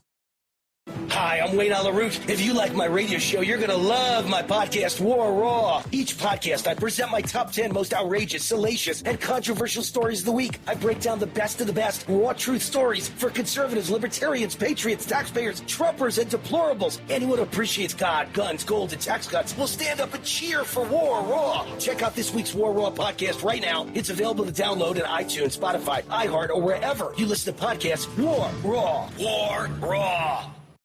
A 22-year-old man who was shopping with his girlfriend is being hailed as a hero for stopping the gunman from committing further carnage at an Indiana mall Sunday. The suspect, identified as 20-year-old Jonathan Sapirman, killed 3 people, including a husband and wife, and wounded 2 others before 22-year-old Elijah Dickin responded with his handgun. His actions were nothing short of heroic. He engaged the gunman from quite a distance with a handgun. He was also motioning for people to exit behind him. Greenwood Police Chief Jim Eisen said another weapon belonging to Sapirman was found in the bathroom with more ammo. It's believed he spent more than an hour there before his attack. The 2 men accused in a deadly crime spree across 3 counties in Southern California have been charged. Orange County District Attorney Todd Spitzer accused 20-year-old Malik Pat and 44-year-old Jason Payne of committing a reign of terror. Malik Pat is a stone-cold serial killer. There's no other way to describe him. He executed innocent people and he shot others. And his behavior and the crime spree he engaged in is literally, I just got chills up my own spine. It's chilling. Payne is believed to be an accomplice in the crimes, but investigators do not think he shot any of the victims. The Dow was down 216 points on Monday. The NASDAQ lost 92. The S&P 500 off 32. For USA Radio News, I'm Kenneth Burns.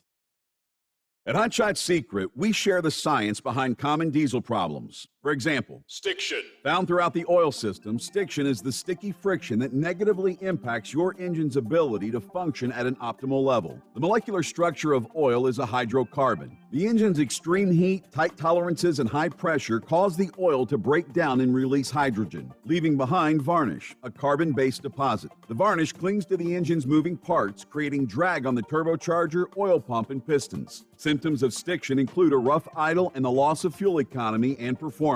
Hotshot Secret Stiction Eliminator delivers a 98% clean rating in third-party scrub tests. Its synthetic cleaner plus nano lubricant contains no harmful solvents and is formulated to be left in the engine to safely dissolve stiction for thousands of miles. It works as you drive. Stiction Eliminator is available at truck stops, Tractor Supply, O'Reilly's Auto Parts, and online at HotShotSecret.com. Hot Shot Secret, powered by science.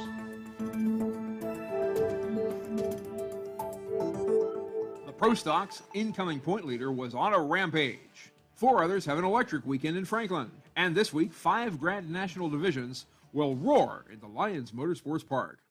From National Tractor Pullers Association headquarters in Columbus, Ohio, this is the NTPA Overnight Radio Report. The Super Farms, Pro Stocks, and two-wheel drives put on a scintillating show for fans in central Indiana this past weekend. The Johnson County Fair in Franklin gets going in earnest on Monday, but the move-in days on Friday and Saturday were augmented by some top-notch Grand National competition at the Johnson County Fair Pole as the regular season quickly approaches its midpoint. The top storyline was the utter domination of Danny Schmucker of Louisville, Ohio, and his Rampage Pro Stock. Danny swept the weekend, first with a 361-foot pass on Friday that was a sled length beyond second-place Rhett Parrish's El Nino. It got a little tighter on Saturday when Danny's mid-class 337 run was nearly matched on the final hook of the night by Tim Stone of nearby Greensburg, who pulled within 3.5 feet of Rampage with his regional regular Roland Stone. Resultantly, Schmucker has opened up an 8-point lead over Mike Connie's Mac Nasty, which was piloted by daughter Julia Ray to finishes of 5th and 10th. Danny's pursuing the family's 4th GN title with Rampage and first since 2014. In other Franklin action, Dave Whelan and his My Last Excuse from Tipton, Michigan, planted the first flag of the Super Farms delayed campaign. In his interview, Whelan said he wasn't thrilled by his early draw in the class, as he expected the track to improve as the class wore on, but he was pleased that his 323-foot distance held up by 11 inches over Russ Freeze's Deer tracks. Whelan leads the points after finishing 4th on Saturday. That night's winner, Brady Ferris of Addison, Michigan, was the first of two pullers to go from the agony of last to the ecstasy of first. Brady drove his family's Absolutely Nuts to a 2.5-inch squeaker over Stan Ward's Hammer and Hank, the 2018 champion. In two-wheel drive came the other of two outhouse to penthouse efforts, as Renee Theobald and her Pretty Wicked Ford shook off the doldrums of the last two rounds and posted a convincing 14-foot win over second-place Christy Seacrest on Saturday.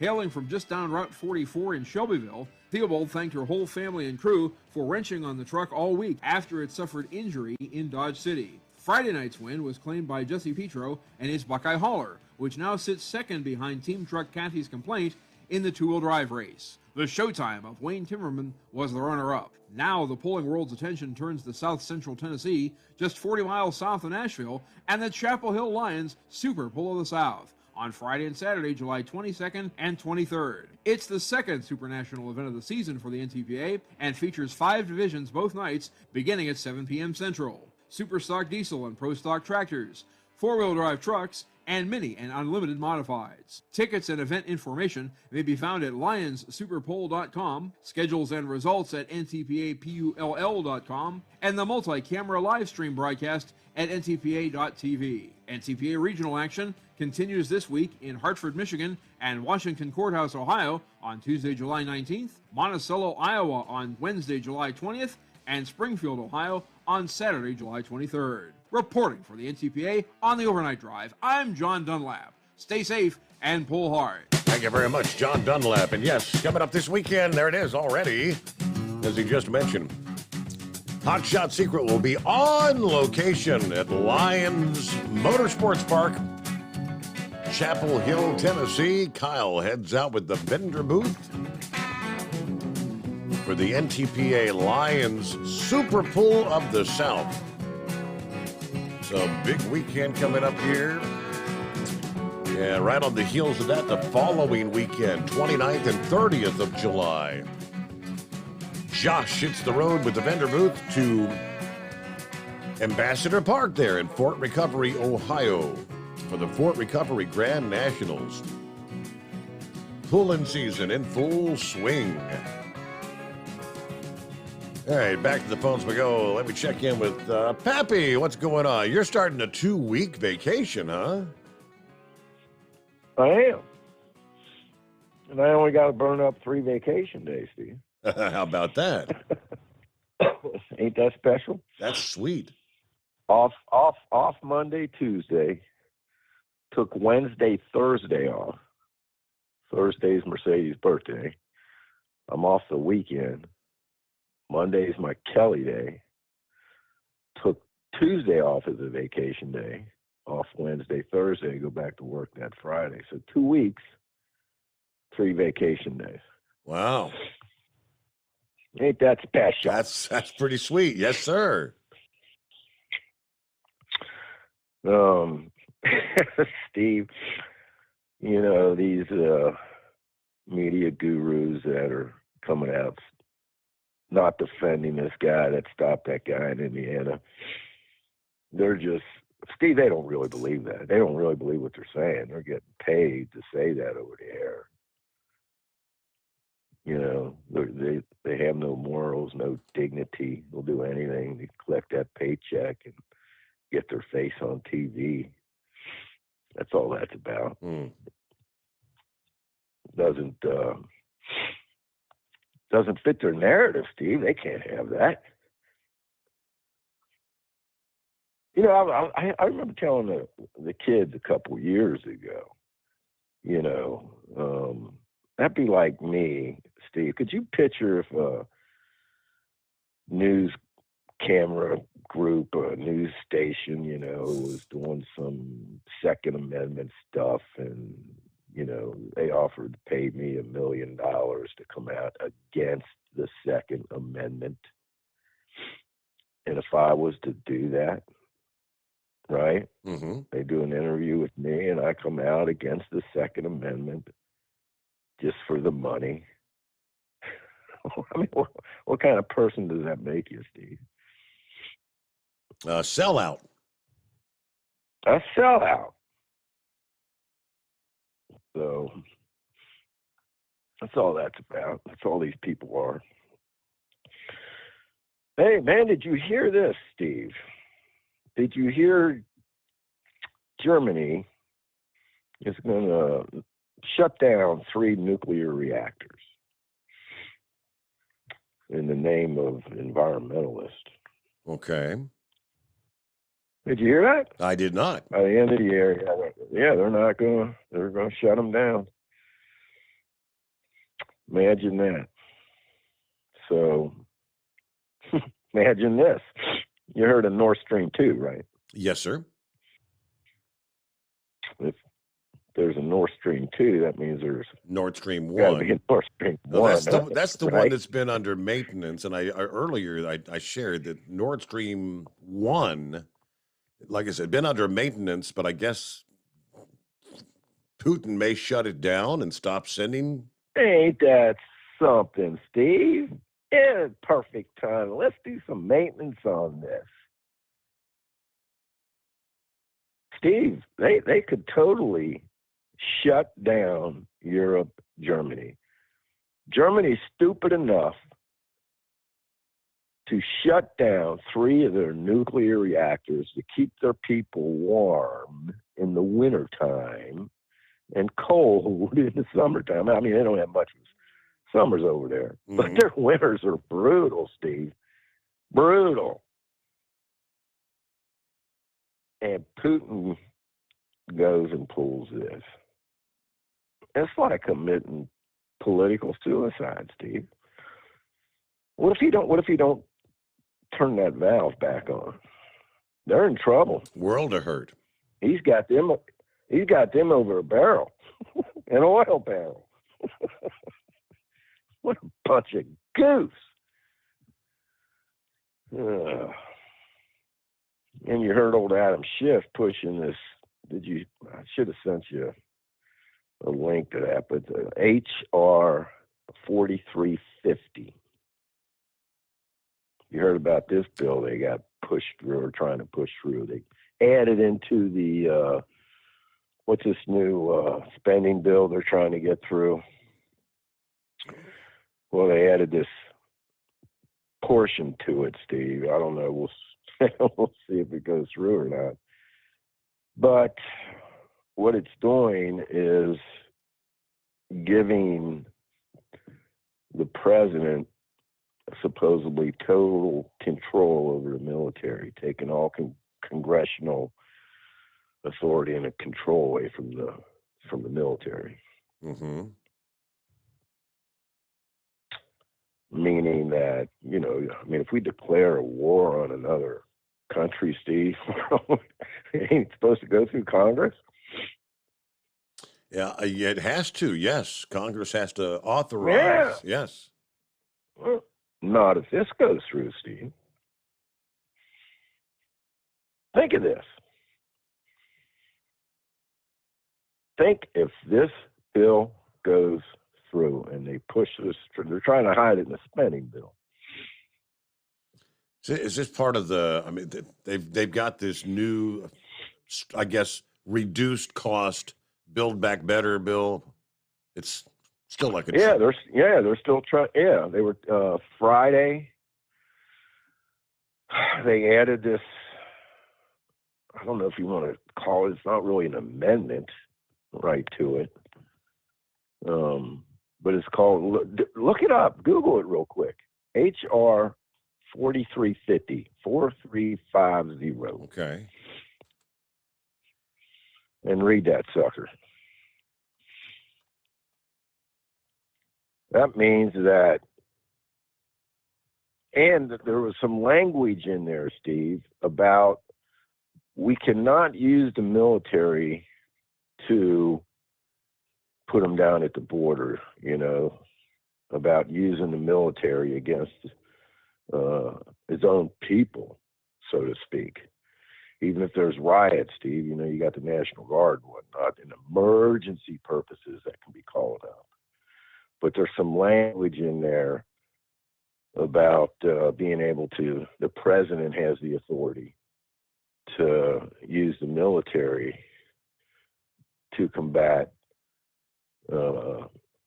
domestic terrorism. And what were they saying a few weeks ago, a couple months ago? What's the number one threat in the United States? Trump supporters, right? We're all white supremacists, Steve. Look that up. Take a gander at it. Let me know what you think tomorrow. Okay. Night. I mean, I pulled up HR 4350. I'm seeing National Defense Authorization Act. This says for fiscal year 2022. So that's what we're in now, isn't it? Yes, sir. And it's going to end in, with the fall. Okay. Fiscal year is always in right around October. October, I think it is. They're trying to push this. Yeah, trying to push this through now. So, take a gander at that if you can and read it. Anybody else out there? If I can, I got some screenshots of it. They're not the best, but if I can actually, I think they got it on the government's website, Steve. Yeah, Congress. I mean, it's on Congress.gov, and I don't know. It's probably 100 pages, or maybe 1,000 pages. I don't even know. It's big. Yeah, it's on 1,000 pages. Well, the specific HR, this one, I don't. It's a couple hundred pages, I'm sure, but it's not 1,000. It's not that big. Scary stuff, Steve. If this happens. What's up with did you hear this? As soon as Biden got on a plane to go kneel down to the Arabs over there, what's that governor's name out in California? Newsom. Governor Newsom showed up at the White House the day after he left. Yeah. What's he doing getting invited to the White House? What's that all about? Supposedly, he was in D.C. to receive some sort of a reward for the schools there in California. Some honor of some sort. And I guess he opted to make a pit stop there at the White House. Supposedly, he met Jill, First Lady, and several members of Congress while he was there. But everybody says he's just kind of setting the stage for a run for president in 24. Yeah, that's exactly what he's doing, Steve. He's running ads down in Florida, Florida of all places. Yep. God help us, Steve.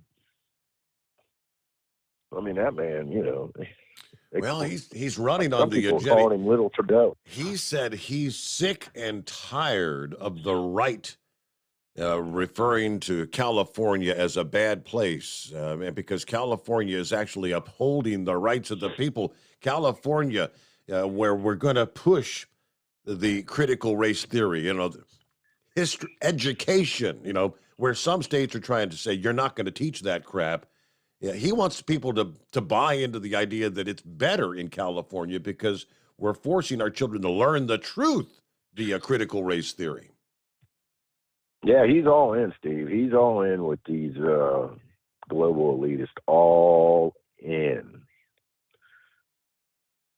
I will say this about California, even though I've never been there, but I've seen a lot of good, pretty pictures. It's a beautiful place, Steve. The weather, you can't beat it. But to live in California under their rule, come on, man. Yeah. Remember what I said this about a year or so ago? We need a divorce, man. We just need to divide this country in half. All you crazy leftists, you go live on that side, do your thing, leave us alone. We'll be on this side of the country, and we promise we'll leave you alone. Yeah. But they can't have that. Just stay the hell out of our business. But that's not their calling. Their calling is to be up in our grill all the time. Tell us what we're going to do, how we're going to do it, and you're going to like it. What we're going to drive. Exactly. What kind of you're going to have to buy. You. I don't care if you don't like it or not. You're going to buy an electric car. You're going to drive it. Yeah, we're going to be driving electric cars no matter what, Steve. If people die because they don't have no heat because the grid can't handle it, so be it. And that grid, that grid in Texas, I guarantee you there's going to be areas that take a dump this week. It's coming. Based on the way things were stretched the previous week, and temperatures are going to be even hotter over a larger piece of real estate. Several additional states are going to be in the mix now. They ain't going to have nothing to borrow. Now, I wonder if the wind's going to be blowing today or not. Early last week was I guess a week ago yesterday, Monday, when wind generation, I think the winds weren't blowing. Wind was like 10%, less than 10% of what it should have been. Solar was doing fine. Yeah, sun shining. They got, whatever they're expecting from solar generation. But if the winds ain't blowing, will be interesting to see. About 28 past the hour. All right, got Rambler coming up. We'll get to the big moose. All just ahead. The publisher and chief executive officer of the Washington Post, which, correct me if I'm wrong, Washington Post, that is one of the most liberal newspapers in the country, is it not? Certainly. Right up there with the New York Times. Publisher and CEO of the Washington Post says it was shameful that Joe Biden fist bumped the Saudi crown prince last Friday. Fred Ryan says in a statement that the informal greeting with the de facto leader of Saudi Arabia was actually worse than a handshake. Intelligence agencies have said they believe the crown prince, known familiar by his initials, MBS, gave the order that resulted, obviously, in the brutal killing and dismemberment of the journalist Khashoggi, who was a columnist for that paper.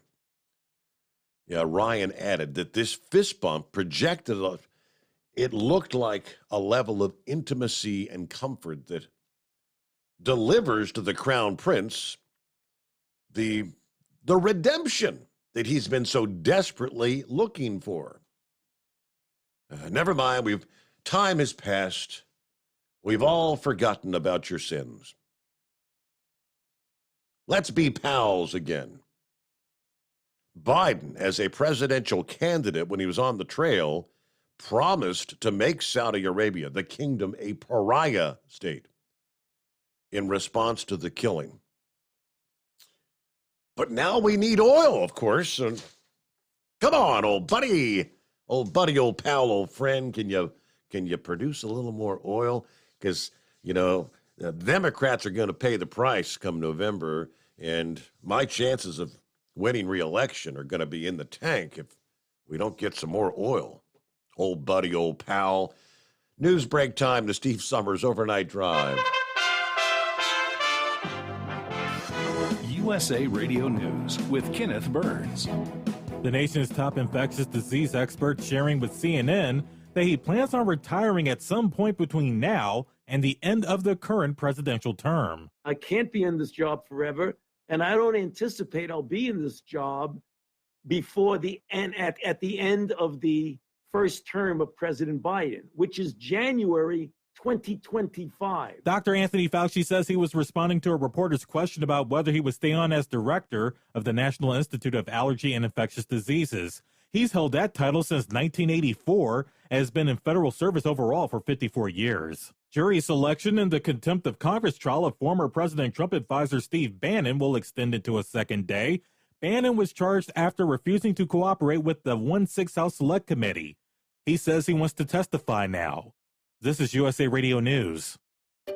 Finding great candidates to hire can be like, well, trying to find a needle in a haystack. Sure, you can post your job to some job board, but then all you can do is hope the right person comes along, which is why you should try ZipRecruiter for free at ZipRecruiter.com/free. ZipRecruiter doesn't depend on candidates finding you. Its powerful technology identifies people with the right experience and actively invites them to apply to your job. You get qualified candidates fast. So while other companies might deliver a lot of hay, ZipRecruiter finds you what you're looking for. The needle in the haystack. 4 out of 5 employers who post a job on ZipRecruiter get a quality candidate through the site within the first day. ZipRecruiter, the smartest way to hire. And right now, you can try ZipRecruiter for free. That's right, free. Just go to this exclusive web address, ZipRecruiter.com/free. That's ZipRecruiter.com/free. ZipRecruiter.com/free. Hey, if you're needing to stock up on Hot Shot Secret products, don't forget, use the coupon code OvernightDrive at checkout. You'll get 10% off your entire order at HotShotSecret.com. Hi, this is Pete Matouche. In 1999, my brother started the Turbo 3000. We're proud to continue on with his legacy. The fuel that you've spent your hard-earned money on is completely burned, and that's your profit going right back where it belongs, in your pocket. For our Canadian customers, you can get the Turbo 3000 from manufacturer direct. Call us at 888-567-1007. For a limited time, save $45 off total purchase using coupon code SteveSaves at turbo3000.com. For the last 15 years, the Big Rig Mattress has been manufacturing a premium residential mattress for over-the-road truckers.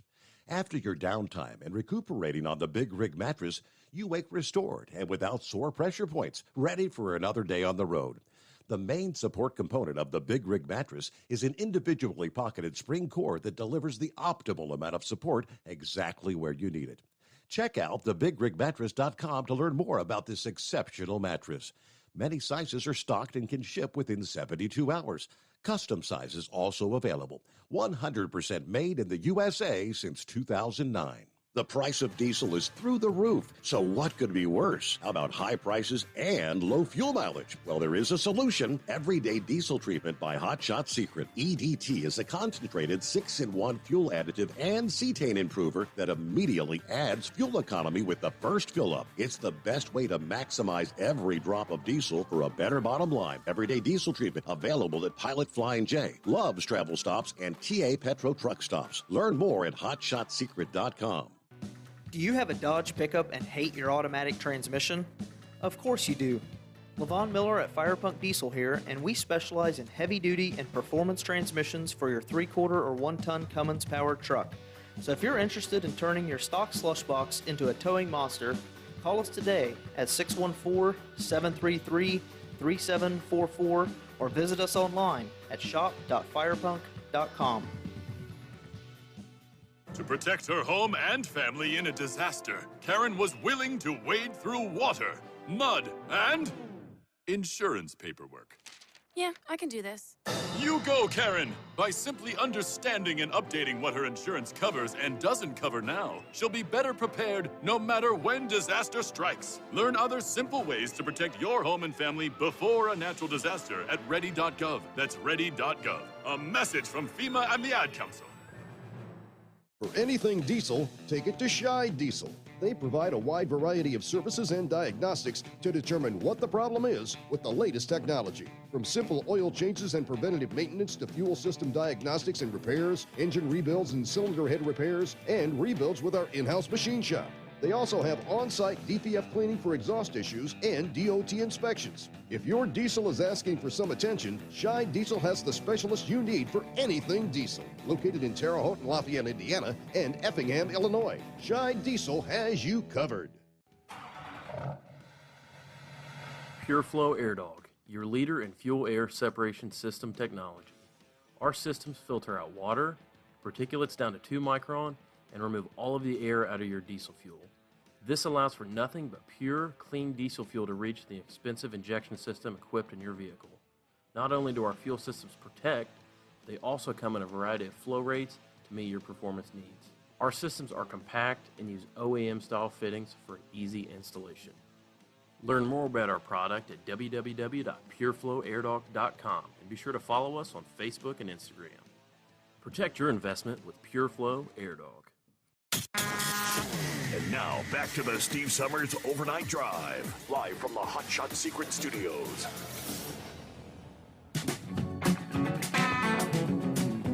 Okay, right back to the phones we go here. First things first, I want to say thank you, Rambler. Well, brother, you're very welcome, but what do you thanking me for besides prayers and travel mercies and everything like that, my dear You friend? know, when I sent you a little message a week or so ago about Uncle Forrest, and I don't know if it was intentional or not, but I think it was maybe 2 days after you called in and said what you had to say about the man. I thought, yes, I'm going to go back and I'm going to listen to that, and I'm going to incorporate some of that into what I have to say. And I did so, and I didn't call you by Rambler, but I said I spoke to a preacher man about Uncle Forrest, and he called my program, and I kind of then incorporate. I said it kind of like the legacy, how people are going to remember you, the whole thing. Remember that? Some of the comments from I incorporated that in there, and I think they really appreciated that. It went very well. Well, Steve, I'm going to be honest. The Lord laid that on my heart that particular night. That's why I called in. I felt the presence of the Holy Spirit in every word that was being spoken, and in the back of my mind and my heart, I felt like some of that really was going to be used. But I just kept it to myself, and I'm glad that you brought it up and you told me about it. Well, somewhere down the line, like I said, it was 2 days later, like I said, and I thought, Rambler called the other night, and I said, I'm going to go back and I'm going to pull up podcast and pay more attention. And I listened back and I said, that's so I tried to put it in my own words, but I pretty much used what you did. Well, Steve, that's just, Steve, that is the Holy Spirit in full operation, moving upon your heart. And I was praying for you, brother. I sure was. During our church service, we made mention. And I have to go back and watch, because whenever I get behind God's sacred desk, the pulpit, I just turn everything over to him. But I believe during the message, which came out of Job chapter 14, that Forrest Frakes got mentioned, And we were talking about, the Lord was talking about the iridescent streets of gold, the crystal clear river, the throne with the rainbow. Not the rainbow that is on the flag, but the rainbow that God created, Right. And I tell you, Steve, I believe the Holy Spirit was with you, and I just know you did a good job. We were praying for you, Beth, the princess, for you to just get there safe, get back safe, and be back with us. And I'm glad everything went well. Like I said, I never met Forrest, but after reading the comments and just, when you have the blood of Christ applied to your life, and, you ain't got to know someone. If they're saved by the blood of Christ, and I'm saved by the blood of Christ, they're my brother and my sister in faith. And I'll meet him one day, and praise God, I will be glad and honored to meet him one day, Steve. And, you talk about the Good Samaritan, the good old Luke chapter 10, starting in verse 25, the Good Samaritan. You read that scripture, and Jesus tells a story about a man who went to Jerusalem by way of Jericho. And he fell among robbers and thieves. They stripped him of his raiment, stripped him naked, beat him half dead, stole his money. Now here this man is. He is I'm assuming a Jewish man. A priest walks by who is also a Jewish man. Wants nothing to do with thee. A Levite walks by who is also Jewish. Wants nothing to do with thee. But a Samaritan who is half Jew, half Gentile, who the Jews cannot stand. This man looked upon this half-beaten, naked man dying. He didn't care what race, creed, color he was. All he saw was a man broke, naked, dying. And he had the heart and compassion to put him on his donkey, carry him to the inn, give the innkeeper every dime that he had, said, help take care of him, patch his wounds up. If it costs more money, I'm going to pass by this way and I will repay you. Two things, Steve. Two things you'll find in that story. Hope, faith. Steve, there was a lady, and I know she's a listener to this show, and I believe she's a very sweet lady named Julie Kearney, who left a comment, and I was going to wait like got on the show because I want her to hear this. She commented and said, hope, ? No. Meaning you don't have any hope. Sweethearts, the man, Steve, got behind the pulpit or wherever you did, Steve. You know, that man made a lot of friends, Forrest Frakes did. Oh, yes. You know, and he had faith and he had hope. That good Samaritan that's laying there, the man that was laying there naked and beaten half to death, he had hope. Hope that God was going to either heal him or send somebody. And he had the faith that God was going to do it. And God did it. God sent someone his way. Steve, you and I have been on this earth long enough. We know we have been in situations. You have, I have, because we're family men. And others have been in situations where the bills have been paid. We were good stewards of our money, but we didn't know we were flat broke. I didn't know where the next time. I mean, I remember holding my wife many times, saying, honey, it's going to be all right. And all of a sudden, a $25 check, we don't know where it came from, just arrived in the mail. See, we had hope because of what Christ did on the cross. He was going to meet our needs. Faith that it was going to be possible for that need to be met. Hope and faith. And Steve, I know you got Big Moose on the line, and I hope Big Moose is listening because part of that podcast, I mentioned this man. And it bothered me what he said about he just waiting for them to throw dirt in his face. Well, obviously, Big Moose, God's got big plans for you because you invented a apparatus for a one-armed man to start using a chainsaw, and he bragged at the top of the show about this. And God's got big plans for you, brother. Don't sit there and just wait for people to throw dirt in your face. Just because you ain't trucking, you don't own trucks no more, you're not useless, brother. You are still a good man. You are a leader. People listen to you. People follow you, whether you know it or not. And Steve, God bless you, man. I'm glad you got home safe. And like I said, brother, that night, those words, those were from the Lord, and it was the Lord that brought that back. And I can't take glory in it because I'm not a prideful person. I give all glory to the Lord. He was the one that gave it to me. I spoke it. You used it. You took God's words. And, brother, everyone got comforted. And all glory goes to the Lord Jesus Christ who gave the word through the Holy Spirit. And with God's children, before I get off here, I know Big Moose is coming up next. Love is just not another four-letter word. It's something you have to do. It's something you have to enact. And what I can understand, Forrest Frakes was a man who showed that. I'm a man who shows that.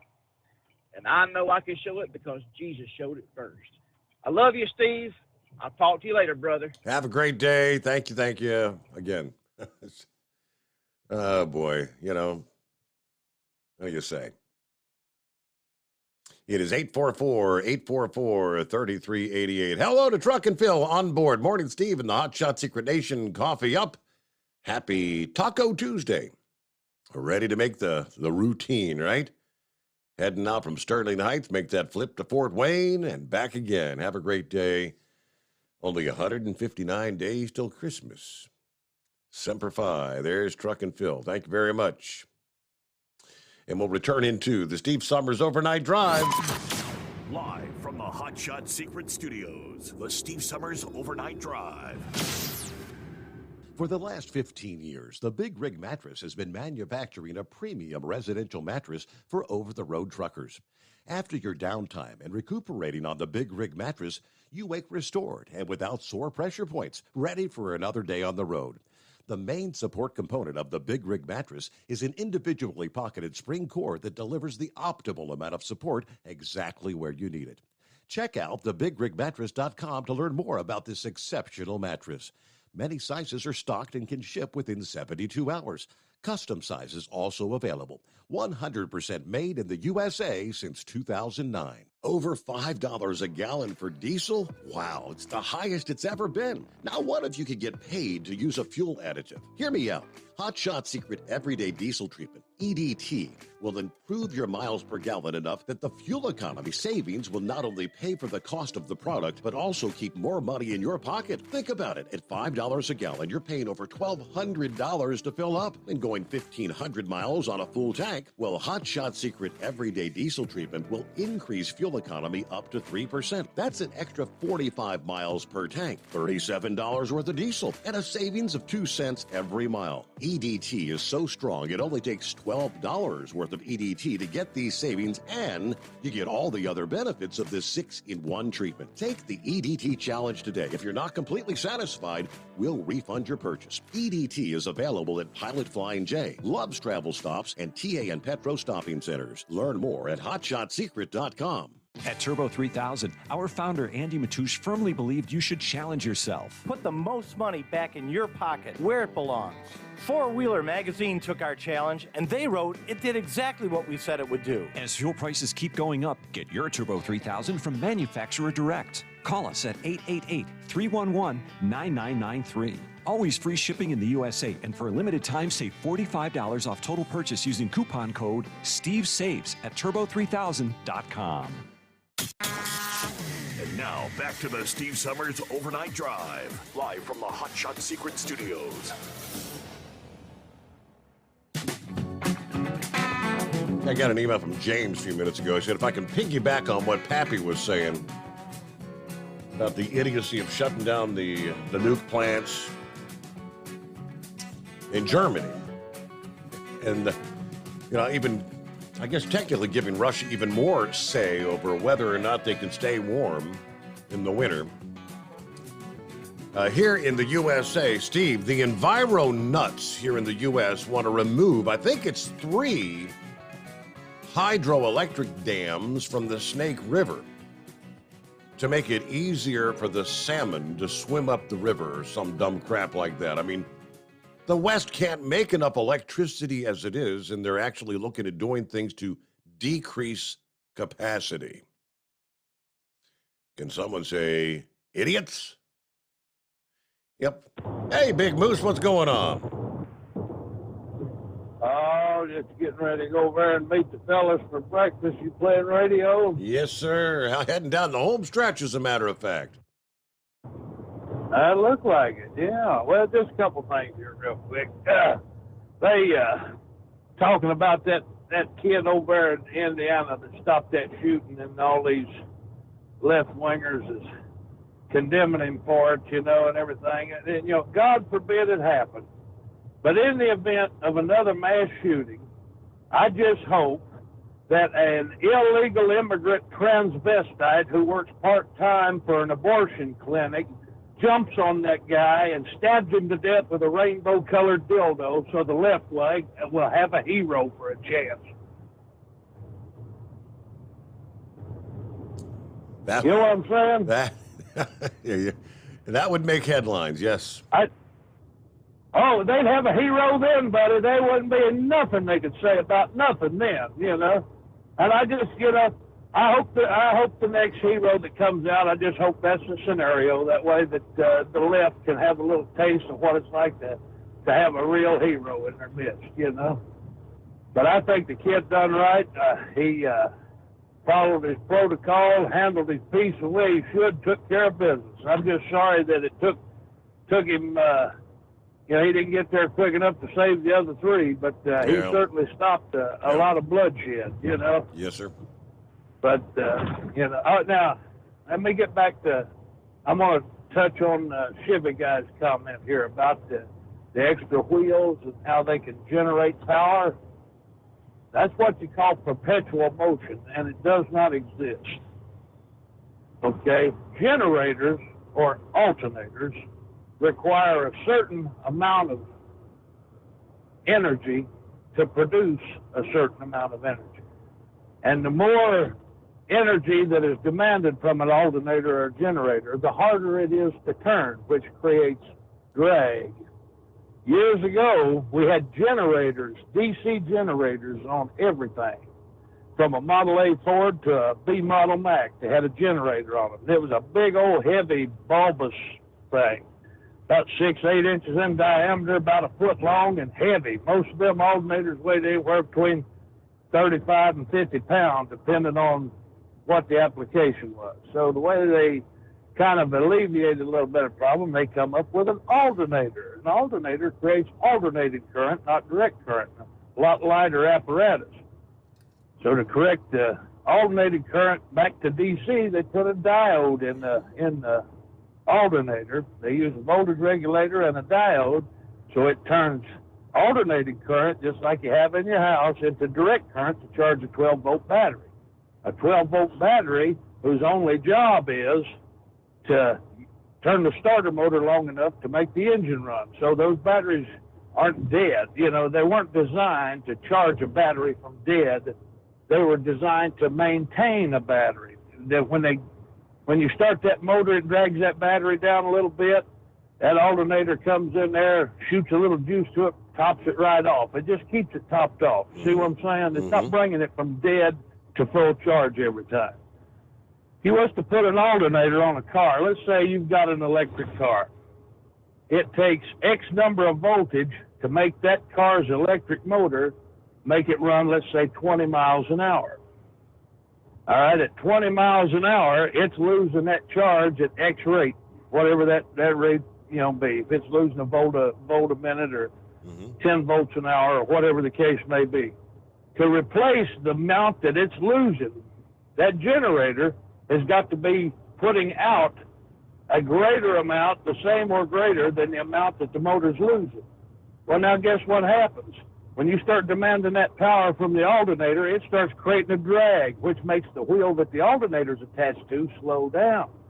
So now the motor that was pushing you at 20 miles an hour at X number of volts now has to work twice as hard because it's got to overcome the drag of the alternator on the front wheel that's not pulling. It's got to push that alternator. That will make the motor that is pushing the whole car use twice as much juice, twice as fast, because now it's not only pushing the car, it's turning the alternator too. That's why it doesn't work that way. It'll never work that way, Now, there are certain applications where you can take an engine, hook it directly to a generator, and put the generator directly to the wheels. We see that every time we see a train rolling down the tracks. It's how trains work. Trains don't have batteries. They've got a massive diesel engine that turns an even more massive generator, which supplies direct current to a wheel motor, which causes tractive effort that makes the train move. But you cannot generate a vehicle, an electric vehicle cannot generate its own power strictly through momentum. It's impossible. It said if anybody could figure it out, they'd be a billionaire. Well, that's the truth. I've been talking about the perpetual motion thing for years and years. I remember when the Segway, this great invention was coming out. We didn't know what it was, and some people were speculating that this guy may have created a perpetual motion thing, and it turned out just to be the Segway, which I guess it was fascinating because you could stand there and it balances. But I mean, nobody's created the perpetual motion because it doesn't exist by all by all parameters of physics as we know it, perpetual motion is a physical impossibility. You know, but yeah, that's all I'm going to say about that. Let's see, what else was I going to ask you about? There was something else here. I don't know. There's been so much on here tonight. Boy, I tell you what, you've had a good show tonight, buddy. We've had people on there talking about how they wish entire states would starve to death, and then how those same people are going to be judged by God. So you got starve to death and talk about God in the same breath. Yeah. Ooh, hypocrite. Well, yeah, you know, and I appreciate what Rambler was saying there. Matter of fact, he needs to call some of them earlier guys and talk to them. Maybe he needs to inform them, Bill, about the hypocrite finding their place in the lake of fire beside the thief and the adulterer or whatever. But I'm not going to get on that soapbox. And as far as me talk about sitting around waiting for the dirt to hit me in the face, I'll tell you something, Steve. I'll tell you a beautiful thing about faith. The Apostle Paul was locked in prison. When they turned him loose out of that prison, he ran to the chopping block to have his head cut off. That's what faith will do for you. And I sit here as long as the good Lord wants me to sit here, and I'll do whatever I need to do in the meantime. But I tell you what, when the day comes, you ain't going to see me fighting it, because I tell you what, man, I'm ready. Just put me on the beeline to the glory land, you know. But with that being said, everybody keep it twixt and spotted and solid, sunny side up. And before I forget it, Steve, one more thing. Just so you don't forget it, these phone lines work both ways. Click. Thank you for the reminder. Yeah, I got your message there, James. He's sent me a little, I guess it's from the website, travel centers or whatever, travel centers near you, looking for locations and prices at the pump. And wherever the region I guess Northern Illinois or something. Because it was Monroe, Michigan, or I guess he was in Michigan. Let's see, $5.79 a gallon for diesel. Woodhaven, Michigan, $5.79 a gallon. Tecumseh, Ontario, $2.16. He said, "What? How could gas be $2.16?" It's because they use the metric system. It's a liters. They're in Canada. So I'm not sure about. It's like 3 point something liters equals 1 gallon, right? It's like 3.5, 3 3/4 something. So it's going to be 2, 4, 6, probably closer to 7.50 a gallon if you sold it by the gallon in Ontario, based on my math. So there you go. And with that, we got to close it out here on a Tuesday morning. Thanks for being with us. Have yourself a great day. Be safe out there, and we'll come back at the midnight hour and fire it up again for another edition of the Steve Summers Overnight Drive, live from the Hot Shot Secret Studios.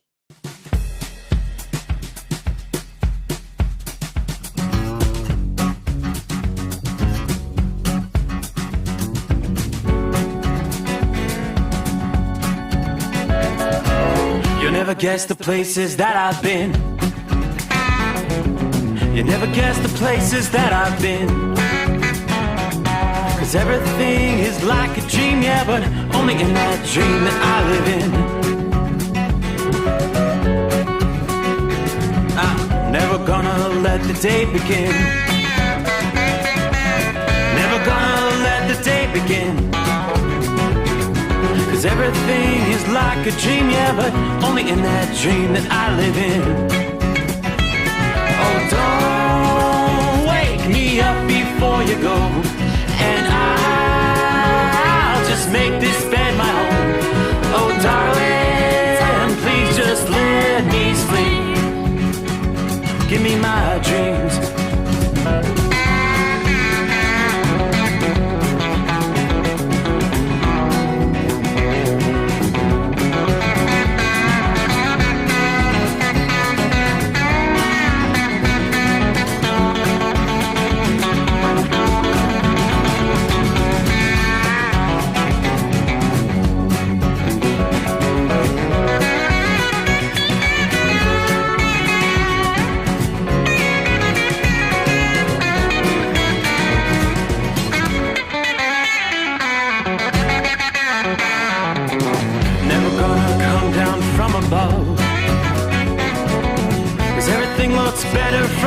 above.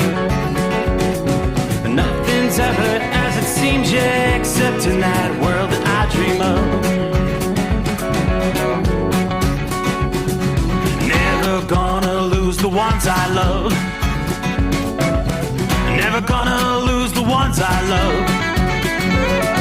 'Cause everything is like a dream, yeah, but only in that world that I dream of. Oh, don't wake me up before you go.